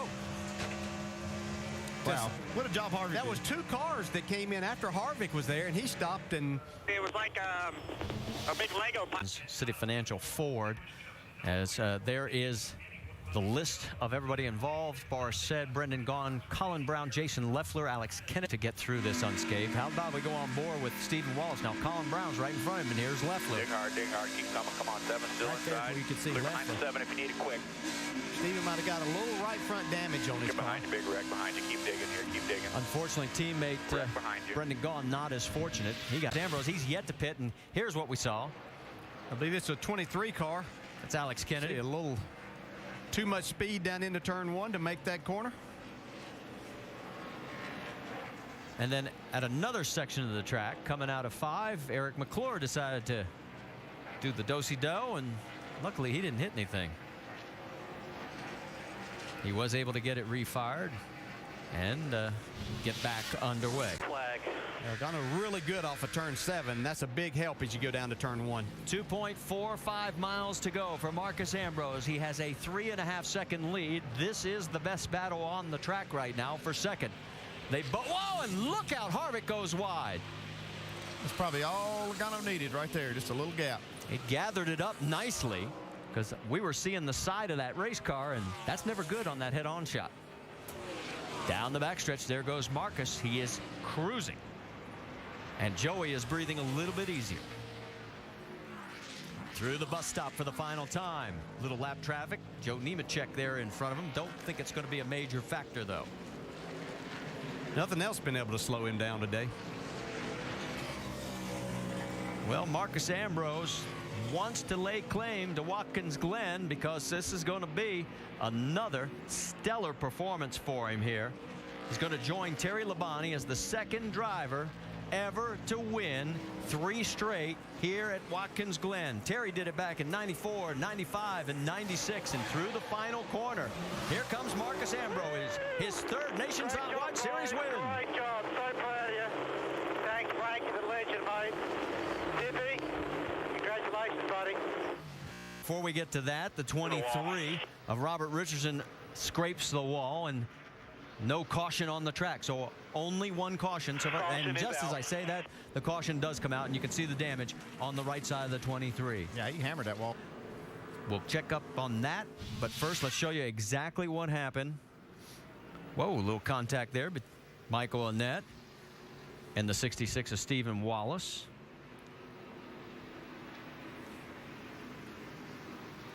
And then just a little bit further up, contact from the 66 into the 23. That'll do it. You get hit like that, makes it difficult to hold on to, but hard racing here at Michigan. It looks like he's going to get up to second here as he goes underneath Carl. White flag is out. Carl says, I'm not ready to give it to you. 2 miles to go, and oh man, now he pushes him up a little. Allgaier could have an opening here if he sit back just a second. Well, there's the gap if he can split the uprights. Kyle slides back up, slams the door shut. No, down the backstretch. Not quite. Looks like he left just enough room for Edwards. Carl's got the position. Allgaier can't do anything about it. And here comes Brad Keselowski through turns 3 and 4. He makes it look easy on this last stretch as he comes down the front stretch. Flag foundation, buddy. Nice job, guys. Congrats. His 4th win of the season in the battle for second. Who's going to get it at the stripe? It's Edwards ahead of Kyle. This is the wreck I was talking about. You could just see the car just went dead straight. Either it bottomed out, the right front tire went soft or something, but that was a hard wreck. So that up though was about 4/100ths of a second. He's flirting with it. Oh, back into the wall goes Eric McClure. That's 2 cars in one day. And you know the worst thing that happens to these could make this race on his first lap. 16.315 depending upon hard hit. That was a hard hit, very hard hit. You hit here, about any kind of a hit is hard. That's 2 hard hits for him today. One with the right front, now this one here backing in that outside safer barrier. Yeah, that would hurt a little bit too. Yes, a little bit too.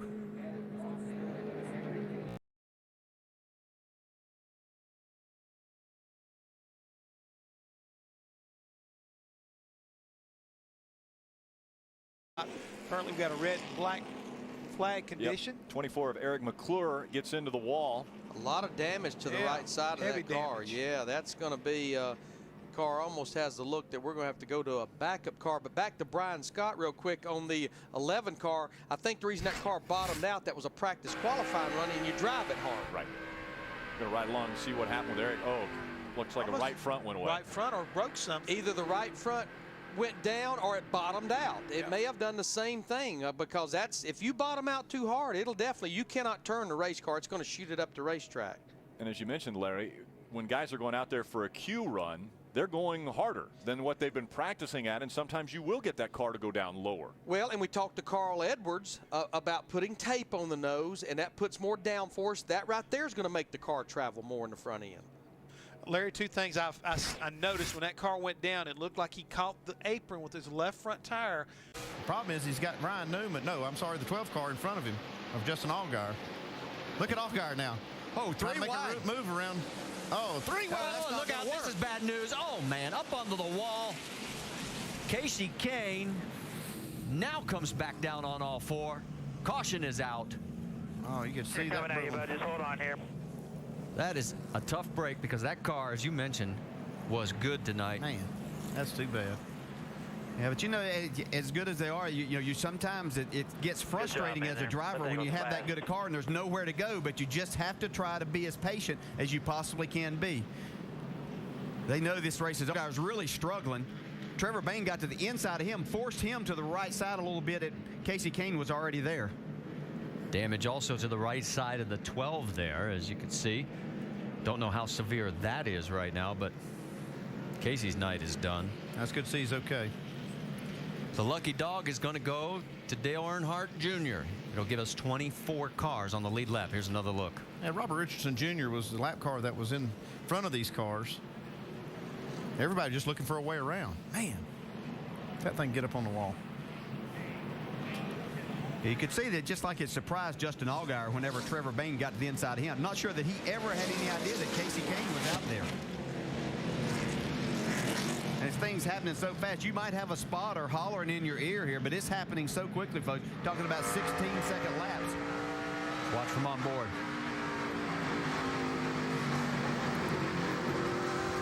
Well, Andy, you mentioned Joey Chitwood in the Auto Thrill Show. He would have been proud of this. He's going to be inducted into the National Motorsports Hall of Fame this coming Wednesday. There's what's left of Casey's car, and he. Just as we come back, we are under our 3rd caution as the number 1 of Ryan Newman. Looked like a tire let go. Don't know if he ran over something, but he hit the turn 2 wall, and there is damage to the right front. Yeah, they're done. He hit that wall really hard in between 1 and 2. Right front tire just went down and just abruptly. Car took a Ryan inspecting the damage. You can see right there as Ryan Newman got down into the middle of turn 1 and 2. Right front tire let go. Hard hit in the wall. Unfortunately, Joe Nemechek has tagged the wall between turns 1 and 2, but he's managed to stay running, and so far, no caution on the racetrack. No, but it's right in front of the leaders here. Oh, no. Look out. That's Case involved. The 01 of Mike Wallace. Nemechek. Boyer's got some damage. I think he got into the 01. The caution light is out, and you are he's got right. a lot of damage on. This is Nemechek going down into turn 1. Oh, he gets tapped by Mike Bliss in the 40. Does a good job to save it right here. 27 of Daniel Quinn does a nice job to miss it. He keeps going, and then here's what happens next. Oh, man. Clint Boyer just nails Mike Wallace. Well, these two had gotten into each other up ahead, and I think Wallace... Yeah, he checked up. Just checking up. So here comes Case. Oh, yeah. What happened was the 01 of Mike Wallace, he saw all of this. He checked up in Clint Boyer, and it's Bristol racing, folks. We're talking about wide open in the gas here. You see it happens. They're there. There's nothing they can do. Yeah. There's your Mike Wallace just checked up for just a split second, and that's what he's supposed to do in that situation. Watch Boyer.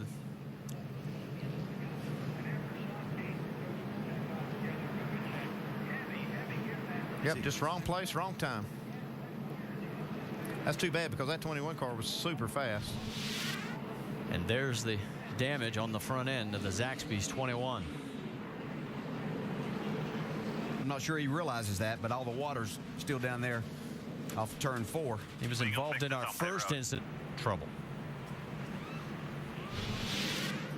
He was already in trouble. He was involved in that earlier incident with Casey Kane. So he just got sideways. Get in under like Jason Keller.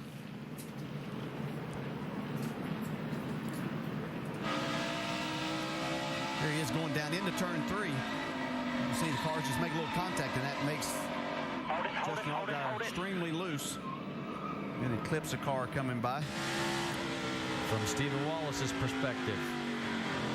In front of you, stay high, stay high, stay high, stay high, stay high, stay high. Good job.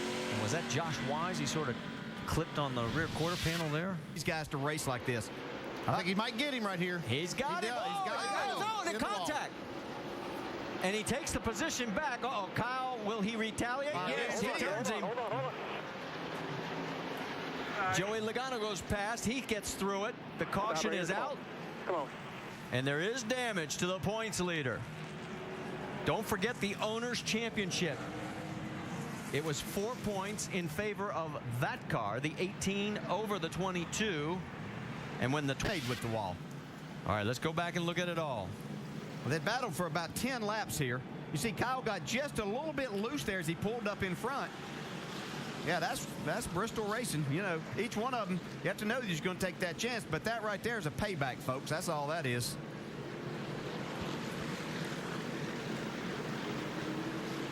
And there you see everybody else getting around safely. So the only damage in this really appears to be on the 22. Yeah, you know, the thing going back to that, the 8 Bush is the leader. Joey Logano, then Leffler. Dale Earnhardt Jr. is 4th. Elliott Sadler is 5th. And we're back to green flag racing. And Kyle took the high side. Junior making a move for 2nd on the top side. What a great comeback for the 88.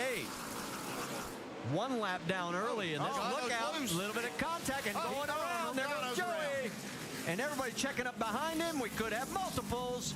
Clint Boyer's knocked the nose of his in even more than it was. Yeah. Michael Annette's involved in this. Paul Menard. Keselowski was involved again in this one. Looks like he got some contact from the rear, but he did get through. Stephen Wallace is involved. See, as they race down into 3, see Logano get loose right there. Has to chase it up the track. He's really sideways right there. You see Leffler's in the gas hard and gets into the back of him. And that's where it all starts stacking up. Look, Clint Boyer's all the way to the fuel cell of the 98 of Paul Menard. And there's the 22 getting through. Michael Annette spun a little bit. Don't know that he hit anything, though. See, right there's a... I tell you what, I really like Junior's chances on this next restart because he's got about 40 lap fresher tires than Kyle Busch. Don't forget all the damage on the right side of the 18 car. 43 laps to be exact on the fresher tires. So let's take another look. Yeah, riding along with Elliott Sadler. He was down on the inside, which worked out well for him, right? He was able to sneak by. You could see the contact between the 10 and the 20. So what it means is Kyle Busch is in first right now. Let's go again. Stand up here first. Back it down, back it down, back it down. Come to the pit. Are you good right there?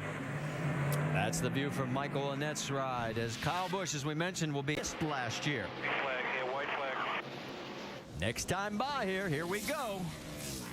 Final lap for Kyle. It looks like it's going to be the record-tying 10th. He's through turns 3 and 4. Here he comes. Kyle Busch is now 2 for 2. Guys. Way to bring it home. There you go. 61 to victory lane, boys. Behind him, it's Leffler with his best finish of the year. Sadler, Earnhardt Jr., Edwards. Where he went off the course. He was on track to give McDowell a run for that fastest lap. All right. Got some damage in that right rear quarter panel, Barrett does. And right Oh, there, yeah. wow. He's Right got some front. right side damage there. And Barrett, one of the guys that has to make this field on time.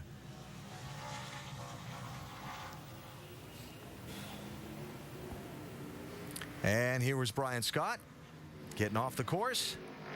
Trying to get just a little too much. Andy, it almost looked like he locked the rear wheels up when he got at that corner and just had to hold on. Got him wiggling and wobbling and spinning around. Basically just overdrove the corner here. And he was really pushing hard. It looks like the car got loose going at the corner, just like some of the other cars we've seen. But, boy, great job not hitting that wall because he got so close. I believe he did catch a little bit of the wall here at the end of Yeah, this. just a little bit with the left rear, I believe. If not, he scared it anyway. I would agree with that. The other car in this group, we a race on the road course and won it. So there's the guys down there on his team are very optimistic about today. Big pressure for second place here. Ambrose is gapped a little bit on. Oh man, we got some, right back in the same group. Kennedy. So it looks like Brian Scott, Alex Kennedy there, tore all up. Brian Scott's got some real damage. That is in turns 3 and 4. Oh, wow. He's destroyed the back of that car. Oh, yeah. Driver's side, rear. Yeah, he's done. That's a big, big. Yellow flag out. And another look at what happened here. Oh, looks like Alex Kennedy just lost it. Man, and just slams into Brian Scott. Bad luck for Brian. Yeah. Just a victim on that one. From Justin Allgaier. Oh, and he almost got by. Man, that's too bad. Wow, we just about got wrecked. Ooh. And boy, that's getting blindsided just like that. Brian's got. They've got a problem there. They finally do complete that tire change, pulling away the fender. Yeah, you're good. You're good. No. And then stall the car. Logano's slow out of pit as he stalls the car. Caution on the racetrack. Mike got a 5-car jam up out on the backside of the racetrack that has blocked the track for a moment. Robbie Gordon's in it. Paulie Haraka, he's tore On the restart, trying to get second from Villeneuve. He almost got forced off the track, but, trying to come back on the track, and he just gets into the left rear of Villeneuve. Yeah, you can't hardly steer the car at all. You saw it in the mud, shooting up all the grass and everything on Logano's car. And how about Jack seeing him coming and moving up a lane in that second corner to keep from getting hit harder? Watch him move up off the bottom here. Whoa. Yeah, he did. He made a nice defensive move. About 10 back. You see, Logano does a good job of trying to get position. Trying to look right side, 09. Just at 20 now. Easy, easy. There you go, right side, 09. Edwards has chosen to pit under this caution. That has put out the third caution flag in the race. Let's see if we can figure out what happened. That's Nemechek getting nipped by Kyle Kelly in the 59. Oh, and there comes Raines. He gets into the back of Mike Wallace. And there comes the big See, Paulie Haraka tries to go to the inside, just can't get the car turned down there. Kelly's track gets blocked right here, and then Robbie Gordon does a really good job of getting stopped. And then he gets nailed by Stenhouse right here. Andy, that's the second time that Kelly's got involved in an incident. He spun the first time now, this crash. And Robbie Gordon, he barely gets a nick in this. He gets hit in the back, but it doesn't look like he took much damage. Stenhouse hit him in the rear. That's where he saw the damage come from his car. But Robbie's car held up pretty well. Mike Wallace got hit. McDowell squeezing through. It's a very narrow track, and it's just hard to get around some of that stuff. Most bizarre things we've probably seen in a little while at a road course. It's very bizarre. Watch this. He tries to overtake the 16 of Colin Braun that gets a rear bumper bar jammed in his brake rotor and his left front tire, locks it up. That's the first time I've ever seen that. Looks like he's got a spear stuck in that thing. And now look at this. Left front tire completely right there. That looks like Villeneuve was all over the brakes, and that car wouldn't stop for him. That's been an issue for this 32 team. See the rear wheels locking up? Rear wheels are starting to lock up. He has lost his front brakes. He hasn't lost them, but they're not efficient any longer. One more replay here. And it's like he's on the brakes pretty hard, but just can't get it slowed up. Look at the tire marks, the wheel hopping. Yep. Exactly right. That's what happened. He wheel hopped into the back of Boris, spun Boris. Just watch it one more time. Watch guys. the skid marks coming out from behind the car. See the dashed lines there. Yep. Well, what's happening is the front brakes are giving up, and then what happens is then the rear brakes kind of take over and start causing these kind of problems. Boy, you can see the car shaking there.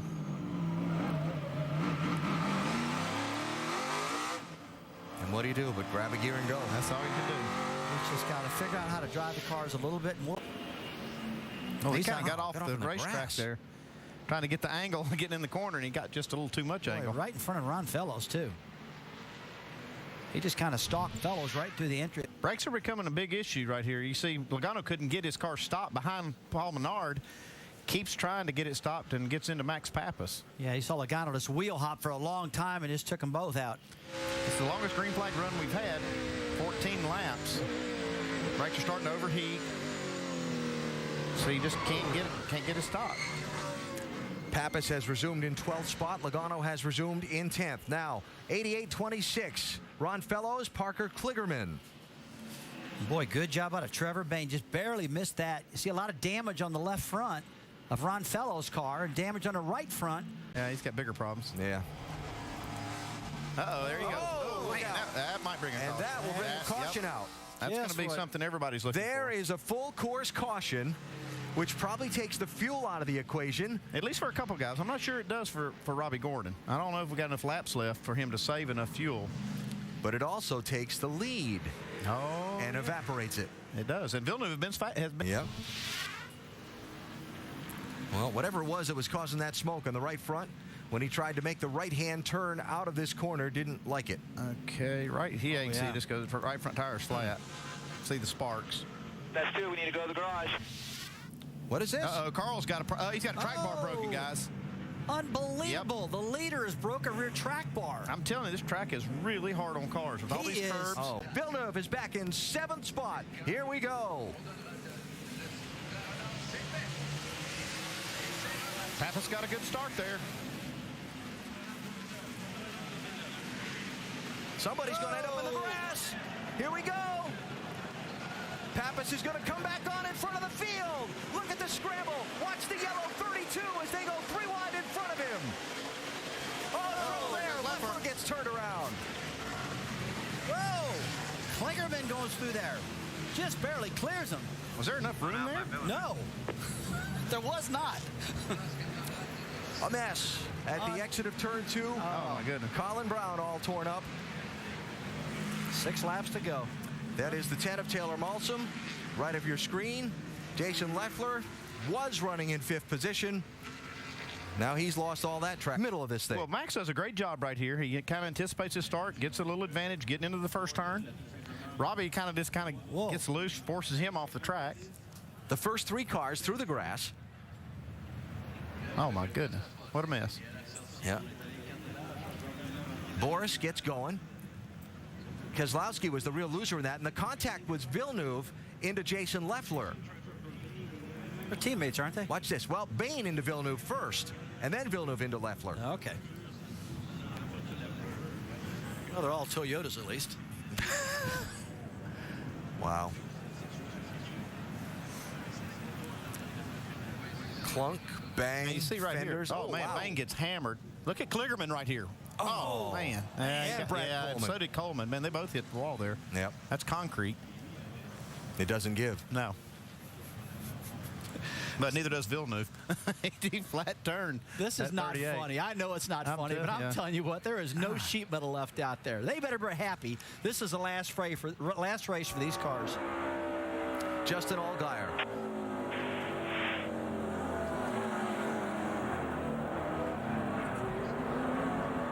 They're stacking Goodness up. gracious. Keep taking it left. Go. Stay right.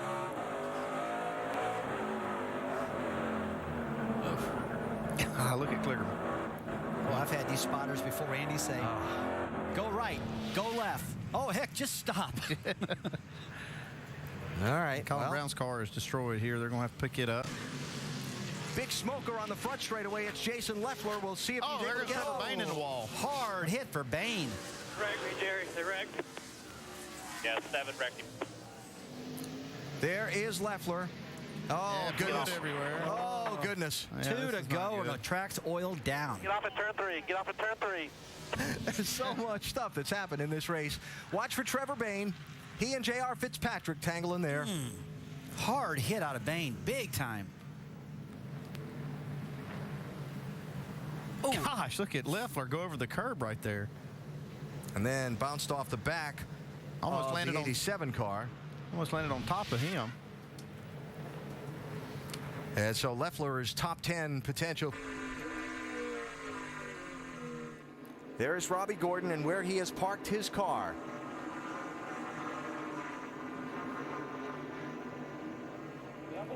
To the white flag.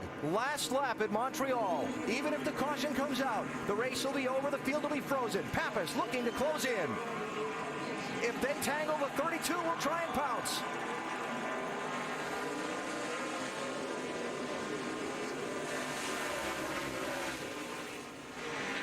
Oh, walks the wheels up. Bobble bomb said. No, it's close. Oh, man, look at Villeneuve pushing hard.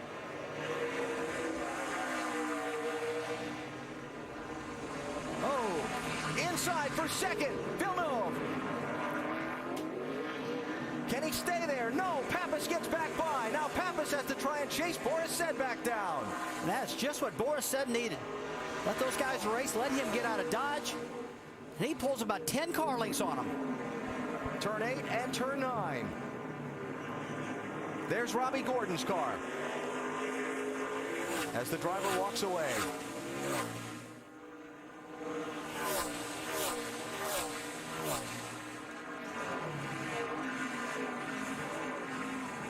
Boris has got a good turn 10, Andy. Yeah, he did a good job getting down in there. I was wondering if he was going to be able to get in there without wheel hopping. That's the key right there. I believe he can hold him off through these next 2 corners. Remember, it was the last corner of the last lap last year. One little mistake that cost Marcus Ambrose the win and allowed Carl Edwards to go by. Here's Pappas inside of Boris. He got him. Boris going to try the crossover. Clear. Pappas over the curbs. Here comes Boris Said. Drag racing to the finish line, side by side. Who's going to get here first? It is, I think, Boris Said. I doubt. Man, what a move Max Pappas put on Boris Said getting into these 2 corners. But then he hopped the curb coming out of that corner, and Boris got to his inside, and it was a drag race from there. Same thing we saw last year with Marcus Ambrose and Carl Edwards. And from the photo finish camera, it is indeed Boris Said, a winner in the Nationwide Series, finally. How do you say it, Alan? Boris Said just broke Max Pappas. Under our second caution after Michael McDowell spun, Kevin Harvick was the first of the lead group to come in, and they are changing tires. Well, a lot of cars are probably trying to save a set of tires, but you can see Kevin Harvick and Here's what happened with Trevor Bain. Whoa, baby. Hey. Back him up, guys. He came in 17th. Now you see 1, 2. There you go. Easy. So 3 more cars. Back here's the reason we're under caution. You can see down the bottom coming out of turn 2, Michael McDowell's car extremely loose. He loses it, does a nice job, though, of keeping it from going back up in front of traffic. We can also tell you, as this finishes up, the 66 of Stephen Wallace will get the lucky dog. That'll give us 21 cars back on the lead lap. And I'm looking over to the west, and the sun has gone down where it will no longer be a factor in the eyes of these drivers. And there's the view. 53 to go.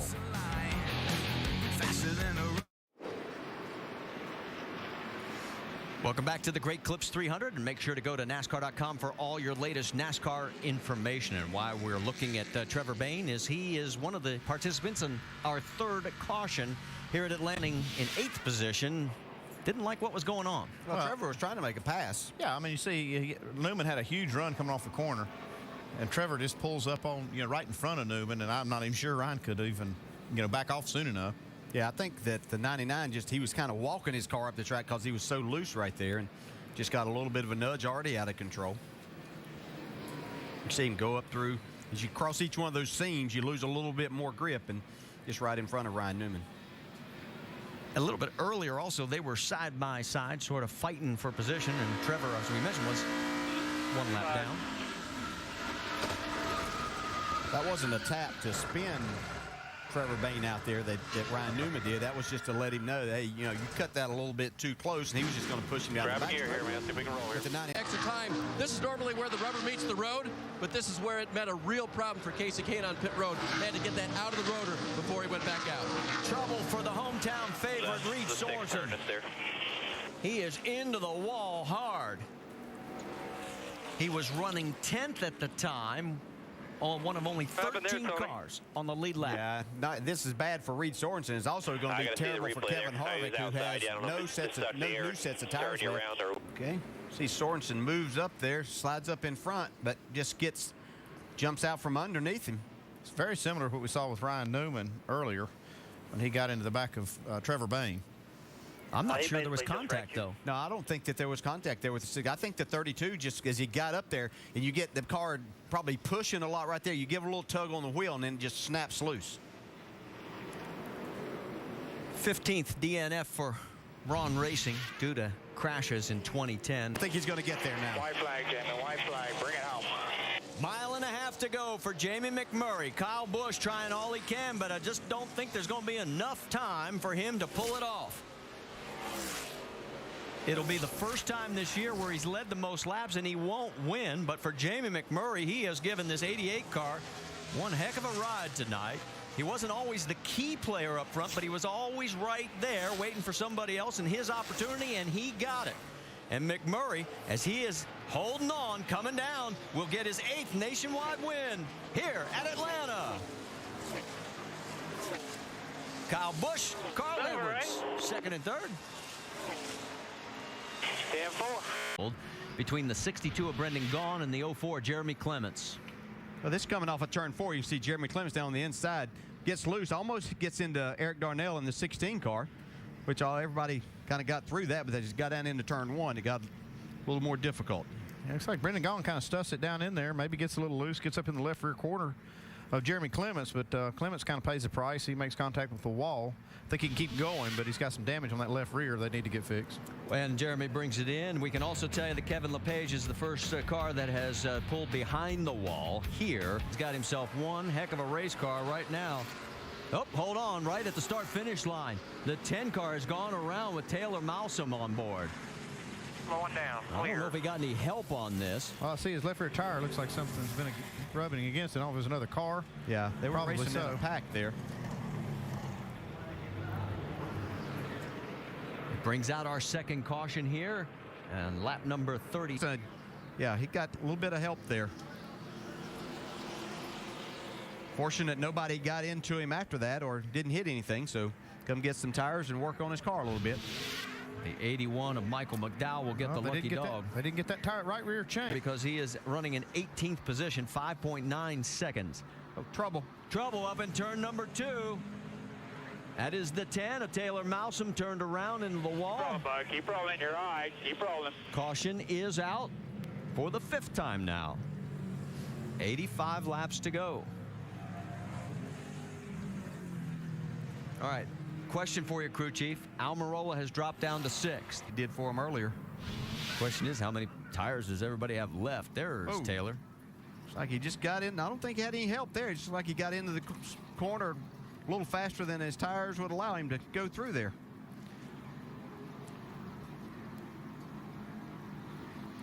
Does a nice job. He tried to save Stand in the throttle, had to get on the brakes here finally, and just slight contact with the wall. And as he In on Kevin Harvick. Harvick's got lap traffic in front of him right there. I can promise you that's the only team out there that's hoping there's not a late race. But there's the caution that he didn't need. Just got into the corner. Caution. Oh, my goodness. Of Brian Scott, and the caution comes out for the 6th time. What the hell is that all about? Just slid up. I guess overdrove it, trying to get his lap back. Slid up ahead of us. And that is a caution that 21 team didn't need, because now with the limited sets of tires they have, they don't have any fresh tires to put on the 21, and the other cars do. So, man, he needs chicken salad out of chicken fingers till this happened. Wow, that's unfortunate. I can't believe that. He just slid up. Looked like he just got in the corner a little bit hard. Yeah, you can see him loose. He got loose right there and had to correct it. Just that one little twitch of the steering wheel. Man. Yeah, really unfortunate. It's too bad for Brian Scott. Yeah, we're talking about Boyer. Yeah, it's really unfortunate. He was just trying to finish out after having a bad night, too. Yeah, Brian's. Oh, he gets Harvick's out of shape. Can Keselowski take advantage? Harvick dove down. Oh, he locks it up. He had to do that to keep him running into him. Man, you don't think these guys are driving hard? Man. White flag out. 3/4 of a mile to go. Who's going to win this one? Harvick has led the most laps tonight, 169 of them. Keselowski was 2 laps down at one point in this race, has come back with a tremendous run, and he's going to try the high side. Here we go. Hang on. Here's his shot if he can get the run up there. Oh, he slides it. Oh, no, he's not going to make it. What a finish. Harvick over Keselowski. 3rd place goes to Trevor Bayne. Ricky Stenhouse, a great finish for him. Dana's having. Hamlin, Boyer, Menard, Kyle Edwards, 6 through 10. What a great run, guys. That was a great finish. Guys, good job. Keselowski won back here in the spring with a last lap pass, if you remember, over Greg Biffle. He almost did it again. You see right here, coming off turn 2, and here you get Harvick completely out of shape. It looks like he's going to take advantage of it, and then Keselowski overdrives the corner getting into 3. Yeah, and Harvick, he was going to give him a little bit of room, but that's farther down in that corner. About Drew Herring. Made his only nationwide start back in Iowa in July. Started 15th and finished 15th, and his first lap good enough for 11th at 23.22. Look out, here we go. Keep it off. Couldn't do it. He tried. Yeah, I'll tell you what, this is one tricky qualifying lap. It's just, your car is loose. Yeah, it's hard to spin here and not hit something because of the banking on this racetrack and the speed that you're carrying. You can see the car just got loose. He was turning right down in the center of the corner. See, he's tried to stay in the throttle, light the tires up to keep it off the wall, but that's a hard hit, be a backup car there. So the Monster takes its 2nd bite here in the Nationwide Series. Ouch. And for young Drew Herring, as you said, to the backup car. All right, while we wait for the track to get cleaned up, we'll step aside for just a few minutes. 20 cars have taken him. He's in the show, guys. All right, so we can also... whoa, look out. Here we go. That's a battery that came out of that car. Yeah. And that's Kevin LePage, and look at the debris flying. Look at that. Good camera work, guys. Man. So the Monster has now taken its 3rd bite in 2 days. These qualifying efforts. Just car looked good getting in the corner, and then right in the middle, just turned around quick. So a tough break for Kevin LePage, and so we know one car that lap, and here's what happened. Yeah, everything looked okay getting down into the corner, but apparently just as he started to power back up, the car broke loose, causing a lot of damage. See the battery flying out, spring, a lot of parts. Monster will chew up a race car, boy.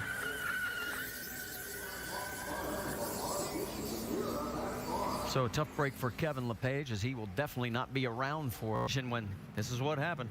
She got real high in 3 and 4. Probably not sure exactly what's going on, and then bam, there goes the tire. God, that's a pretty hard lick. Definitely put her out. Yeah, the last few laps should have been even higher and higher, and that tire was probably going down somewhat, and then just lets go as that loads up coming out of 4. Well, obviously it blew. Yeah, it blew. Well, it'll be interesting to see what her thoughts. Allgaier for that lucky dog spot should the caution come out. Allgaier in 16th now, and here's how it happened. Yeah, you can see he's up there just where it's still a little gray. Rubber buildup out there. Actually, the marbles get up there, and there's just no grip whatsoever. He made a nice save. And by CC's Pizza under our second caution, you can see the reason why. Damage to the 73 of Derek Cope. There's damage on both sides here. Looks like he had a tire go down. Ouch. Bam, into the outside wall. And then he's headed to the inside. No easy hits at this track. That's 2 hard licks. So he gets both sides of the race car. And here we've completed 113. Whoa.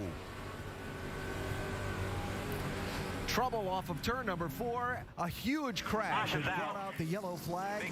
Cars involved. Elliott Sadler in the 88 at the bottom of the racetrack, and the 27 car just piled into him. Wow. That is Drew Herring, and a terrible crash off of turn number 4 has brought the yellow out for the 3rd time in this race. The crash started with Sadler being turned around, and then Herring came in later. 65 laps to go for trouble. It started in turn 4 for Elliott Sadler. Looks like Elliott was underneath the car there, and he got a little bit loose and turned around, backed it in the wall, and Drew was coming along, and watch this. He just slides right down in front of him. Oh, my goodness, wow. That is a hard hit. At least it wasn't the driver's door. It was up on the left front tires where he got hit, Brad. Yeah. Elliott backs into the fence there and just can't hold the brakes long enough here, Rusty. And you see the car roll. Oh, my goodness. Woo. And Brad, where he got loose was what we talked about early in countdown. Off of turn 4, everybody gets loose up in that corner, especially if you got a car to your outside. Elliott was underneath them and just lost that aerodynamic downforce, caused him to spin. And, boy, that's a violent crash. Oh, my goodness. Herring making his first start here at Dover. And well, first, let's watch this in real time and listen. Wobble there, backs at the fence and sitting up on that 24-degree banking. And like I say, once you get to the front straightaway, it's still 9 degrees of banking. So hard to hold those brakes, especially when they're a little soft. Well, look at the debris. These guys just pitted, and now they have to drive through all that debris. Wow. It's gonna Plus, be you got a lot of. Here we are now in a nationwide race a couple of months later. Gets underneath the 16, bobbles, backs into the fence. Can't quite hold those brakes. And poor old Drew Herring had nowhere to go, and Elliott's taking another brutal lick. Body's a little beat up this year after racing, without question. I tell you, I think, Alan, you can honestly say Drew Herring really. For all your latest NASCAR information, here at Dover, we are under our 4th caution. Brad Keselowski spun it around after contact with Stephen Wallace. He all unfolded. A lot of hard racing here. You see these cars lined up. Stephen Wallace having a great day, but gets just a little bit high, gets in the wall. Stenhouse gets underneath. Keselowski tries to follow him in there. Yeah, and just gets down in there and tries to get in a little hard, got a little bit loose. He's saying that maybe he got chopped off a little bit there, but that's always looks different from the seat there than what you see on TV a lot of times. But no doubt that Brad just got loose as he got down in. Well, Brad has a record of his own that is in potential jeopardy. Look at Harvick. Yeah. What a good job he does. Right along with him down into the corner here. You see Steven comes down some, but he still had enough racing room there. Easy. What happens that makes you just get your car loose with that car on the outside. Let's go on board with teammate Justin Allgaier. Clear down. Come on. Clear. Caution's out. You mentioned that record that Brad Keselowski holds. Through the center of the corner, though. We're going to have one more lap to get it done. White flag is out. Does Kyle Busch make the record stick? Logano wants a piece of it, but he's running out of racetrack. Bring it to us, folks. Still there. Down the back straightaway for the final time. Kyle Busch, Joey Logano. It could be and will be the 11th time that Joe Gibbs Racing is going to finish 1-2. Coming around the corner, 41st win of his Nationwide career. 11 right there, boys. And he's got the record. There we go. All right. Carl Edwards comes home in 3rd. I think you're going to see him out of shape quite a bit. You can see the car start to wiggle there as he got back in. Woo, big slide right here. Yeah, nice job by Allgaier to give him some room. We've actually seen a couple cars spin out right in practice, and good drivers, like Jimmy Johnson and Mark Martin. We're under caution again, and you're not going to believe why. I can't remember the last time I saw Carl Edwards spin and tag the wall, but he did it in turn 2 here. He was running 5th at the time. He has managed to get it refired and stay on the lead lap, but he is going to have to make it to pit road because he hit the inside, the left. I saw he was running up pretty high on the racetrack here. Looks like he just gets a little too high and he tries to stay in the throttle. There's not much grip to be had up in that part. You can see just how dirty it is up there. That's pretty good traction there. Yeah, a lot of damage. Front.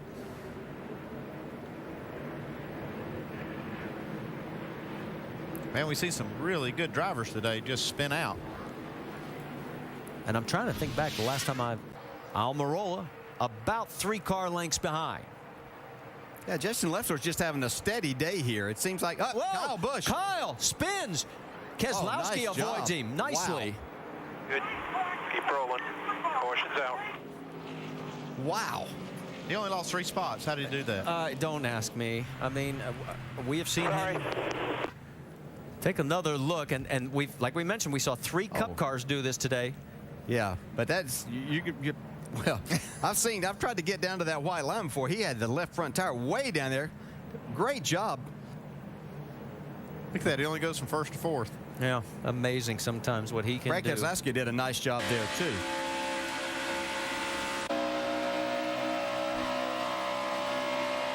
Still inside on the quarter. Leader run a 38. See, right up ahead here, we're going to see Kyle all the way down on with both left side tires down the apron of the racetrack. In front of you, go low. To be a race driver, how you want to do that, folks? Caution is out here. He's moving back to that high side, see if he can get something going again. Eric Almirola right up underneath the 66. They get loose. Oh, and Leffler goes around. Don't know if he got help. He's through the grass. Caution is back out. I wonder if that was one of those chain reaction things, because you saw how Stephen Wallace had to get out of the throttle. On the bottom this time. Things all over the place up here. So now our 5th caution flag of the day. And we now have, before we had our first caution, we've had bang, bang, bang recently. And speaking of bang, he gets into the back of Stephen right here. Stephen does a good job not to crash. You see all these cars trying to dodge him. You see right there comes Jason Leffler. Really didn't look like he had anybody around him at the time. Looking at the back of the car. He was just fighting his car some. Keep an eye on the upper right of your screen. Yeah, no, it's all alone. There. Oof, almost collected Carmichael. Yeah, Rick Carmichael's done a nice job all day, too, for his first time in a Nationwide car. Leffler doesn't need to feel too bad. See all those marks in the grass? That's from Mark Martin, Jimmy Johnson, Greg Biffle from practice earlier today. Jamie, what's the story on the 38? Well, before... Oh, got a car spun off. Oh, got a scan. Michael Annette, the 09, also involved, of Brian Scott. Stuff for a rear quarter panel together, guys. Get stuff together for a rear quarter panel. Get caught up first. Go ahead, go get caught up. Annette gets refired and back out onto the track. You can see the damage on the right side. Car's already getting loose. That's product of those older tires, full of fuel, a lot more weight back there, makes the car free. You see, just gets up into the safer barrier with the right rear. Definitely going to have to get some tires. Now, you'll see the 09, I think he got tapped a little bit as he tried to slow down, send him spinning. I think he'll come into the shot here. On board with Carl Edwards. Well, that thing just snapped around. Yeah, that's still inside. Wicked right there. And there's the 09. See, Brian Scott even got into the back of Joe Nemechek a little bit. And you see some damage on the left front area there and the hood. So Annette... And now he can't afford to back off because Kyle Busch is flying. And you can see the margin, how it has been cut to 5.7 seconds. Look out! The 17 is around. Man, Harvick did a great job to miss that. He certainly did. Keep it off the wall. Caution. Trevor Bain. Going there again. I saw him suck you around. Sorry about that. Now that changes everything. I didn't even know he was there. I didn't know. Bain is in 27th when this happened, 2 laps down. And that just changes everything for Mike Wallace. Well, it actually changes things for everybody. Here gives Brad Keselowski an opportunity. Yeah, but I was looking forward to seeing if he was going to be able to pull this off. Look at Harvick. Yeah, nice evasive move there. Joe Logano was on the outside of Trevor Bain and just literally sucked his car around coming out of turn 2. Ricky Carmichael will get the lucky dog. He had fallen down 1 lap. He's in 21st from Harvick's camera. Coming up, go low. Stay in it, no caution, no caution. Not as much smoke as we saw on the onboard from Brad Keselowski when he barely made it through, and his spotter saved his bacon that time. But Harvick still made that look a lot easier than what it actually is. Joey's got the lead. Here comes Harvick trying to take second spot away from the 18, but Kyle's on a mission. He wants the race lead.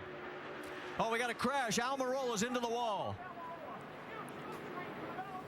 So we are under our 8th caution now, as I don't know if he got any assistance, but Eric Almirola was running 7th. damage there, Pops.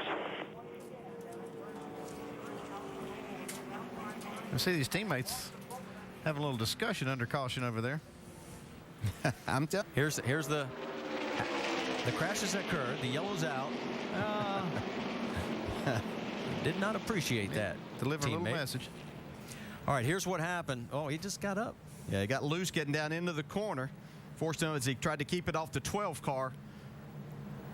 Turned around into the wall. Boy, he had a really solid day also. Leffler manages to duck underneath quickly. Everybody else as well. A bad break for Eric Almirola. They're pounding on the back. As they come down the front straightaway, green flag flies. Here we go.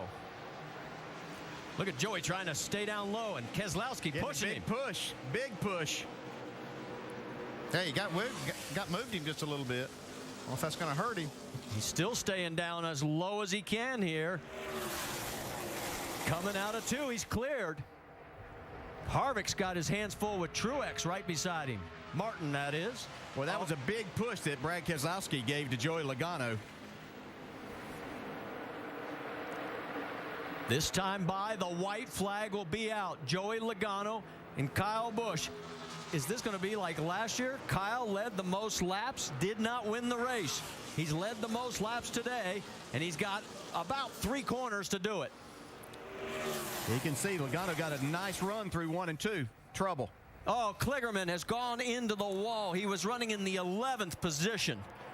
16 of Colin Brown also goes around. Yeah, they'll let him race back because they're coming to the checkered flag. Kyle Busch trying to get to his bumper. He can't do it. Here comes Joey Logano. He's going to do it. Good job, Ryder.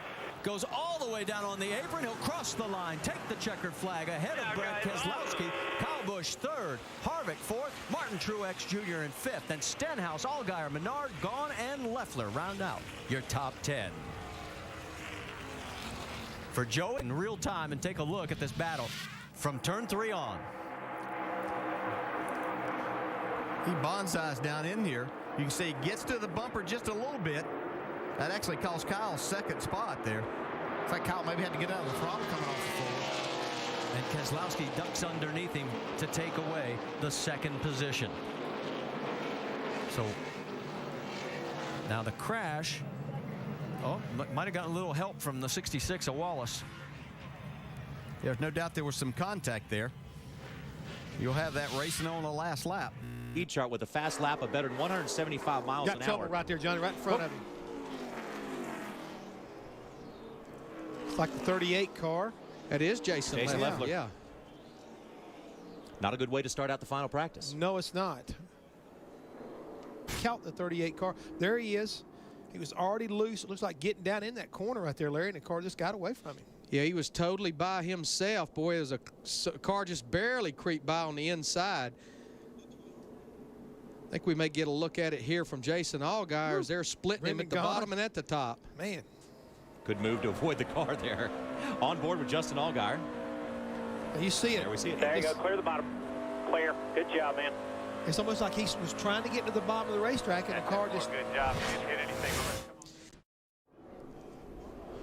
Well, what started out as a wonderful day and afternoon for Ricky Carmichael just took a turn in the wrong car. But this gives a driver a feel, and you can just see it was late exit when that thing broke loose. He was almost all the way up on the straightaway, Jeff, but I think this is one reason you have to make that practice qualifying run.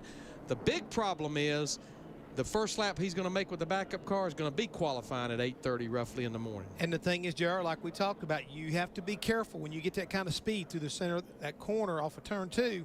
The way the racetrack flattens out, you see the car get away from him. You got too high You just couldn't hold it. He almost saved it there for a second. I thought. Got somebody in the grass. Down in the infield, like Steven. Coming out of 4. And the yellow's out. Steven's back out on the track, but he's got a flat right rear. What happened there, Tim? I don't know. You ran into that damn lap car. So obviously some contact according to the spotter on the radio. So our second caution comes out now here on 3rd. Let's show you what happened here.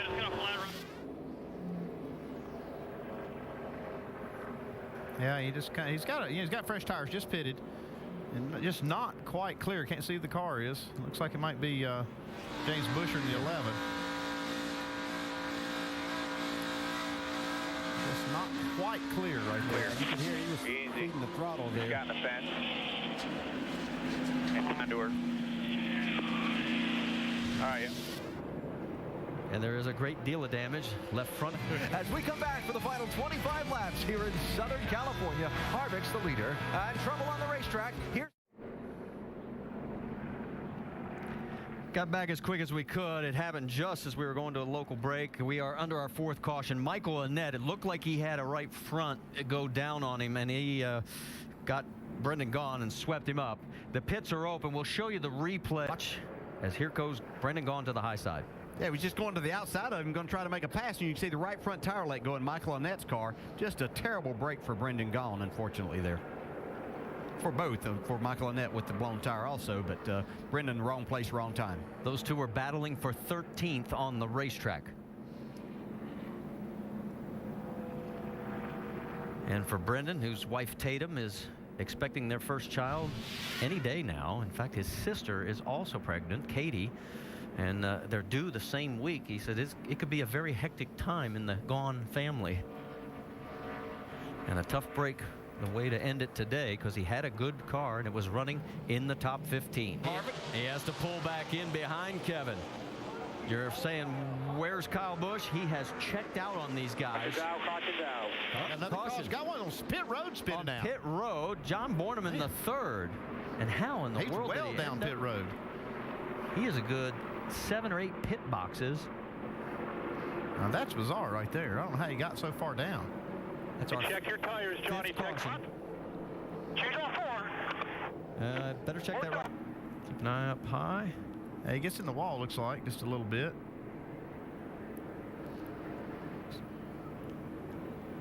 Get a better angle of him spinning down here. Oh, here we go. Yeah, he hits the wall and starts spinning down pit road. But look how far this car goes down through here. This is could have been a scary situation for the crews, but doesn't hit anything there. One last angle, and oh, there was a little contact there as he slid up.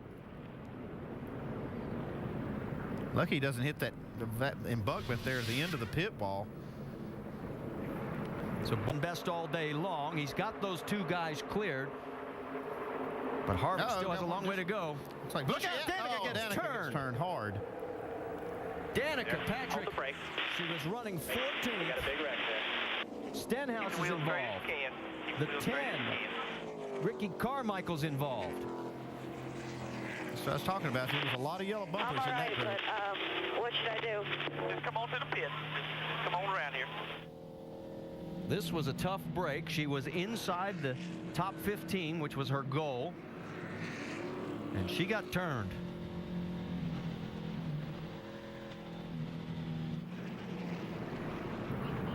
Somebody got in the back of James Busher. Looks like maybe Carmichael, and then just forced him, Busher, into the 7. And then it just, man, it all breaks loose. So at least 3 cars with heavy damage. Let's go on board with Danica and just listen. There. Entry bumper. Still there. Clear. Outside now. Outside, outside, outside, outside, outside. Stay low. Hold the brake there. Hold the brake. Hold the brake. We got a big wreck there. Keep the wheels straight as you can. Keep the wheels straight as you can. Right there. You'll be all right. All right, but what should I do? Just come on to the pit. Come on around here. Be fine. One more angle. Yeah, you could see that the spotter told her that there was someone outside. She gave room to that car, and then 'Wow. I don't know if he got hit from behind, turned out. Hard to tell right there. Yeah, it's really hard to tell exactly how it happened, but definitely contact from James Busher. For Kyle Busch.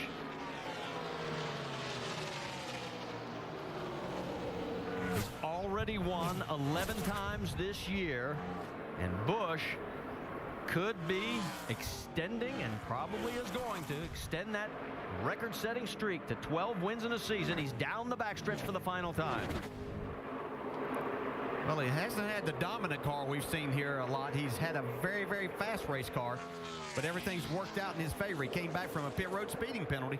It's going to be his 9th Nationwide Series win from the pole as he brings it out at turn number 4. Chalk up win number 12 for 2010 as here comes Kyle Busch. Yeah, man. That's why you're the champ, man. Thank you so much. Good job, guys. Here for Brian Scott. Looked like he got a little bit loose coming off of 2 there, but this place is so line sensitive, and you talk about the bumps and whatnot. They hit a bump and move up ahead. Oh, look out! Well, I just started to say, look, that back of that car looks a little bit scared. He did the bump the last time, and that time he really did the bump. Same spot. I see Scott Zippendale. You're all good there. Just take care of your tires. You're all good. He did the bump first. Seems to be the spot in this qualifying session. This is the first lap. See the first lap, he's coming around. Watch that right rear kick out. And he just barely misses the wall there. He's going back in there, and this time he takes a deeper breath and holds it and just doesn't get the reaction. You see that thing is gone. Those hands are turned all the way cocked sideways, and just enough damage to ruin his day. He shouldn't have took that deep a breath. Well, really looking at the car. Not too bad. A little cosmetic stuff. Hopefully, as long as it didn't bend the rear end housing, that type of stuff, which it doesn't look like it did, guys. Well, again, being an impound race, but really looking at the car, he could have hit a whole lot there. But this place is so line sensitive, and you talk about the bumps and whatnot. They hit a bump and move up ahead. Oh, look out! Well, I just started to say, look, that back of that car looks a little bit scared. He did the bump the last time, and that time he really did the bump. Same spot. I see Scott Zippendale. You're all good there. Just take care of your tires. You're all good. He did breath and holds it and just doesn't get the reaction. You see that thing is gone. Those hands are turned all the way cocked sideways, and just enough damage to ruin his day. He shouldn't have took that deep a breath. Well, really looking at the car. Not too bad. A little cosmetic stuff. Hopefully, as long as it didn't bend the rear end housing, that type of stuff, which it doesn't look like it did, guys. Well, again, being an impound race, but really looking at the car, he could have hit a whole lot harder. And we'll see what Wide Series car races. And Carl has got to be faster than 2 of the cars that have previously run to get in. Oh, no! I was going to say, I was just talking to Carl. He was so excited about this opportunity. Barely gets into the fence. I wonder if he can go back and run that lap again. All right. See him come off the corner here, that right rear end. You see it just starting to dance a little bit. He tries to catch it, and it's gone. Just barely skims the wall there. Takes a little bit of that paint off. But look how he stood in the throttle all the way around. And when he got going straight, jumped out of the throttle, and the car straightened right up. Yeah, yeah. He sailed it off in the corner, and it just didn't have any grip, guys.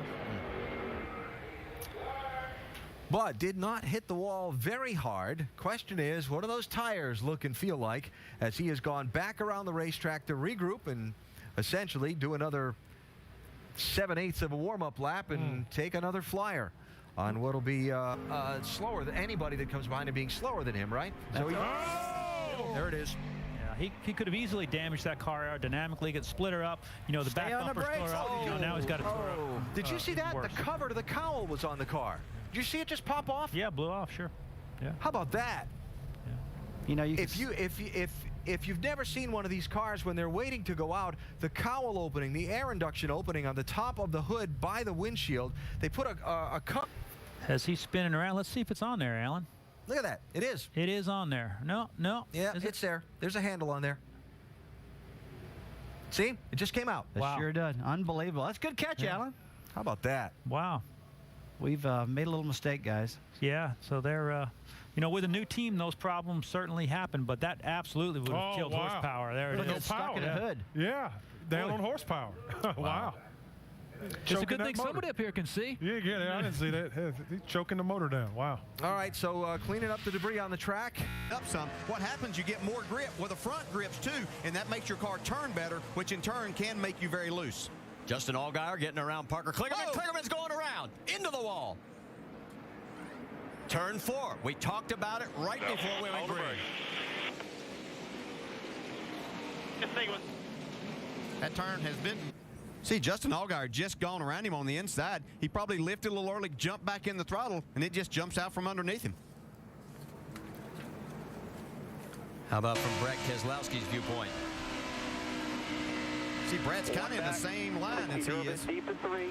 He's running the by the side. Right here, right here. Go low, go low, go low. Come on through here. Caution is out. Well, you see, that car really snaps around once it gets loose. Really no saving it. Well, this was Parker's first start here at Charlotte. It's going to be one he will probably want to forget. As you can see, the damage. Oh, he has dropped back to 22nd position. Mark Green, we can also tell you, has just parked it behind the wall. Caution is out. Caution is out. And now we've got caution on the racetrack again. Up in the turn 2 area, the 87 of Joe Nemechek. He's pounded it. Big damage. Oh, another car there. Several cars. Man. Sorry, Michael Annette, one of them, I don't... See sparks flying out of James Busher's car. See, Michael Annette gets loose here. Right in front of Shelby Howard and Nemechek, nowhere to go. Man. Yeah, those two get collected. And remember, Annette had the tire explode last week. Ended up going into the wall and taking Brendan Gaughan with him there. They were running 25th, 26th, and 27th at the time of the crash. Tough break for the 92 series champion, Joe Patrick. Remember, she said she didn't like the restart down low. The air's not very good. Well, she's back there again. Oh, trouble in turn 2. Got a car. Two cars into the wall. The 99 of Ryan Truex and the 23 of Robert Richardson. Yeah, Richardson spun and 99 backed it in, and then the one of the Michael Waltrip. See right there, Robert Richardson just get loose down on the inside. Spins. Ryan Truex just has nowhere to go. Well, he did tag him in the door, though. The car held up well, though. From Eric Almirola's view. See, he's just going to squeeze by here before the 23. Keep coming. Good job, bud. Good job. Did you get the wall a little bit? Nope.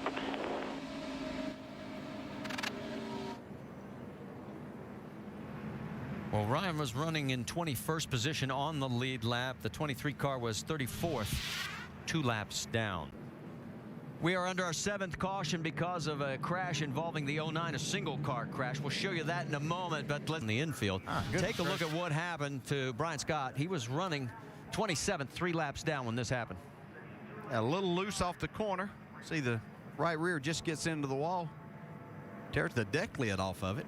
Spins down to the inside through all of tearing up the sod down there. And notice the tethers. They did the job. Oh, doing a great job. They're holding that deck lid on there. That's the purpose of them, so that deck lid doesn't fly off there and become a hazard. Now making a dive for turn 1. Just not able to quite clear him. Clint Boyer, will let you know, is right now running in the 6th position. Oh, contact right there. Oh, we got a crash. Stephen Wallace into the wall. And with 13 laps to go, we're going to have our 8th caution. There. It's going to be interesting to see who the leader is after this. They're really close together there. We'll wait for NASCAR to give us the official word on the timing line. And the damage. We were just racing hard. I cleared him. I thought we were cleared. 17 and him got together. I guess they're both out there. I mean, keep an eye on the 18-12. Yeah, they were the first ones that I saw make a little contact. Right there. Yeah. Pretty significant, too. Yeah, it looked like Kyle was going to get over and kind of get on the quarter panel of Justin Allgaier to try to slow him down just a little bit. But this all happened behind that. These dodges with Allgaier running third. Brad Keselowski's 1.5 miles away from winning his 2nd race in the new car.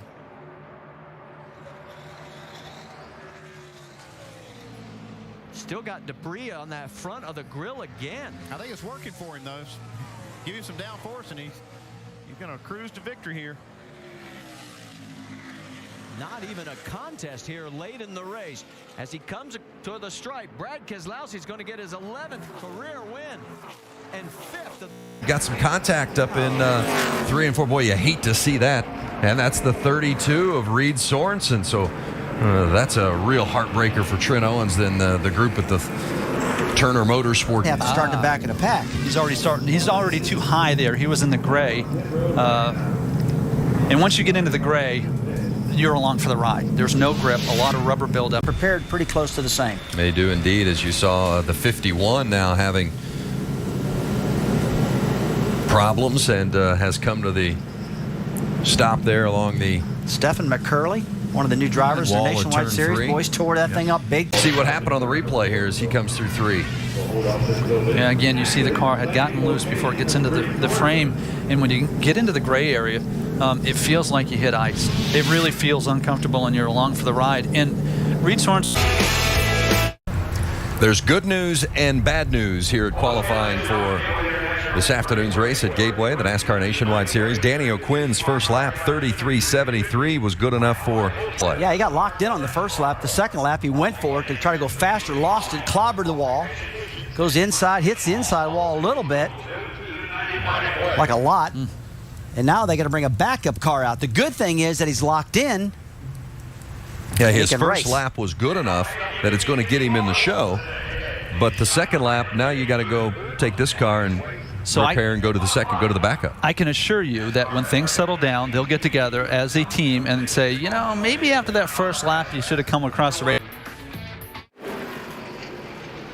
Under caution here at Gateway International Raceway, our second caution of the afternoon, the 35 of Antonio Perez hit hard in turn 2. This is just for Perez, his first on an oval.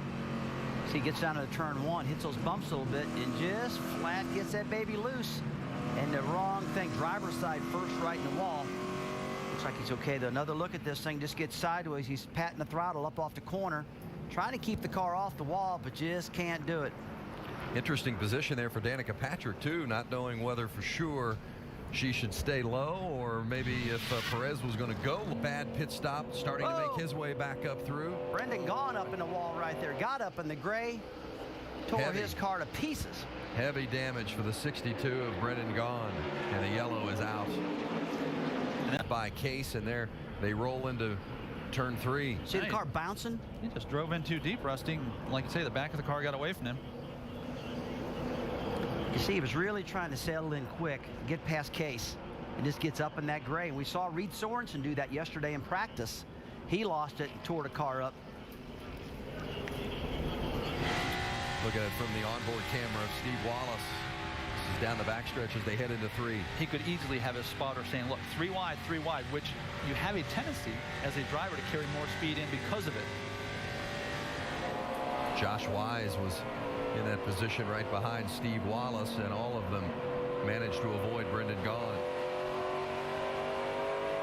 Classic case of everybody trying to get into turn 3 too deep. Try that. I mean, he's definitely getting up there right now. Right now at the front, it's Brad Keselowski and Carl Edwards.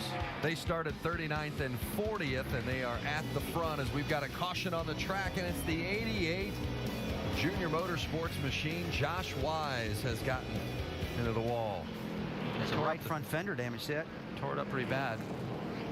I think they can repair it. Paul Menard, this is on board for the 99. Look up ahead. He's definitely related because when Menard got past him. Hard to tell from that angle of what actually started the incident. Yeah, I believe Menard is ahead of him, and I saw some smoke coming. He's sort of okay, and then after that, he said things start to feel in, come in, and he's doing much, much better after that. As for Carl Edwards, well, you can see he's got a chase on his hands. Oh, we got a yellow flag on the track. Well, we've got a lot of cars getting piled up right on the front straight, and there's no room to go for several of them. Stenhouse is involved in that, the 6, the 10 of Wimmer. There's literally no way through this. Jeff Green, the Shelby 40 Howard, see that, guys? He got in the big wreck last time here, and he's in it again. Turned around backwards at the start-finish line. What is it about the straightaways that they keep wrecking in? Sean. Let's take a look at this replay and try to find out what happened here. There it is, Looks off like of turn 4. 10 car. Gets hit from behind, maybe by the 6 car, Ricky Stenhouse, and then they all react. So a lot of times it isn't the action, it's the reaction. It actually looked to me like the 10 car of Scott Wimmer's flat got loose and got up alongside. Let's take one more look here. Yeah, that's a tough call. I'm not sure that Stenhouse actually got into him until after he was sliding, Rusty. You might be right. Watch it from the onboard of the 7 car of Danica Patrick. One of the tough parts for these cars is the cars trying to get through. You had one up high and one down low, and there wasn't much room to go through to miss any of the mess. Yeah, we thought that Danica Patrick, who we're riding with here, got through, but she actually got hit in the right rear. She got a pretty big hit here. Might have knocked the rear out of alignment. See if we can see where it all gets started here. Right there with the 10 car and everybody else just reacting to it. Boy, Josh Wash got through there. Danica Patrick, Mike Wallace, they barely had enough room on the inside to get through, but what do we got here? Like 8-10 cars destroyed right now, guys. Rusty, how many times have you been in a wreck and it's because you saw the incident, you lifted, and the guy behind you didn't? Yeah, that happens a lot, you know. Chain reaction. It happens on the 5 out in California. Those are the cars involved in the accident. A lot of damage. Brad Keselowski is your leader here at Gateway. Together and keeping that group up, and the fact that they haven't packed it in, knowing that they're short timers, if you will. And there's a caution on the track as Danica Patrick has gone hard into the wall. And then late got loose getting into turn 1, and we'll see if this is a similar situation. And it starts a little wobble. That was close. It's like Steve just got in the back of her a little bit and got her loose. Danica had a track bar issue earlier, spent several laps on pit lane as they repaired the car. Then there you see Steven closing on her. Steven comes out on newer tires, and so he naturally goes back to the gas earlier. He did get into the back of her where she was most vulnerable. She's obviously on older tires.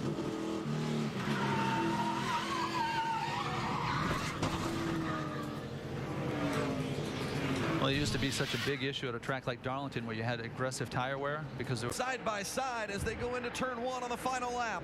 It's 4 tires versus 2 tires right there. That's right. Keselowski's got 4 to Bliss's 2. He'll clear him off the exit at 2 here. Down the backstretch, Keselowski in the lead. Remember, in July, he had the lead coming off 4, and Carl Edwards took him out. Can Keselowski come back and win it and complete the job today? Look what's going on behind these guys for 4th, 5th, and 6th. Oh, he's going to... Keselowski off turn 4. He's going to hold off Mike Bliss. Brad Keselowski wins at Gateway.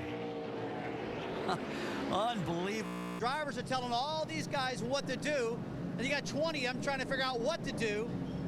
And it's tough because when I do it, I told them what issue. And here we are riding with Brad Keselowski. You'll be able to see the 27 car get loose, overcorrected, outside wall, and that was a hard lick. In fact, Keselowski had to go down through the infield, but it all started well back in the middle of turns 3 and 4. Yes, it did. And like I say, Brad saw him go to the outside. He said, oh, he's coming back across the front of my nose, and he only had one place to go, and that was down through the infield. Tell you what, he hit pretty hard. It got his rear wheels jacked up off the ground. He popped it pretty good. But one-time competition director Dick Beatty, what he used to tell especially the rookies, when that thing gets loose, just crank it to the left, spin it out, and come to the garage and get 4 more Goodyear tires. Close this was. I was watching these guys come out of turn 4. Oh, didn't see it get quite that close, but nice save by Jeremy. Yeah, excellent. They're trying to put it all together to get a top 10 run here, and this young man, 25 years of age, doing a heck of a job. And one car in the wall, guys. Yeah, it looks like James Busher may have blown that right front by being too tight. You saw him falling back. And we'd seen him really sliding backwards. Oh, yeah. Man, that tire just comes apart. Oh, wow, that's a hard hit right there. So a tough break for the 20-year-old. Jamie, what are you hearing? The timing was laps that he's going to be the nationwide champion. Parker Kligerman also gets past. In fact, Kligerman and Richmond. Look out, that is for position. They're both 4 laps down, and he gets turned. Okay, it's a new race here. And that's exactly what Kyle Busch wanted to see. This is going to tighten this up with now 15 laps to go next time by. Yeah, you hear the Carl Keep it rolling. Get it rolling if you can. It looks like we hit pretty hard right there. Now, these two were battling for position, albeit 4 laps down. Yeah, you could see the 42 car hit one of those bumps that we've talked about down in turns 1 and 2. That caused him to go up the track a little bit, get out of the throttle. Then there was a little contact, it looked like. Actually did a pretty good job not to hit any harder than he did. Almost missed that inside wall. Yeah, you can see right there as he had to chase it up the track. Hard to tell if there was contact, but it just seemed like there was a little, just as he had to get out of the throttle and go up, catch it. Brian Scott also in there. Oh, contact into the wall. It's Brian Scott. Hard contact, too. Will it bring out another caution? You see a lot of pieces coming off of that car. Looks like brake rotor parts there. Exactly the first incident. Yeah, once again, off of turn 2, where this track really flattens out. He had no air to the nose of his car. He just pushed out and got into the wall twice. On board, Justin Allgaier. All clear. In the fence behind you, no caution. And then here's the reason for the caution with Clint Boyer. Yeah, I'm not sure exactly where the smoke is coming from under the hood. The winner was Kurt Busch. Green flag flies, and boy, what a start by Edwards. Man, Carl, that's a big jump there. A huge jump. A lot of dust flying down there. Looked like there was some smoke, but I believe it's dust from all the speedy drive. Kyle trying to make a run off of 2. Keselowski holding station in 3rd with Joey Logano on his high side. They're duking it out now for that position. But the battle is for the race win up front, and Edwards got a huge jump, and he is making it pay for him. Yeah, Kyle tried to go to the high side there, see if he could make a big run. That cost him a lot of time. White flag out, 1.5 miles to go. Carl Edwards looking for win number 3 of 2010. He's not going to win the championship, but it looks like he's going to win this race. Down the backstretch, Kyle Busch not going to be able to even give him a challenge. And the man in 3rd, the butterflies in his stomach have got to be just enormous. Carl comes and takes the checker. Yeah, buddy, come get the checkered flag. And here comes your champion.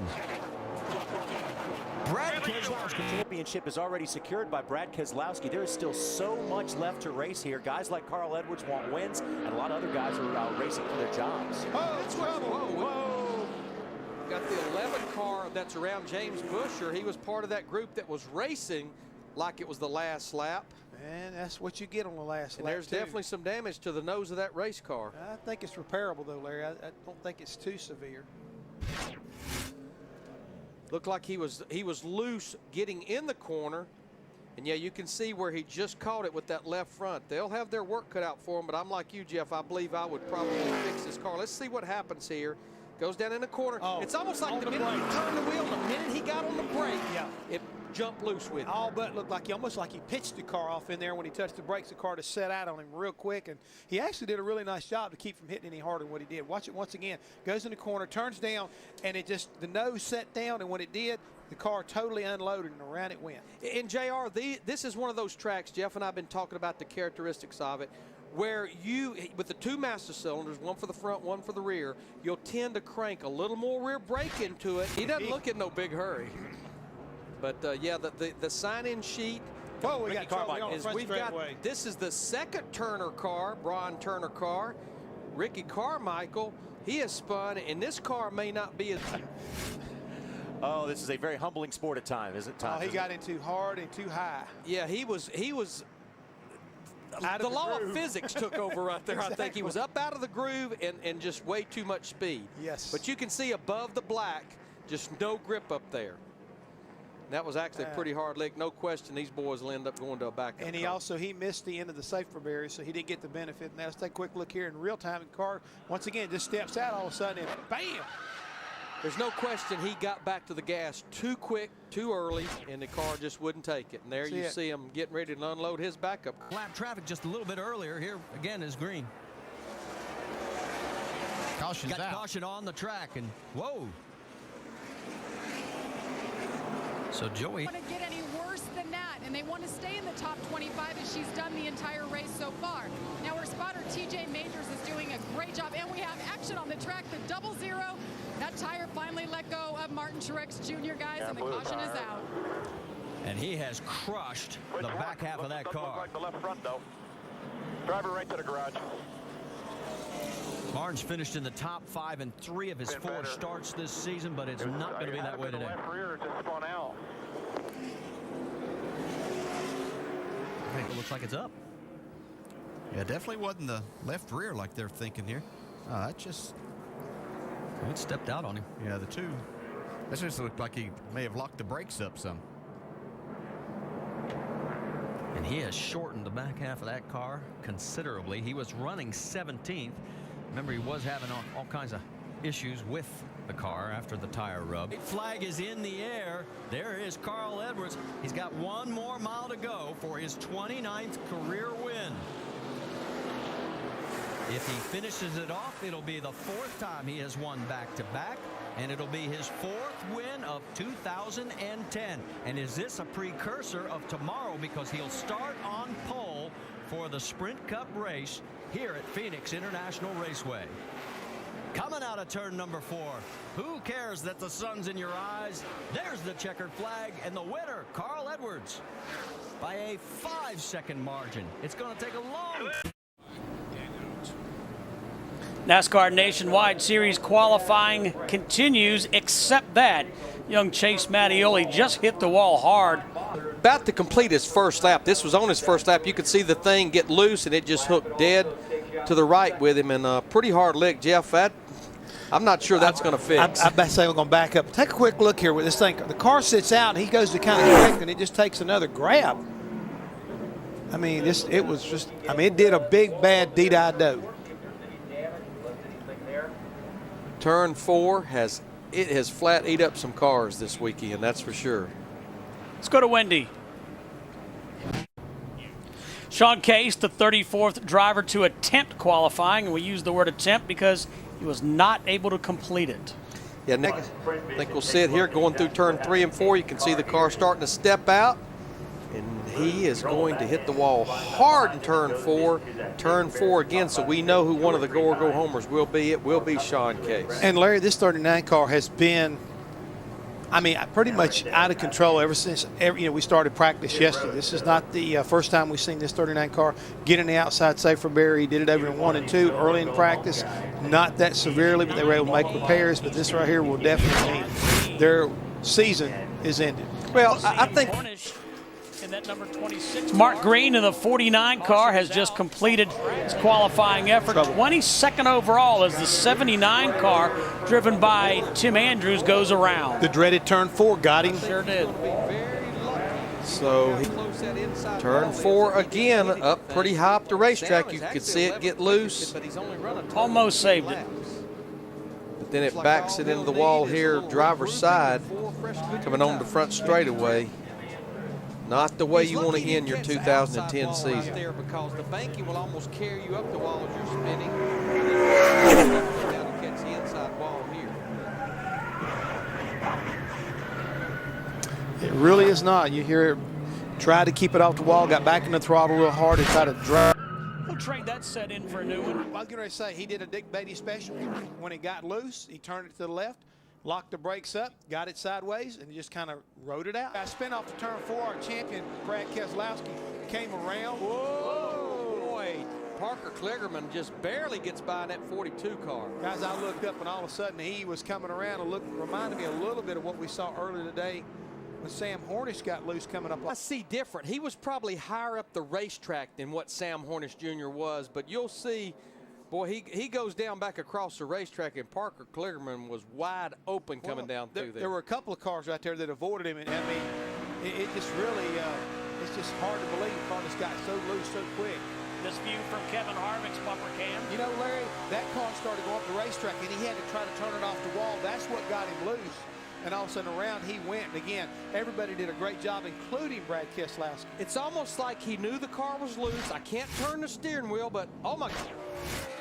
Steve, he got really, really lucky here. Once again, car gets loose on him. He's up real high, and he's able to kind of rim ride, just skimming the wall. It's not really hitting it that hard, but when he comes off the wall, hello, David Ruderman, that got a little bit antsy. You can see just way up the racetrack, and you're right up there, and just you can't get the car off the wall, it almost seems like. But look how close it comes right there, not only to David Ruderman, it's to Brian. from Danica's view. Whoa, and Clement gets loose again. Yeah, he's still out of loose. shape. Oh, no, he's going around this time. Hang on to it, Jeremy. Through the infield grass. Can he keep it off the wall? No. Not too much damage. No. He was running 6. See, he saw an opening here. Danica was a little late getting back to the throttle, but as he had to turn down to try to stay off of her, that's whenever he lost a little bit of air on the rear of the car. The way it went.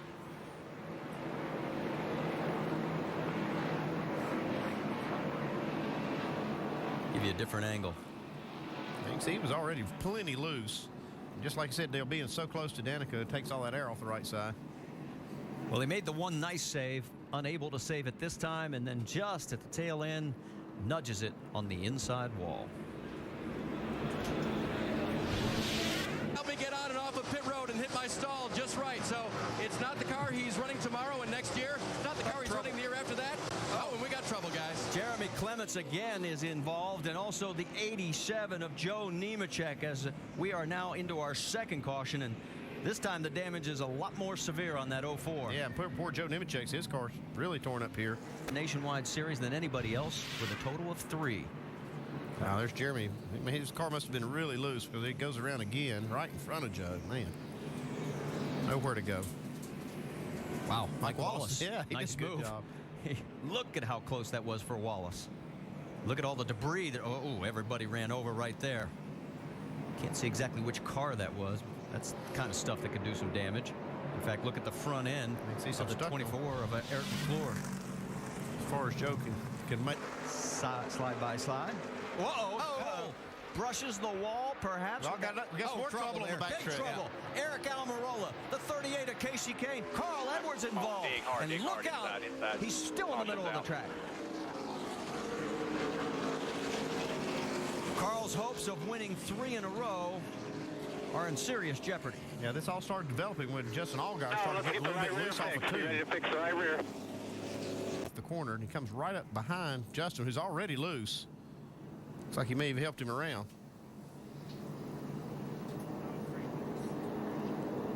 Eric Almirola actually caught the right rear of Carl Edwards and then spun right in front of Casey Kane. Here's the view from high above.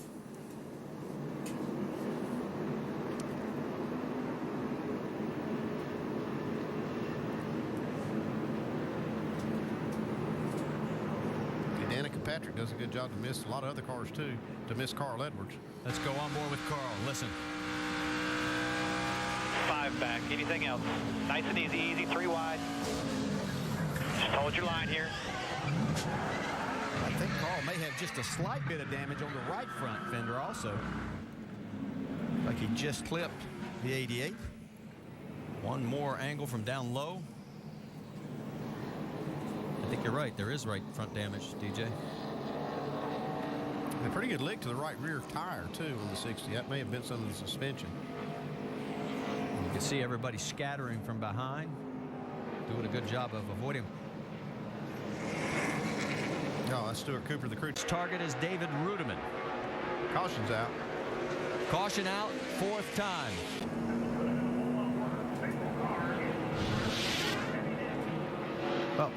Oh, see why he had a left rear down and into the wall now.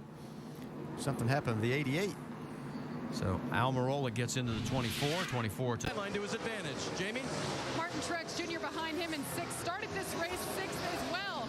Now they brought the same car from Texas, and we have another crash on track. Michael Annette, Marty. Yeah, Annette has spun it around right here on the front straightaway. Good save. 4 tires on fuel. Looks like he's been able to keep the corners all intact. It'll wait for the 15 and show you what happened.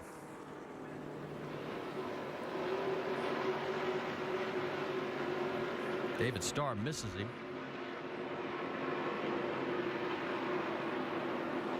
He just lost it. Did a good job, though, not to hit anything.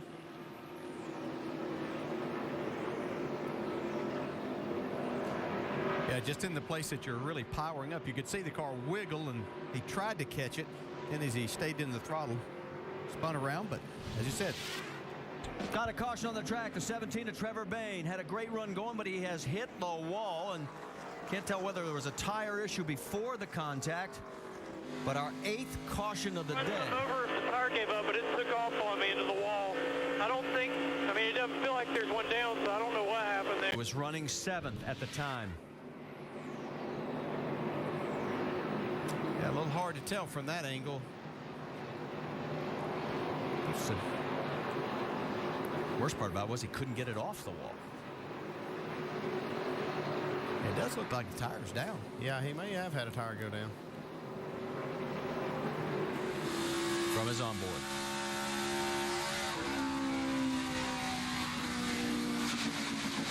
Here's a contact. 4 back, coming inside, coming up to you. Inside. That's too bad, too, because he was having a good run. And you can see all the addition. There is the 92, and Brian Keselowski has a lot of damage on that right side.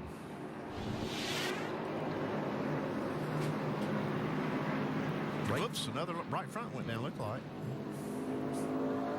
And again, cannot get it off the wall when that right front's that flat. Regular distance good for Keselowski on fuel. Dave Burns. And as that 6 car goes around, Vince, Mike Kelly told me a little bit about it this morning. That car goes back to the Reagan years, the David Reagan rookie year of 2007. And we've got caution on the racetrack and perhaps a decision for the 6-car crew chief as, oh my goodness, Chase Mattioli is hard on the wall, Marty. Yeah, that's on the back stretch as the 11th caution has come out. He's trying to move it, but it's not going to.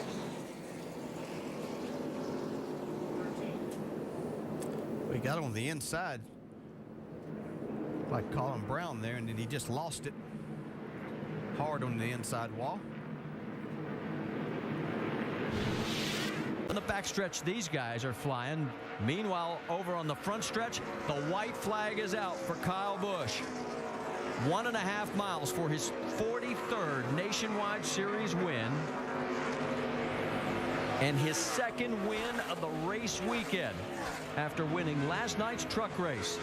Kevin Harvick has nothing for him right now. He's opened up the lead to 0.8 of a second. Bring it home, bud. He's going to claim the owner's championship for Joe Gibbs Racing, and as he comes across the stripe, a record-setting 13th win of 2010 for Kyle Busch. Second.